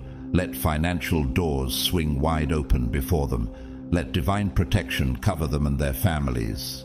Let healing flow into their lives, and favor chase them down at every turn. I declare and decree their power is activated. No more small living, no more fear, no more delay, no more stagnation, no more excuses. They are stepping into their divine calling. They are rising into their full authority. They are walking in supernatural power, and nothing will stop them. In the mighty name of Jesus Christ, the name above all names, it is done. Amen. Amen. Amen. Beloved chosen one, as we conclude this powerful message, I want to remind you that the time to activate your most dangerous power is now. God has already equipped you with everything you need. His power, His authority, and His anointing are inside you, waiting to be stirred. You no longer need to wait for a sign or confirmation. Step forward in faith. Embrace the authority God has given you, and walk in the divine power that is already at work within you. It's time to rise and fulfill the purpose God has placed on your life. No more fear, no more hesitation, only action, only boldness, only victory in Christ. I want to thank each and every one of you for being a part of this journey. Your support, whether through your prayers, your encouragement, or your presence, means more than words can express. You are a vital part of this mission, and together we are spreading the message of God's love and power to those who need it most. If this message has touched your heart and you feel led to support our mission of spreading God's word, you can donate through Super Thanks. Please know that no gift is too small, whether it's $1 or just a penny. Your generosity will make a difference. Every contribution, no matter the amount, helps us continue this important work, bringing hope and joy to others. Thank you for partnering with God in this mission. Your willingness to invest in spreading His message is a blessing to us all. We are truly grateful for your support, whether you choose to donate or not. Please know that we are thankful for you and your commitment to God's work. As you go forward today, may God's favor rest upon you. May He bless you with strength, wisdom, and courage as you walk in your divine authority. May He open doors of opportunity before you and surround you with His protection. May your faith be activated, and may you rise to the fullness of your calling, walking in the supernatural power He has placed within you. In Jesus' name we pray. Amen. Beloved chosen one, the wise inherit honor, but fools get only shame. Proverbs 3:35. To everyone who has donated through Super Thanks, I see you, I appreciate you, and I thank you from the bottom of my heart. Your support helps this message reach more chosen ones, but whether you donate or not, just know this: you are valued, and your presence here means everything. Chosen one, the world calls it intuition. Some call it intelligence. But what if I told you that what you have isn't just wisdom? It's something deeper, an ancient knowing woven into your very being. You, the chosen one, don't just think differently. You exist differently. People look at you and wonder, how do they know things they were never taught? How do they predict situations before they unfold? Here's a fact. Studies show that highly intelligent people often feel like outsiders, not because they don't fit in, but because they see what others can't. Now, add wisdom to that intelligence, and you become something even rarer. Someone who doesn't just understand the world, but deciphers it. And let's be real. Sometimes it's hilarious watching people try to explain things you already figured out 10 steps ago. They think they're putting you on to something groundbreaking, and you're just nodding, thinking, "Oh, sweet child, I knew this before you even realized it was a question. But let's take this even further. What if your ability to see beyond the obvious isn't just a skill, but a calling? What if your mind isn't just sharp, but designed to disrupt, to awaken, to bring forth a wisdom that most people aren't ready for? Because the truth is, you're not just smart, you carry the kind of wisdom that shakes foundations. And today, we're going to unravel exactly why the world both admires and fears minds like yours. If this resonates with you, drop a 777 in the comments. Let's see how many of us are out there. And now, buckle up. God's chosen ones, you carry the wisdom of King Solomon. People wonder how you are this smart.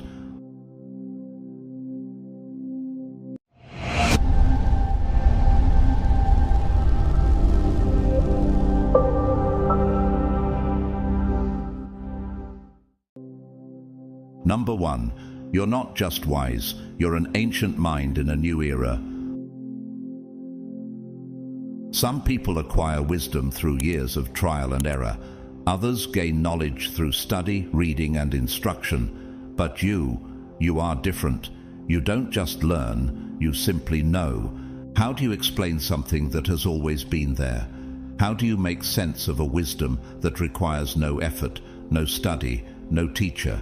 It's as if the answers already exist within you, waiting to rise at just the right moment. Have you ever wondered why? Why you? People notice. They question how you see through problems so quickly, how you read between the lines when there seem to be no lines at all. They assume you've spent countless hours dissecting every detail. But in reality, the understanding comes effortlessly. Your mind isn't just intelligent, it's tuned to something greater. You see patterns where others see chaos, connections where others see randomness. It's as if your thoughts reach beyond time, beyond logic, beyond the limitations of the world around you. This isn't just intelligence. Intelligence can be tested, trained, and improved. What you have is something far rarer, a built-in awareness, an ability to perceive the unseen, a mind that connects dots others don't even realize exist. And this isn't something you learned. It has always been there. Think back to your childhood. Did you ever feel different, like you carried an understanding that others didn't? Did adults overlook things that seemed so obvious to you? Did you ever sit in a room and feel as if you were watching the world with the eyes of someone much older than your years? King Solomon was the same. I will give you a wise and discerning heart, so that there will never have been anyone like you, nor will there ever be. 1 Kings 3:12. Solomon did not gain wisdom through effort. God placed it within him. He saw what others couldn't, rendered judgments that baffled those around him, and spoke truths that had never been spoken before. Does this sound familiar to you? Even in modern times, there have been individuals who seem to carry wisdom beyond their era. Nikola Tesla, the brilliant inventor, described how ideas appeared to him fully formed, like visions. Leonardo da Vinci, centuries ahead of his time, drew blueprints for machines that would not be built until long after his death. Albert Einstein visualized the secrets of the universe in ways that rewrote history. They weren't just intelligent, they were connected to something deeper. People react in different ways to minds like yours. Some admire you, fascinated by your insights. Others fear you because your knowledge challenges their understanding of reality. Some will try to discredit you, pretending your wisdom isn't real, because acknowledging it would force them to confront their own blindness. But deep down, they know. They see it, even if they won't admit it. For the Lord gives wisdom. From his mouth come knowledge and understanding. Proverbs 2:6. This wisdom is not something you chase, it's something you carry. It has always been within you, waiting to be understood, waiting to be used. And whether the world is ready for it or not, it is a part of you that cannot be ignored. Do you think this is all just coincidence? Or is it possible that you too have been chosen for something greater? Number 2, You decode the world like a hidden language. The world isn't just a series of random events to you. Where others see coincidence, you see connections. Where they hear mere words, you hear truths woven between the lines. Have you ever wondered why? Why do you notice things no one else does? Why do events seem to unfold before your eyes like a carefully constructed message, whispering secrets to you that others ignore? You've always had this ability to read the world in a way that others can't. Conversations, gestures, even the smallest details. Nothing is ever just what it seems. Everything carries meaning. Everything follows a pattern. Everything leaves a trace of truth waiting to be uncovered. You pick up on things instantly. The slight hesitation in someone's voice, the flicker of doubt in their eyes, the shift in body language that betrays their words. You sense when a situation is unfolding too perfectly or too strangely. You notice the unspoken, the hidden energy beneath the surface. And the most fascinating part, it's effortless. You don't need time to analyze what's happening. Your mind has already processed it all before anyone else even realizes there's something to notice. People are often confused by this. They wonder, how did you predict that outcome? How did you sense the truth when there was no evidence? How do you always seem to be one step ahead? They don't understand that you're not guessing. You're simply seeing what's already there. While they are distracted by the surface, you're reading between the lines, recognizing what is hidden in plain sight. This can be frustrating. You watch people walk into situations you already know will end badly, but they won't listen. You hear the truth behind their words, yet they deceive even themselves. You recognize when someone is hiding something, but they assume they're fooling you. Does this remind you of Joseph? Pharaoh said to Joseph, "Since God has made all this known to you, there is no one so discerning and wise as you." Genesis 41:39. Joseph could interpret dreams, but his true gift wasn't just seeing the future, it was decoding reality itself. He understood patterns, he read the signs, he grasped God's messages when others dismissed them. And because of that, he rose to power, guiding Egypt through famine, while those who ignored wisdom suffered. Throughout history, people like you have existed, individuals who saw what others missed. Sherlock Holmes, though fictional, was based on real-life detectives who could deduce entire stories from the smallest details. Isaac Newton observed falling apples and decoded the laws of gravity. Alan Turing saw hidden patterns and broke codes that changed the course of World War II. These weren't just men of intelligence, they were visionaries who could see through the illusion of randomness. But not everyone will appreciate your ability. Some will be amazed by it, others will feel threatened. Some will try to dismiss it, label it as luck or intuition, because admitting the truth means confronting their own blindness. Yet, deep down, they know there's something different about you. The heart of the discerning acquires knowledge, for the ears of the wise seek it out. Proverbs 18:15. This isn't about being psychic. It's about understanding how the world speaks to those who know how to listen. It's in the patterns, the energy, the subtle shifts in people and situations. You don't just navigate the world, you decode it. And whether people realize it or not, that's why they come to you. That's why they trust your instincts. That's why they sense that you understand something they don't. Because you do, and you always have. Number 3, your silence isn't power, it's strategy. People assume that when you stay silent, it means you have nothing to say. They mistake your quiet nature for passivity, disinterest, or even weakness.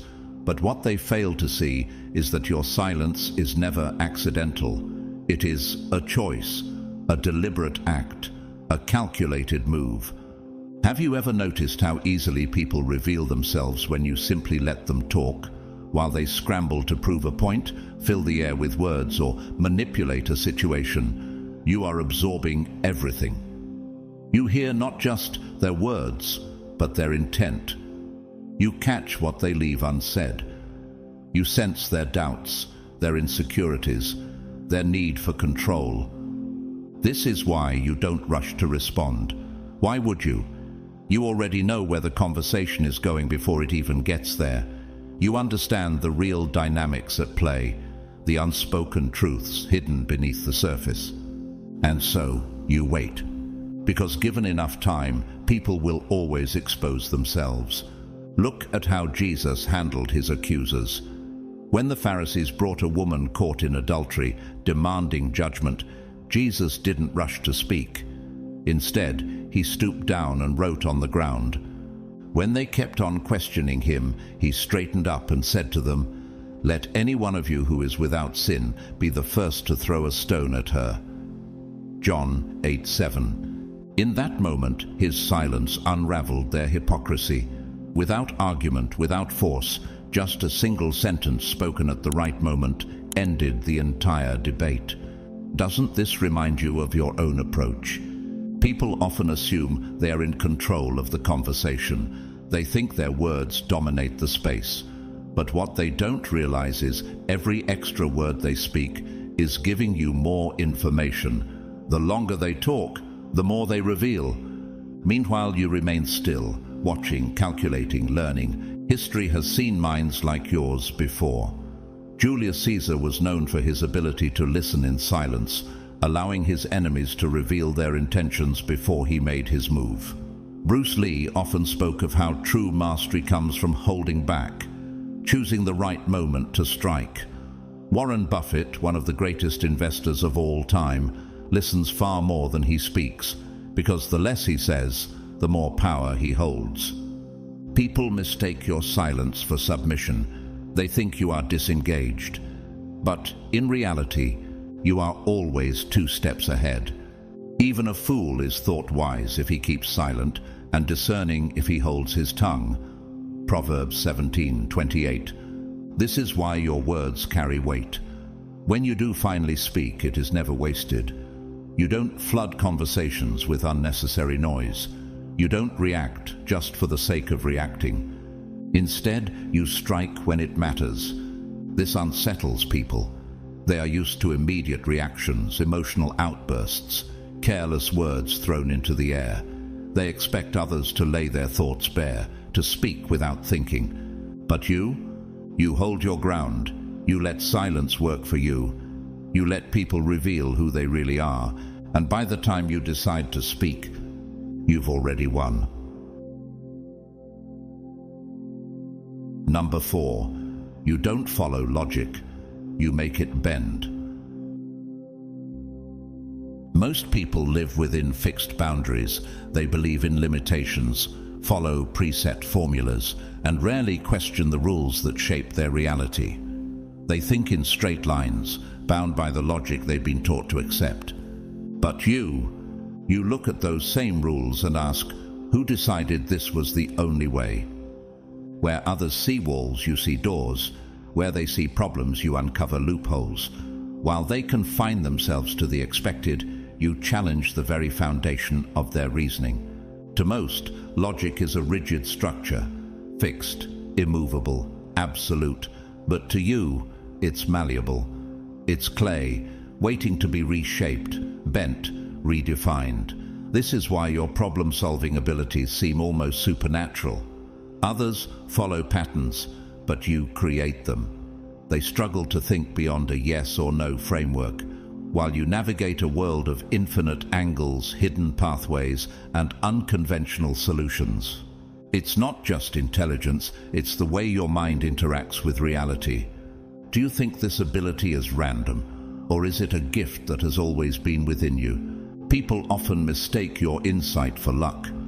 When you defy the odds, when things work out in ways others never considered, they assume fortune is on your side. But luck has nothing to do with it.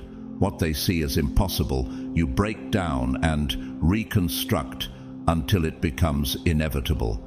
You understand that the biggest obstacles are usually illusions. Limits exist only for those who accept them. Consider Moses. When he stood before the Red Sea with Pharaoh's army closing in, everyone around him saw certain doom. But he did not accept that logic. He didn't say, "This is the end." He didn't think, "There's no way forward."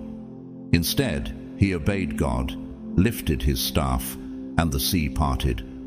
Then Moses stretched out his hand over the sea, and all that night the Lord drove the sea back with a strong east wind and turned it into dry land. Exodus 14:21. Was this magic? Number. It was faith combined with a higher understanding of reality, a reality that those around him could not yet grasp. Throughout history, people like you have existed, visionaries who refused to accept the limits imposed by others. Nikola Tesla imagined wireless energy long before anyone else believed it possible. Leonardo da Vinci sketched flying machines centuries before they could be built. Steve Jobs redefined technology by asking, "Why should computers be dull and uninspired?" They weren't following logic, they were bending it to their will. This ability makes people uncomfortable. Some admire it, some resent it, many fear it, because they don't understand how you always seem to be one step ahead, how you anticipate problems before they arise, how you see solutions that others wouldn't dare imagine. For with God nothing shall be impossible. Luke 1:37. To them it looks like magic. To you it's simply how your mind works. And that is the difference. Most people try to fit within the world's logic. You reshape it to fit you. Number 5. Your presence feels like destiny moving. Have you noticed it? That subtle shift in the atmosphere when you enter a room. The way people glance your way without knowing why. Conversations pause as if the air itself acknowledges you. It's not about appearance, fame, or social status. It's something deeper, an unseen force that people feel, even if they can't explain it. What is it about you that makes people take notice? Why do some admire you while others feel uneasy, almost threatened, as if your very existence disrupts something within them? Some people are magnetic because of their charm or social skills. But your magnetism is different. It's not about what you say or do. It's about who you are.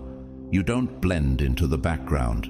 You shift the dynamic of every space you step into.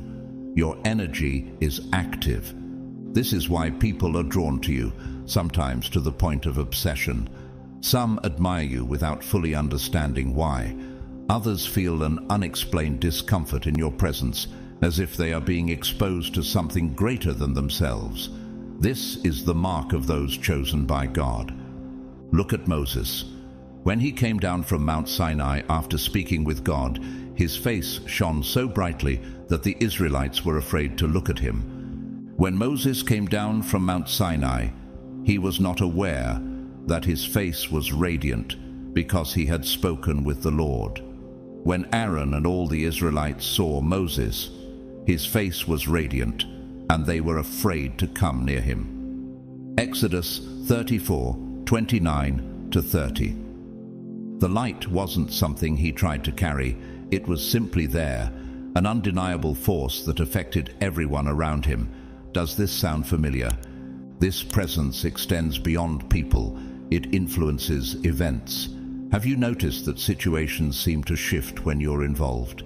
That things unfold differently, opportunities arise, tensions escalate or dissolve, unexpected turns happen. Some call it fate. Some call it an aura. Some call it divine alignment. History remembers those with this presence. Alexander the Great, at only 20 years old, carried such an overwhelming presence that entire armies surrendered before battle even began. Joan of Arc, a teenage peasant girl, commanded the respect of seasoned warriors because her presence felt like destiny itself moving. Martin Luther King Jr. could walk into a room and change its entire tone without speaking a single word. People sense something in you, even if they don't understand it. That's why strangers open up to you, revealing secrets they wouldn't tell anyone else. Why some people seek your attention, your approval, your recognition, even when you don't ask for it. It's not arrogance, it's impact. You don't have to try. It just happens. You are the light of the world.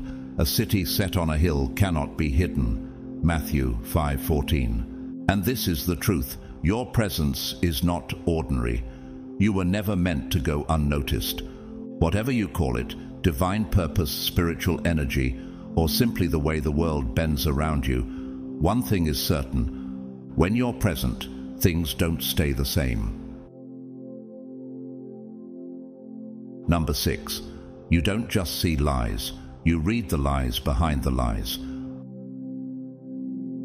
Most people only detect deception when it's obvious, when words don't match actions, when hesitation lingers too long, or when details start to contradict.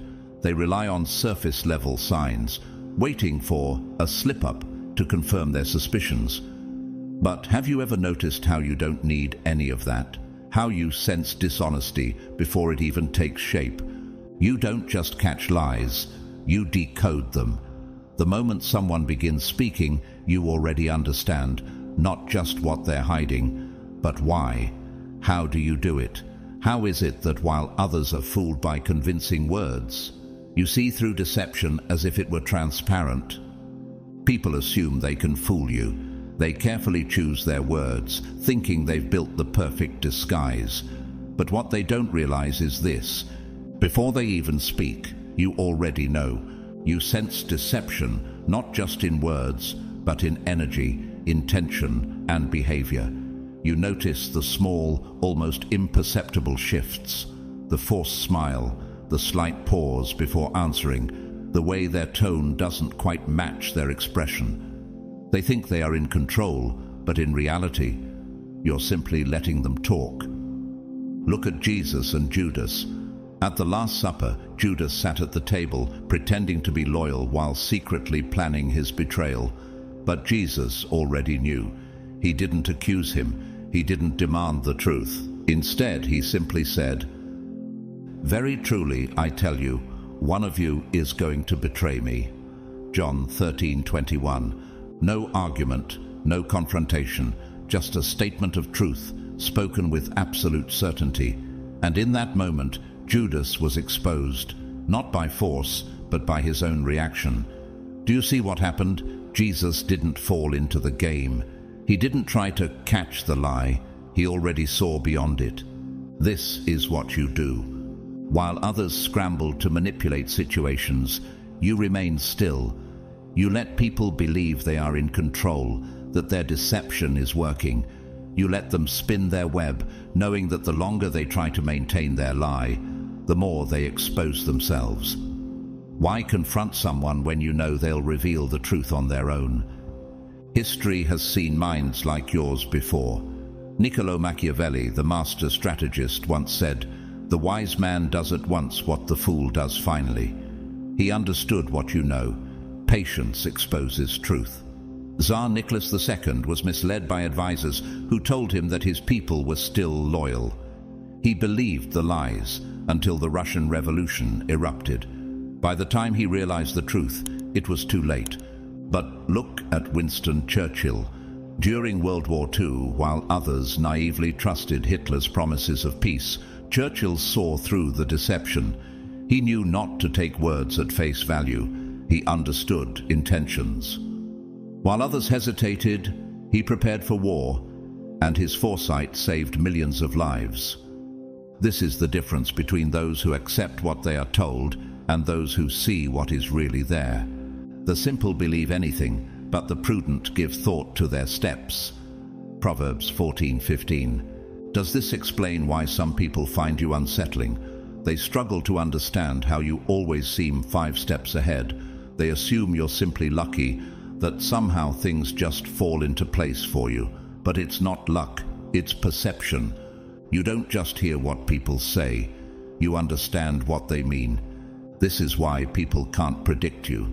Tesla's stock market insights weren't based on luck, but on deeper patterns that others ignored. Steve Jobs didn't listen to what customers said they wanted.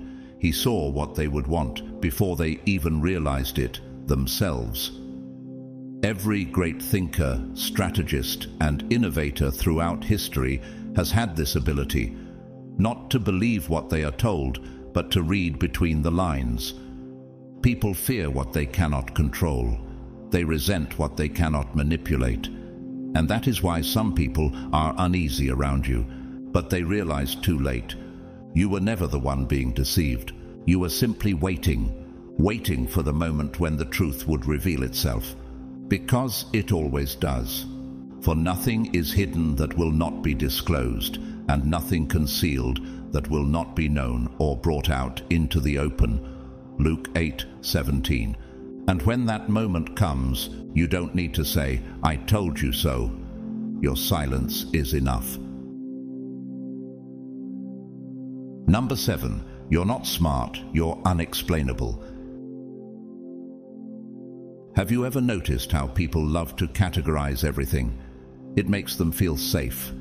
When they meet someone intelligent, they label them logical, book smart, street smart, creative, or gifted. But what happens when they meet someone like you? The labels don't fit. Why do you seem to understand things before they're explained? How do you come up with solutions others never even considered? Why do answers just appear in your mind as if they were always there? You don't just have knowledge. You have access to something beyond explanation. You grasp concepts without being taught. You sense things before they happen. Your intelligence isn't just intellect. It's something deeper, something beyond logic, beyond any measurement or qualification. How do you explain that? This is why people struggle to understand you. They try to rationalize your thinking, assuming you must have spent years analyzing everything in depth. But they don't realize that for you, understanding doesn't always come from study. It comes from something else. Sometimes the knowledge is just there, waiting for you to notice it. Where does this knowing come from? Look at Solomon. When God offered him anything, he didn't ask for wealth or power. He asked for wisdom. And what did God do? "I will give you a wise and discerning heart, so that there will never have been anyone like you, nor will there ever be." 1 Kings 3:12. Solomon's wisdom wasn't something he learned, it was something given to him.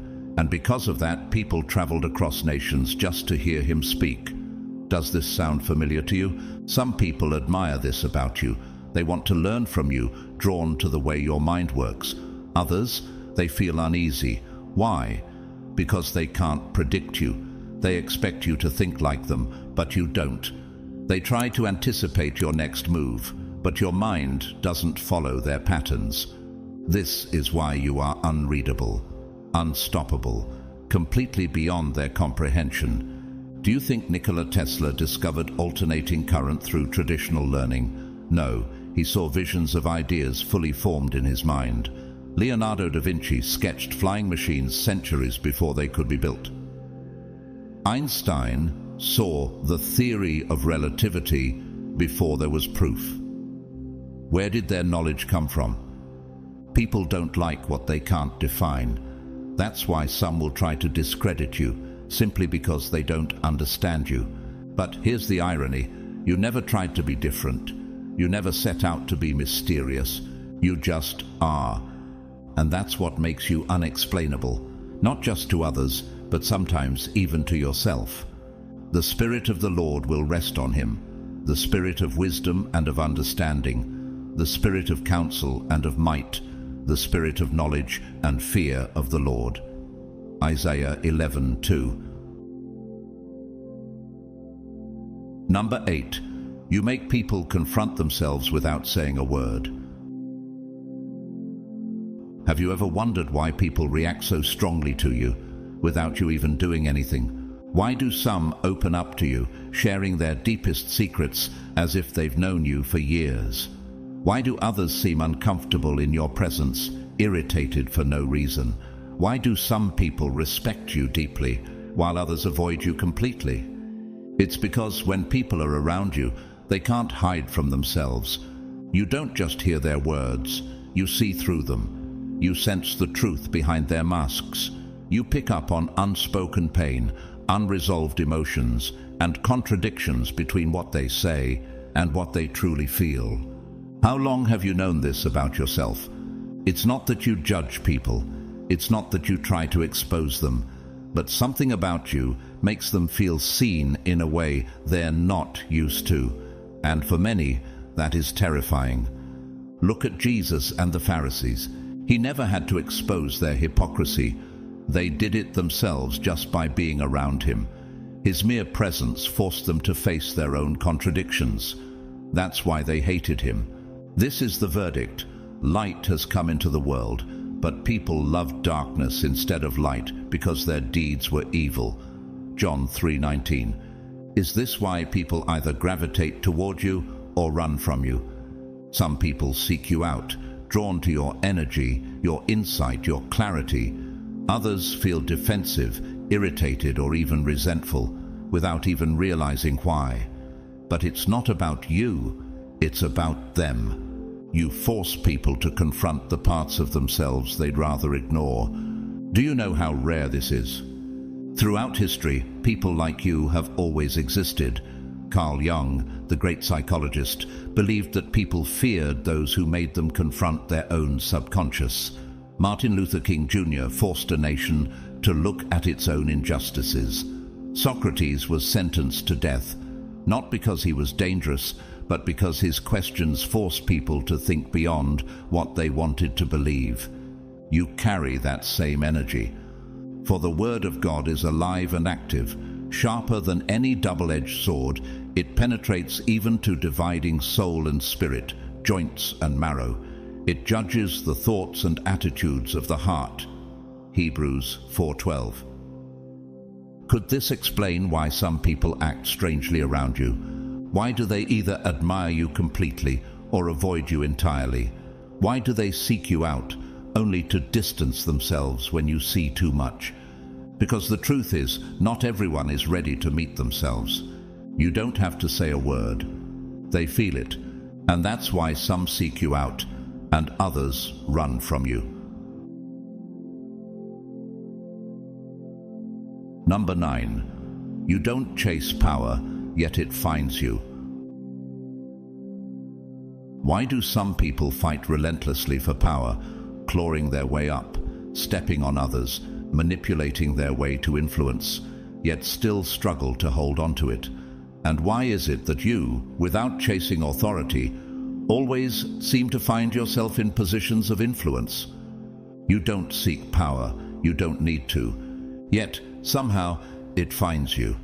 Leaders, visionaries, creatives, and thinkers gravitate toward you, not because you demand attention, not because you assert control, but because they recognize something in you that they lack. Have you ever wondered why? You see the unseen forces that shape events. You notice the undercurrents of human nature, the patterns that predict success and failure, while others focus on external strategies, politics, manipulation, competition. You operate on a higher level of awareness. This is what separates you. Look at Joseph in Egypt. He was a foreigner, a prisoner, a man with no claim to power. Yet Pharaoh sought him out because Joseph saw beyond the surface. Can we find anyone like this man, one in whom is the Spirit of God? Genesis 41:38. Joseph didn't campaign for a position. He didn't chase influence. He simply knew what others didn't, and because of that, power came to him. Have you ever noticed how people in positions of power often seek your perspective? How they turn to you for guidance, for clarity, for insight they can't seem to get elsewhere? Some recognize your wisdom and respect it. Others don't fully understand why they're drawn to you, but they know that being in your presence makes them better, sharper, and more aware. This is why you naturally find yourself in positions of influence. You don't demand authority, but people instinctively follow your lead. You don't fight for control, yet people look to you for direction. This isn't about dominance. It's not about manipulation. It's about understanding. Look at Marcus Aurelius, the great Roman emperor. He never sought power. He was chosen reluctantly because his wisdom made him the only one truly fit to lead. Socrates never held political office, yet even the most powerful men in Athens feared and respected his mind. Lao Tzu, the legendary philosopher, withdrew from society, yet kings and rulers sought his wisdom. Do you see the pattern? Do you see someone skilled in their work? They will serve before kings. They will not serve before obscure men. Proverbs 22:29. You don't operate on surface-level thinking. You see the bigger picture, the forces behind the forces, and that alone gives you an edge over those who only play the shallow game of external power. This is why power follows you. Because true power isn't about chasing control. It's about alignment, being in tune with forces greater than yourself, and that's exactly what sets you apart. Number 10. You don't just learn, you absorb. Why is it that some people can spend years studying, memorizing, and analyzing, yet still struggle to apply what they've learned?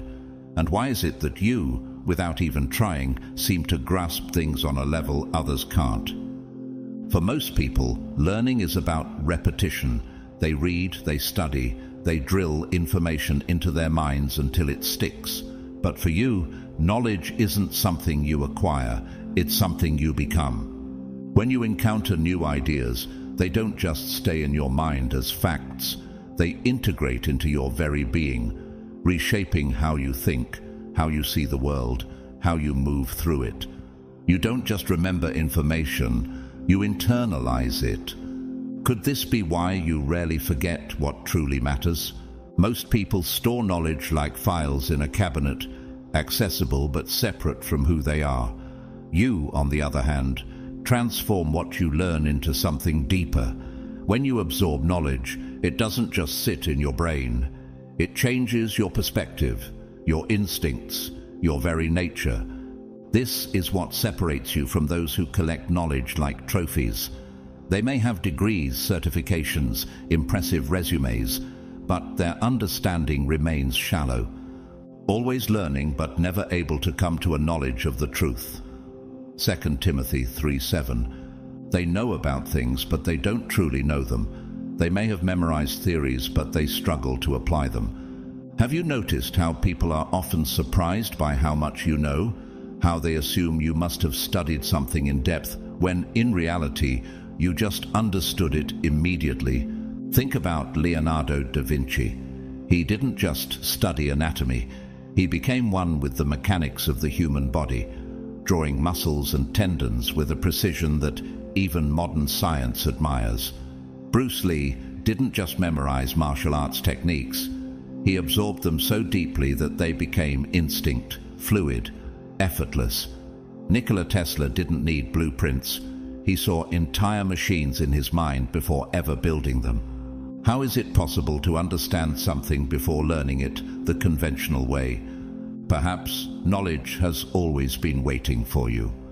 For the Lord gives wisdom. From his mouth come knowledge and understanding. Proverbs 2:6. While others rely on memorization, you embody wisdom. You apply what you know instinctively, effortlessly, as if it were always part of you. That is why your thinking is fluid, your insights are sharp, and your ability to learn is beyond what others expect. This is the difference between learning and absorbing. One is about collecting information. The other is about transforming into something greater. Number 11. You break people's realities without trying. Why do some people seem awakened after meeting you, while others seem shaken, as if something inside them is unraveling? Why do some draw closer, eager to understand more, while others become distant, defensive, or even hostile? It's because most people live inside a structure, a mental framework built from their upbringing, society's rules, their past experiences, and the beliefs they've absorbed without questioning. This structure becomes their reality, their sense of stability. Then they meet you, and suddenly cracks start forming in that structure. You don't set out to challenge people's beliefs. You don't try to break down their illusions. But your very existence, the way you see beyond the surface, the truths you speak, it forces them to reconsider everything they thought they knew. Some people embrace it. They feel liberated in your presence, as if they've just been shaken awake after years of being asleep.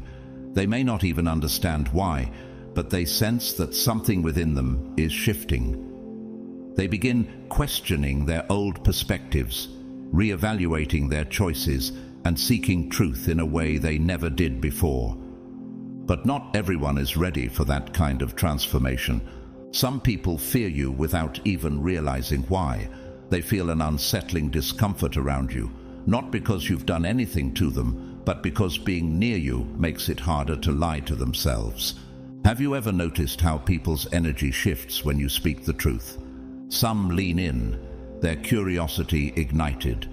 Others shut down, crossing their arms, avoiding your gaze, growing impatient or irritated. They may even mock you, dismiss you, or argue aggressively, not because you are wrong, but because they're afraid of what it would mean if you were right. Look at Jesus and the Pharisees. The Pharisees weren't threatened because Jesus was incorrect. They were threatened because he was right.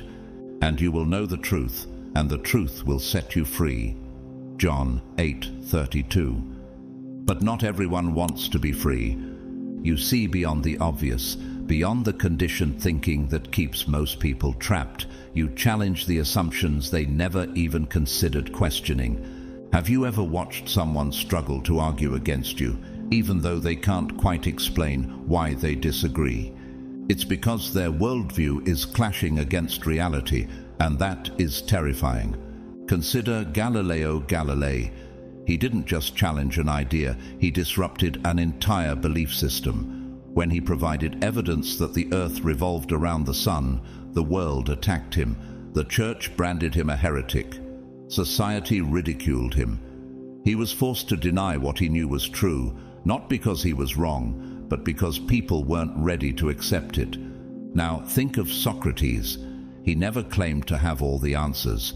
Instead, he asked the right questions. Questions that forced people to think beyond what they wanted to believe. He made them confront their own ignorance, and because of that, he was sentenced to death. What do you think would have happened if Tesla, Da Vinci, or Einstein had conformed to society's rules? What if they had silenced themselves just to make others comfortable? Do you realize that you carry the same disruptive energy? This is why people either gravitate toward you or push you away completely. You don't allow illusions to stay intact. You don't pretend to believe in false realities just to keep the peace. Some people will thank you for opening their eyes. Others will resent you for exposing the cracks in their thinking. For we can do nothing against the truth, but only for the truth. 2 Corinthians 13:8. And whether they embrace it or fight against it, one thing is certain. Once they've met you, they can never unsee what you've revealed, and that changes everything. Number 12. You're not a rebel. You're a blueprint for the future. Why do people misunderstand you? Why do they call you a rebel, as if your way of thinking is nothing more than defiance?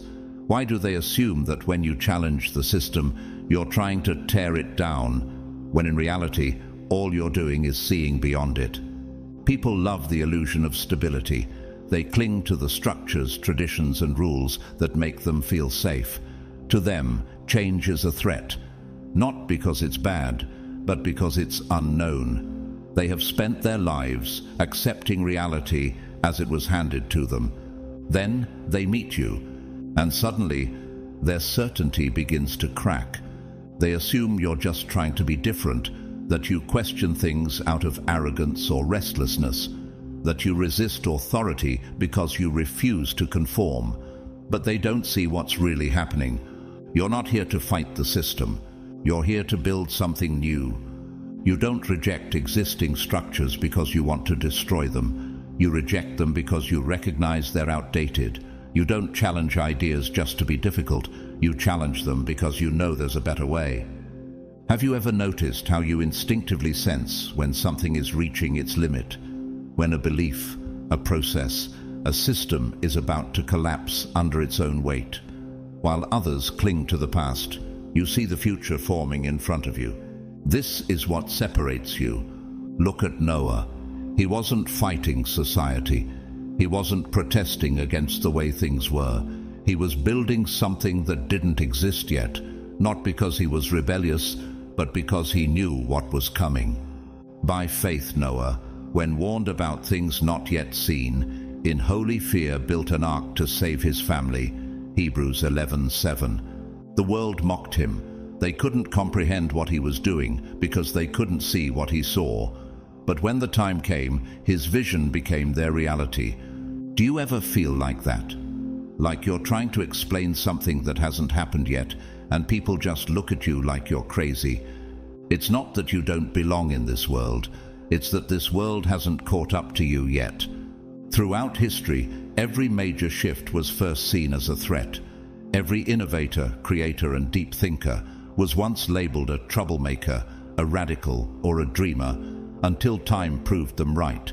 Galileo was imprisoned for proving that the earth revolved around the sun. He wasn't trying to defy authority, he was simply revealing the truth. Nikola Tesla wasn't fighting against the world. He was inventing a future that others couldn't comprehend. Steve Jobs wasn't resisting the computer industry, he was reshaping it. People resist what they don't understand. They label visionaries as difficult, unrealistic, or rebellious.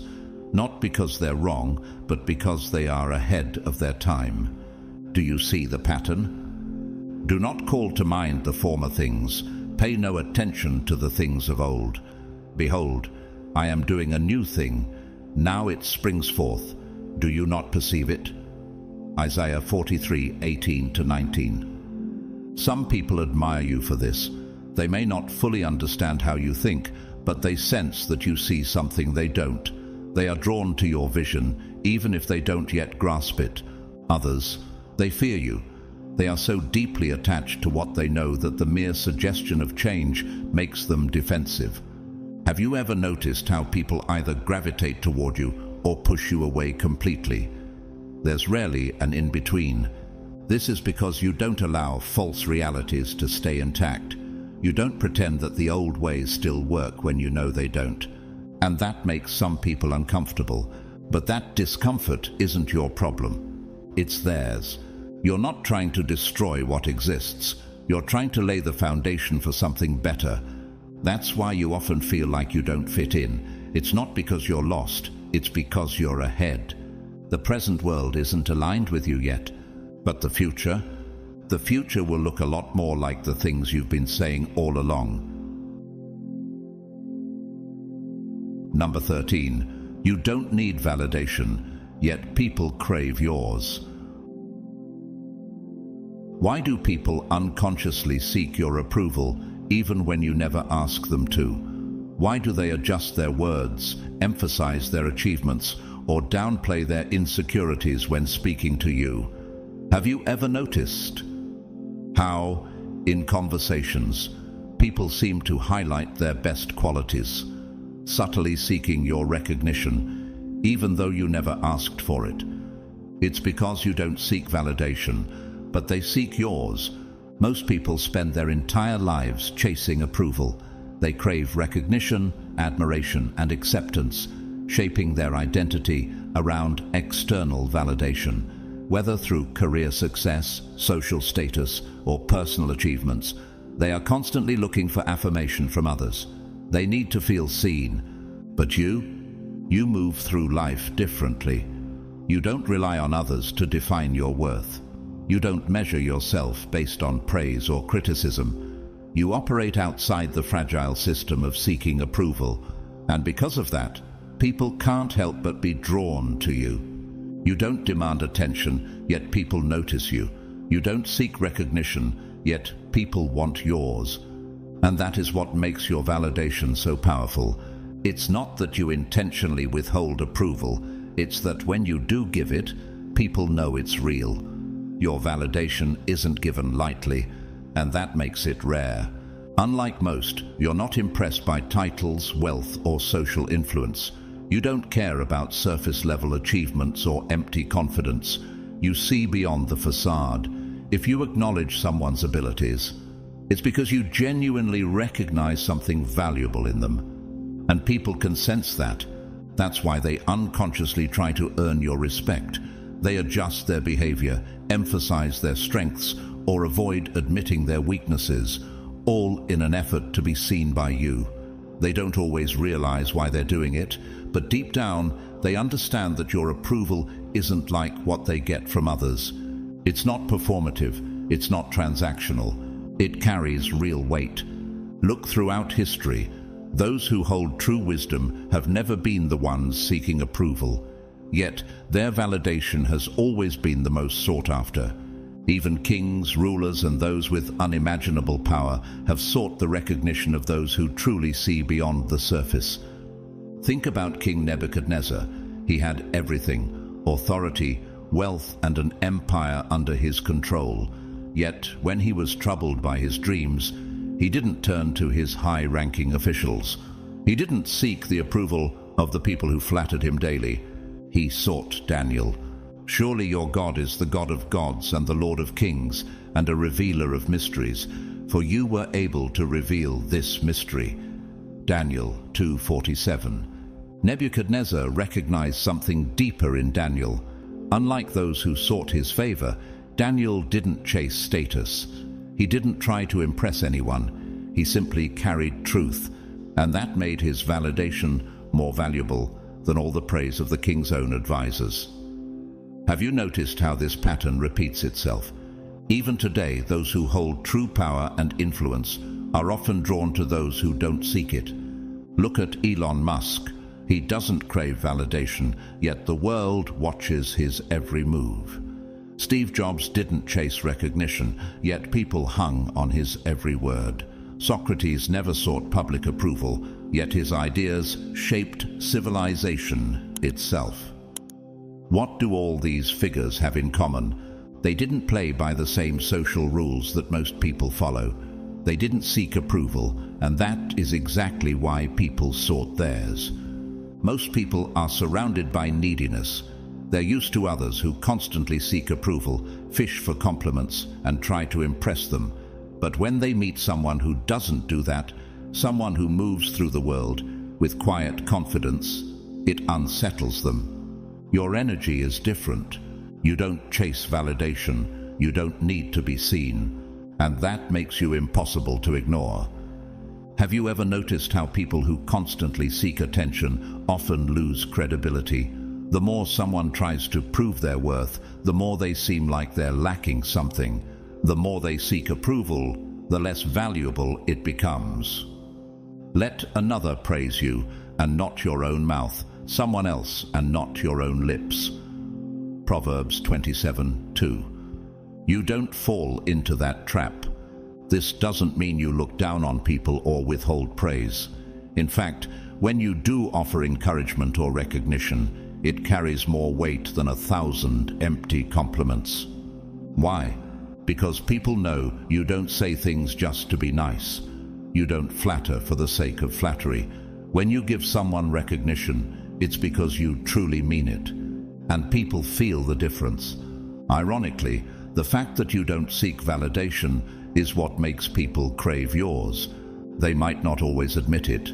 Some may try to act like your opinion doesn't matter, but deep down, they know the truth. They respect you for not playing the validation game. They crave your recognition because it is real. And that is why, whether they realize it or not, they seek your approval.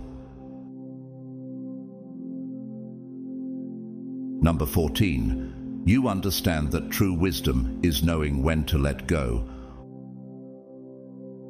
Why do people believe that wisdom is about accumulating knowledge, gathering insights, and understanding more than others? Why do they assume that the wisest people are the ones who constantly seek to prove themselves, to correct others, to make sure their knowledge is acknowledged? Have you ever noticed how so many people spend their lives trying to convince, argue, and force their perspective onto those who simply aren't ready to hear it. But you don't waste your energy like that. True wisdom isn't just about knowing, it's about releasing. It's about understanding that forcing truth on people who aren't ready won't make them understand faster. You have learned that people don't see until they choose to see. You don't fight to be heard in rooms where no one is listening. You don't chase people who don't appreciate your presence. You don't force lessons on those who aren't prepared to learn, because you know that time would teach them what they refuse to hear from you now. This is why you move differently. While others get caught in endless debates trying to prove a point, you remain calm, not because you don't care, but because you know that understanding cannot be forced. You have seen firsthand that some people only learn through experience, that they must walk through the fire themselves before they recognize the heat. Some people will only see the truth after life humbles them enough to be open to it. Have you ever watched someone resist the very advice that could have saved them from years of struggle, only for them to return later, finally admitting you were right? You've likely experienced it more times than you can count. And when they do return, you don't rub it in their face. You don't gloat. You don't say, "I told you so." You simply nod, because you knew all along that they would eventually arrive at the truth in their own time. This is the difference between wisdom and control. Those who seek to control others believe they must force understanding, that they must make people change. The truly wise know that growth happens when people are ready, not when they are told to be ready. Look at Jesus. He spoke in parables not because he wanted to be vague, but because he knew that only those with open hearts would understand. He didn't chase after those who rejected his message.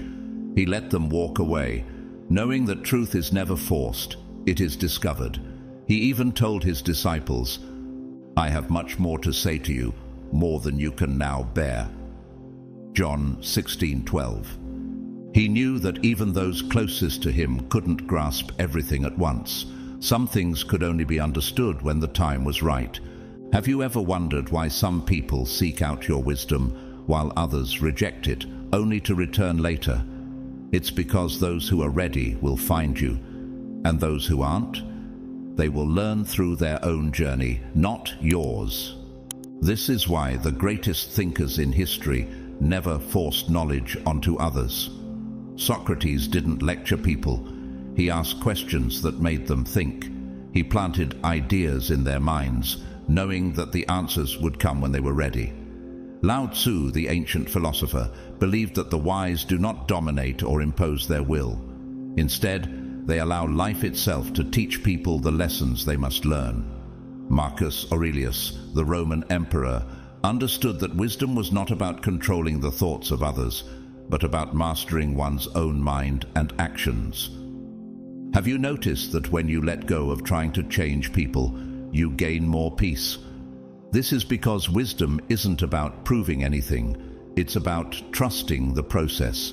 Some lessons can't be rushed. Some truths can only be recognized after time has stripped away illusions. There is a time for everything and a season for every activity under the heavens. Ecclesiastes 3:1. This is why you don't force connections, don't beg people to stay. Don't argue endlessly to make people see your perspective. You care deeply, but you also respect the timing of growth. You understand that wisdom isn't about convincing people to see what you see. It's about planting seeds and allowing them to grow in their own time. Some will blossom immediately, some will wither before they ever take root, and some will only bloom years later when they finally realize what you meant all along. This is also why you often feel unaffected when people walk away from your life, not because you don't feel loss, but because you trust that everything is unfolding as it should. You know that if someone is meant to understand, they will. And if they are not ready, nothing you say will change that. You don't cling to what no longer serves you, and you don't hold on to relationships that no longer align with your path. You have learned that letting go is not losing, It is allowing things to evolve as they were meant to. So when people come back to you years later saying, "Now I understand," you don't need to say anything. You already knew they would, and that's why you walk away when needed. Not with bitterness, not with frustration, but with peace. Because you understand that everything unfolds exactly as it is meant to. Beloved, chosen one, the world has always struggled to understand people like you. You don't fit into simple categories, and you don't follow the paths that others expect. You think differently, move differently, and exist on a level beyond what most can comprehend. You shift energies, break illusions, and carry wisdom that defies explanation. People sense there's something different about you, even if they can't quite define it. Some admire you, some fear you, and others spend their whole lives trying to figure you out, never realizing that the answers they seek aren't found in you, but within themselves. But you were never meant to blend in. You were meant to disrupt, to awaken, to reveal deeper realities. Your presence alone challenges everything people thought they knew. You don't need to force change. It happens naturally when you walk into a room. You bring clarity where others see confusion. You break old paradigms and plant new seeds of thought. This journey isn't always easy. There are times when it feels isolating, when you wonder why you see things so clearly while others remain trapped in illusions. But understand this, your path is not a mistake. It is intentional. You are a blueprint for something greater, something the world has yet to fully catch up with. You don't need validation, yet your presence validates truth itself. You don't seek power, yet power recognizes you. You don't rebel for the sake of rebellion. You build new foundations where the old ones are collapsing. You don't waste energy trying to convince those who refuse to see. You trust time to do what words cannot. The beauty of who you are lies in the unseen, in the ways you shift the course of things simply by being. Whether people acknowledge it or not, your presence leaves a mark. You are a force, a reminder that wisdom isn't just in knowledge, but in knowing when to let go. The world may not always understand you, but it will feel you. And that, more than anything, is the legacy of a chosen one. If these words resonated with you, let it be known.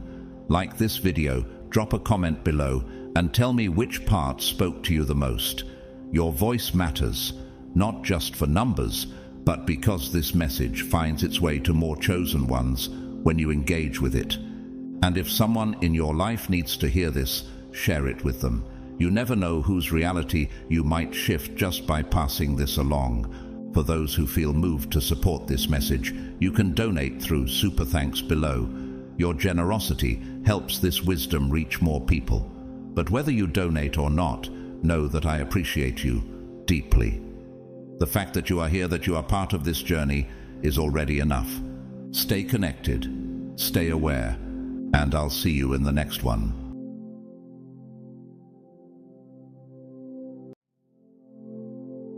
Awaken your spirit, chosen ones, for a revelation awaits. Often, the loudest enemy is the weakest, their power an illusion amplified by noise alone. In a world where many strive to make their voices heard through chaos, you, as a chosen one, are called to rise in silence. There's a profound strength in moving without sound, in dismantling obstacles not through forceful words, but with a quiet, undeniable presence. Remember, most victories are not won by raw power, but through divine strategy. And the most powerful strategy is becoming untouchable, unreachable, unbreakable. Imagine a force within you so commanding that your very presence causes your enemies to dissolve, not by confrontation, but through transcendence. Today, you are stepping into that force, a power so deep that no earthly challenge can stand against it. Embrace this knowledge and prepare, for once you unlock this hidden strength, you will silence every adversary without lifting a finger. If this message resonates, chosen ones, comment Amen or 77 below. as a sign of your alignment with this divine truth. You're on the brink of awakening a power that will render all opposition powerless. Are you ready to claim it? God's chosen ones, get ready to silence every enemy forever and unleash the power.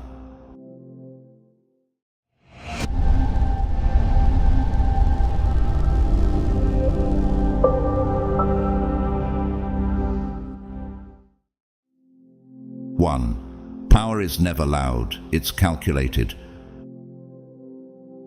True power is never loud, it's always measured and deliberate. Power doesn't need to shout or put itself on display. When you walk in silence, guided by intention, you become truly formidable. Those who flaunt their strength, those who feel the need to dominate every conversation or win every argument, often reveal only their insecurities. Real control doesn't need to be proven, it's quietly recognized. When you're secure in your strength, there's no need to seek validation from anyone else. That quiet confidence, grounded in knowing your worth, speaks volumes on its own. Every action you take is purposeful and calculated. You avoid wasting energy on battles that serve no purpose, reserving your strength for what truly matters.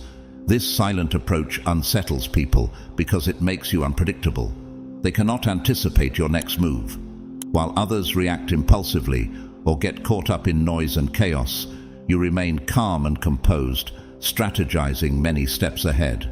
Your silence alone can drive your opponents to frustration. They want to know your next move, but your restraint keeps them guessing. Your quiet composure forces them into overthinking and second-guessing, often leading them to stumble through their actions, becoming entangled in their own assumptions. In the end, it's your patience and precision that give you an edge. You're not in this for show, you're in it for purpose. You're playing the long game, which is why you always emerge ahead. Your strength doesn't need to be loud to be felt. Its silent power is unmistakably present, and that quiet, disciplined control commands a respect that noise could never achieve. 2. Your existence alone is a threat. Your very existence, chosen one, is enough to unsettle those around you. You don't need to say or do anything extraordinary to provoke discomfort or even fear in others. Simply being who you are, strong, grounded, and true to yourself, acts as a mirror, reflecting truths they might prefer to ignore. People can sense the difference in you, even if they can't fully understand or define it. This unexplainable presence challenges them, because you don't fit the molds they've constructed, and that alone can make others uneasy. What disturbs them most is that your power and strength are internal, not reliant on outside validation or the approval of others. You possess a self-assuredness that's rooted deeply within, unshaken by anyone's opinion. Those who depend on the approval of others for their own self-worth find this hard to comprehend, even harder to bear. Your calm confidence stands in contrast to their need for external validation, and your sense of purpose often highlights the gaps in their own lives. It's this inherent, steady strength that exposes their own insecurities, forcing them to confront what they lack. Your confidence becomes a silent, undeniable force, making them painfully aware of their weaknesses, their pretenses, and the ways they are not grounded. This is why at times people seem to lash out without reason. They're not truly targeting you, but rather wrestling with the internal battles you've unintentionally made visible. You've become a reminder of what they've yet to confront or heal within themselves. This unshakable presence makes you untouchable to those who might wish to harm or manipulate you. The fact that you remain unaffected only emphasizes their own lack of control. Without ever needing to speak, your energy alone silences and unsettles those around you. They crumble under the weight of their insecurities, and all you've done is remain authentically yourself. 3. Enemies expose themselves without your effort. 1 of the remarkable truths about being a chosen one is that your enemies ultimately reveal themselves without any effort on your part. There's no need to confront, expose, or engage them. Simply by continuing to focus on your own growth and purpose, those who secretly oppose you will show their true intentions. The act of maintaining your focus and energy leaves them unsettled, and the pressure to undermine you becomes too much for them to conceal. In their desperation to bring you down, they begin to act out, allowing jealousy, bitterness, or resentment to bubble over for everyone to see. As you rise, their discomfort intensifies, and they may gossip, try to interfere with your progress, or even attempt to sway others against you. Yet, with each attempt, they unwittingly reveal that their attention has been fixated on you for all the wrong reasons. They aren't able to handle your success or even your presence. The irony is that as they try to damage your reputation, they expose their own character flaws instead. People around them start to notice the envy, the pettiness, and the negative energy they radiate, which inevitably backfires. Their need to see you falter only tarnishes their own reputation, creating a cycle where their harmful intentions harm no one but themselves. This is why you don't need to engage in their tactics or waste energy on calling them out. By staying focused on your journey, leveling up, and moving forward with grace, you allow them to dig their own holes. Their obsession with your downfall becomes their undoing, and all you need to do is continue moving forward, untouched and unbothered. 4. Mastering emotional detachment is the ultimate weapon.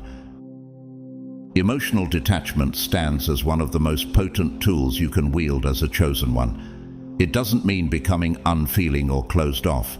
Rather, it's about having the discernment to step away from situations or individuals who no longer contribute to your growth.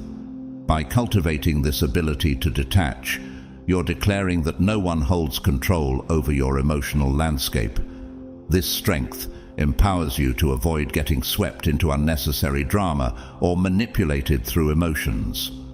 Often people will attempt to draw you in or guilt-trip you into staying in circumstances that stifle you, whether within relationships, friendships, or even professional environments. They depend on your emotional involvement to keep you tethered, counting on your investment to pull you back in. But when you can step back and objectively assess what's truly best for you, basing decisions on your own needs instead of others' expectations, you reclaim your power. You're no longer swayed by external opinions or manipulation. This level of detachment can feel unsettling to those hoping to keep you bound to their expectations. They anticipate an emotional reaction, an appeal, or some form of reassurance. And when you don't give them that, they're left bewildered and powerless. Without access to your reactions, they lose their grip on the narrative, realizing that your inner peace is no longer dependent on their approval. Emotional detachment doesn't mean shutting down your emotions altogether. It means having the clarity to recognize when a situation is draining you and the wisdom to distance yourself when necessary. Walking away is not a symbol of indifference or coldness. It's a testament to your self-respect and strength. It shows that you cherish your peace of mind enough to leave behind anything that doesn't align with your higher purpose. Once you master this art of detachment, you become impervious to anyone's attempts to manipulate or unsettle you. Enemies soon understand that their actions cannot disturb your inner tranquility, leaving you empowered and in control. 5. Your light triggers their deepest insecurities. When you're a chosen one, your very presence can stir something profound within others, often unintentionally exposing parts of them they'd rather keep hidden. Your energy brings to light their deepest insecurities, not because you're doing anything wrong, but because your very being radiates authenticity, strength, and purpose. This radiance acts like a mirror they can't escape, reflecting back insecurities, unfulfilled dreams, and hidden fears they haven't dealt with. Rather than confronting these feelings, some people find it easier to deflect or project negativity onto you. They may criticize you, belittle your accomplishments, or seem agitated for reasons that don't make sense on the surface. But it's not really you they're reacting to, it's the frustration they feel with themselves. Imagine standing in the light of your truth while others, still hesitant to embrace their own, watch and feel a pang of discomfort. They might see in you qualities they wish they possessed: confidence, resilience, purpose. And this can make them feel unsettled. Your light shines on what they haven't yet embraced within themselves, leading to a sense of discomfort they may interpret as resentment or judgment toward you. It's as though your existence brings them face to face with the person they could become, but haven't allowed themselves to be. For some, your presence might even serve as an unconscious invitation to step into their potential. You may spark in them a desire to grow, to confront their fears, and to pursue their dreams. Yet, for others, this can feel like an attack on their identity, triggering defensiveness or even hostility. The truth is, your light isn't the problem. It's their own reluctance to face what your light reveals in them. You're not responsible for dimming your shine to make others feel at ease. Embrace the fact that your presence is powerful. It's a catalyst for change, a gentle, or sometimes intense, nudge for others to confront their shadows. In the end, that's why you may find that your light triggers such strong reactions. It's a testament to the force of your energy, whether others are ready for it or not. 6. Enemies are temporary. Your purpose is eternal. Your enemies are mere passing shadows, but your purpose is a guiding light that endures. When your focus is set on fulfilling your destiny, those who try to hinder you are nothing more than fleeting distractions. They may seem imposing now, but in the larger scheme, they hold no real significance. They come and go, appearing loud and determined in the moment, but your mission extends far beyond their temporary attempts to throw you off course. This is why it's essential not to let their actions derail you. Enemies thrive on the attention you afford them. The more you focus on their negativity, the more influence they hold. But as soon as you redirect your focus back to your purpose, they lose their grip. They crave your energy, hoping to pull you into their drama, but when you withhold it, they become irrelevant. By not giving in to every attack or criticism, you reinforce your own strength. You remain on your path, conscious that what lies ahead is far greater than any obstacle they can place before you. Your purpose is unassailable because it's an intrinsic part of who you are. It isn't influenced by fleeting opinions or shifting circumstances. It's rooted in something eternal, something beyond their comprehension or control. And this is why, in the end, they fade away. They cannot sustain their energy in the face of someone driven by a force so profound. While they focus on momentary disruptions, you keep your eye on the horizon, moving toward a destiny that spans far beyond their limited vision. Your purpose doesn't hinge on small, short-lived victories. You are here to fulfill something much more significant. That's why, as time goes on, your enemies fall away, unable to keep pace with someone aligned with an eternal calling. You move in a realm they cannot reach, and it is this difference that defines your journey. While they focus on temporary gains, you're building something that lasts, something they'll eventually realize they can't touch. 7. Power in silence is deadlier than words. Silence is one of the most potent, often underestimated forms of power. Many believe that to assert dominance or prove a point, they must be the loudest voice in the room, but this is where they fall short. Silence, when wielded intentionally, can speak louder and resonate deeper than any argument or confrontation ever could. It's a form of self-control that leaves others puzzled, unable to gauge your next move, and it unsettles those who thrive on reaction. When you choose not to respond to provocations, you deny your enemies the satisfaction they seek. Those who aim to disrupt you feed off attention, explanations, defenses, or retaliations.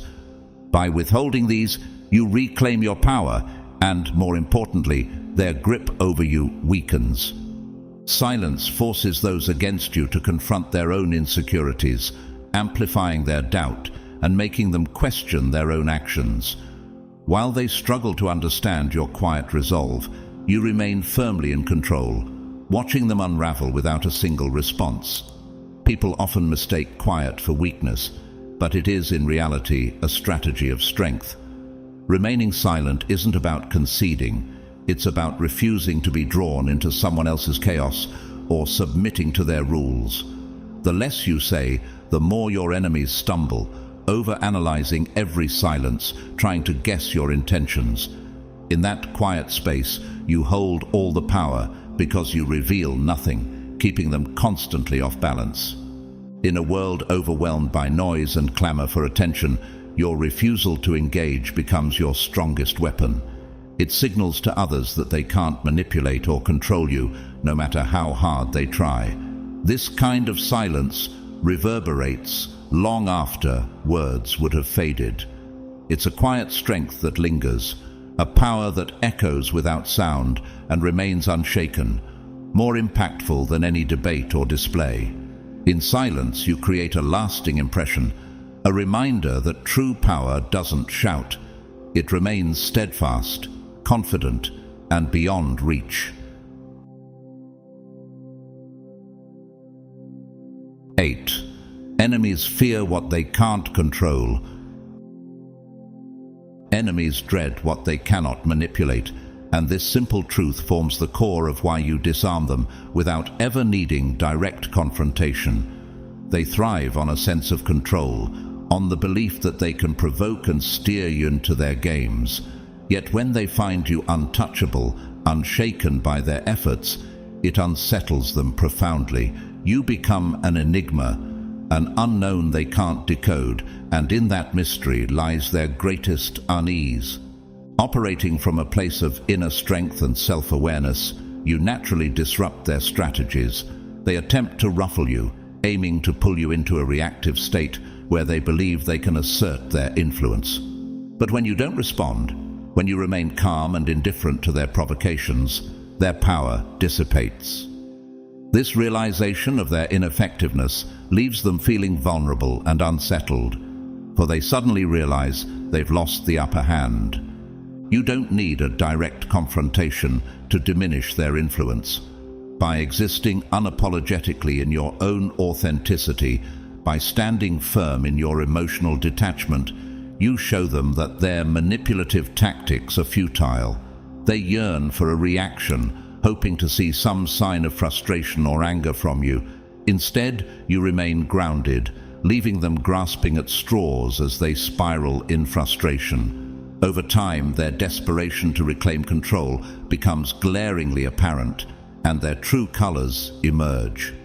Their jealousy, insecurity, and hidden vulnerabilities begin to seep through, exposing their fragile self-image and hidden agendas. In this way, you're not merely silencing your adversaries, you're dismantling the very facade they've constructed. Your unflinching calmness becomes a mirror that reflects their own weaknesses, forcing them to confront the truth of who they are.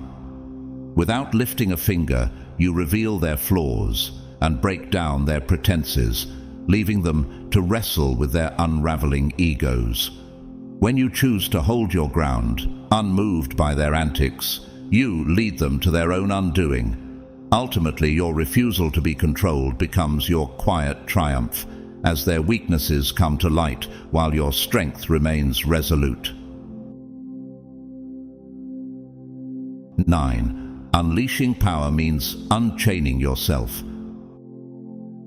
Unleashing your power is about breaking free from every limitation and constraint that has been placed upon you, both by yourself and others. When you choose to step fully into your true self, all the chains that have restrained you, be they fears, doubts, or external expectations, begin to dissolve. These chains often take on various forms: fear instilled by others, doubts born from past setbacks, or manipulative tactics meant to keep you small and complacent. But as soon as you awaken to your intrinsic worth and potential, these barriers fall away like dust in the wind. True power isn't about force, it's about freedom. The freedom to live with authenticity, unafraid of judgment or consequence. For far too long, many are conditioned to dim their light, to fit neatly within societal molds, suppressing their true nature to gain acceptance. They allow others' voices and opinions to chart the course of their lives, creating a cycle of frustration and quiet resentment. Yet, when you unleash your power, you reclaim your path. You stop searching for external validation and instead start honoring your own values, ambitions, and inner truth. This shift is transformative. The moment you shed fears projected onto you, whether the fear of failure, rejection, or simply not being enough, you become unstoppable. You navigate life with a purpose and resolve that cannot be shaken by the judgments of others. You realize that those who try to manipulate or diminish you are, in reality, wrestling with their own insecurities. Unleashing your power not only liberates you, but it also sends out a signal, a beacon, encouraging others to break free and embrace their own potential. In this state of freedom, you become an example of what's possible. You demonstrate that living authentically is not only acceptable, but is vital to true happiness and fulfillment. Once you release those chains, you unlock a strength that has always existed within, waiting for you to acknowledge it. That inner strength will sustain you through any challenge, proving that the deepest power lies in your freedom to be unapologetically and fully yourself. 10. You're a mirror they can't avoid. Your presence alone as a chosen one is a mirror that forces those around you, especially your enemies, to see themselves as they truly are. Simply by being authentic, you reflect their hidden insecurities and weaknesses, exposing the parts of themselves they try to ignore. You don't need to call them out or engage in conflict. Your very essence challenges them to confront their own shortcomings.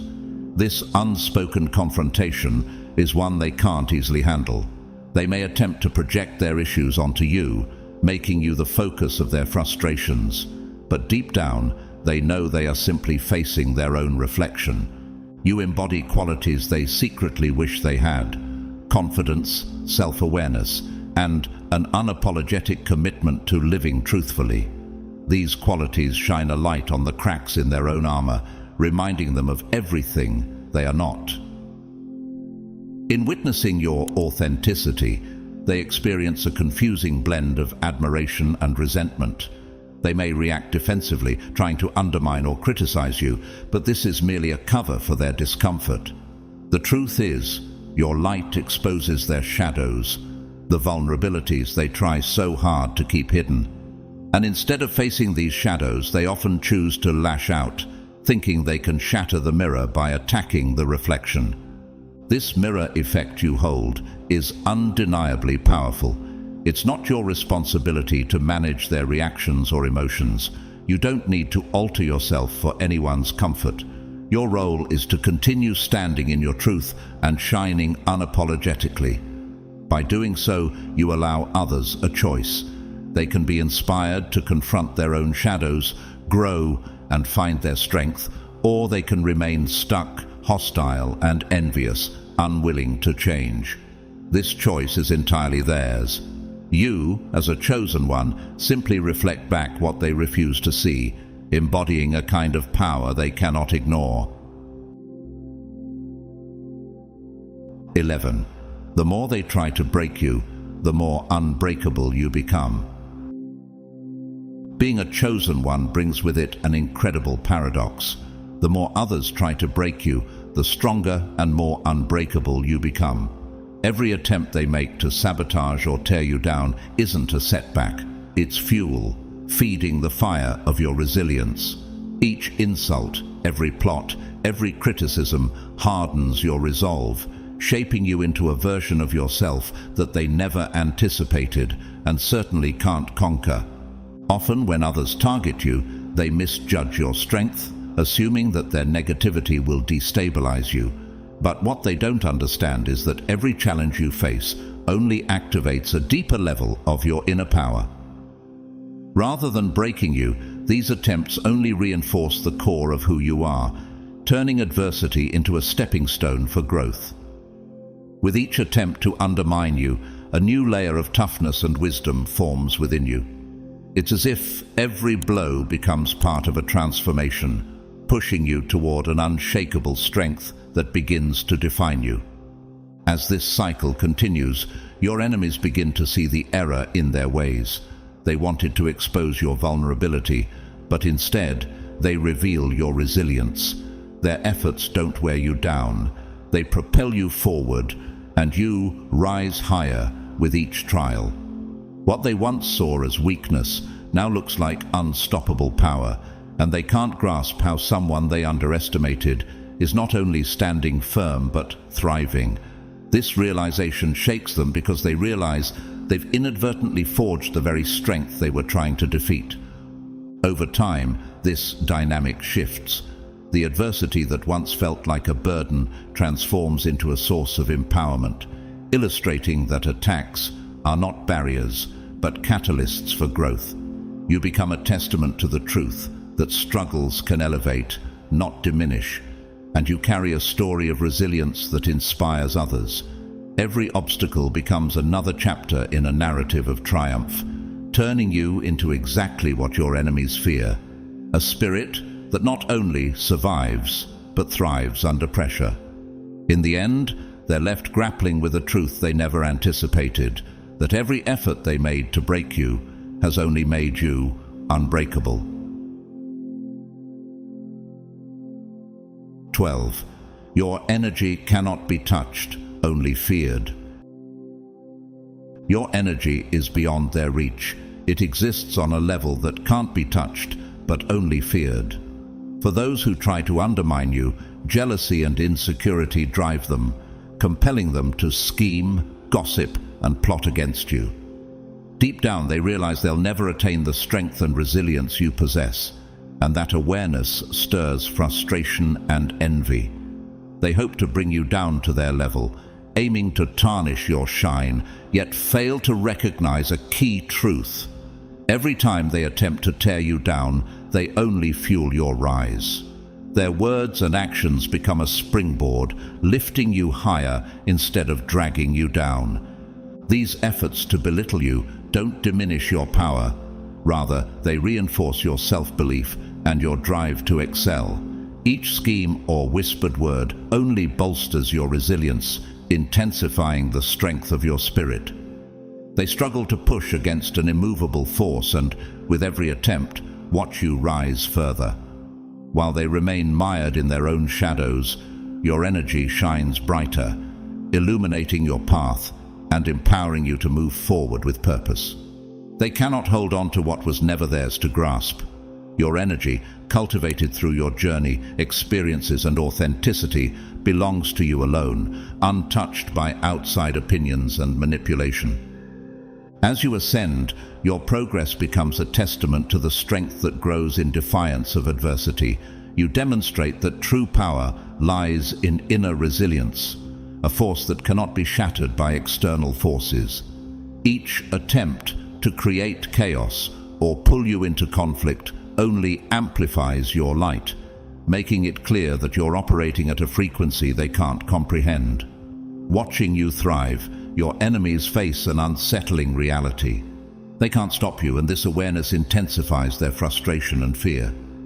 In a world where some find strength in manipulation, your calm resilience stands as a reminder that genuine power is rooted in authenticity and self-assurance. Every attack you endure doesn't weaken you, it solidifies your spirit, carrying you higher than ever before. You've discovered that true strength requires no confrontation, only the steady confidence of living aligned with your truth. Your energy, untouchable and unstoppable, exists beyond their grasp, leaving them to wrestle with their insecurities in the presence of your unbreakable spirit. As you continue on this journey, remember that your path is unlike any other, and your power is uniquely yours. Embrace the journey of the chosen, where every challenge fuels your growth, and each obstacle only strengthens your resolve. You are the mirror reflecting the truths that others avoid, and it's this reflection that makes you truly unstoppable. The chains of limitation have fallen away, leaving you free to soar to your highest potential. Let each challenge serve as a stepping stone, each doubter fuel your rise. And know that you are an unbreakable force in a world that often seeks to dim the light of brilliance. You are destined for greatness, not because you chase it, but because you embody it. Trust the journey and know that with every step, you are not only silencing those who stand against you, but are unleashing a power that echoes far beyond what they could ever comprehend. Keep shining, for the world needs your light, and this journey is only just beginning. If this message resonated with you, please like, subscribe, and share it with others. Leave a comment of Amen or 77 as a sign of your commitment to this path. Together, let's build a community of chosen ones, united in strength and resilience. Thank you for being a part of this journey. May God bless you abundantly as you continue to rise and fulfill your divine purpose. The best is yet to come. Stay tuned.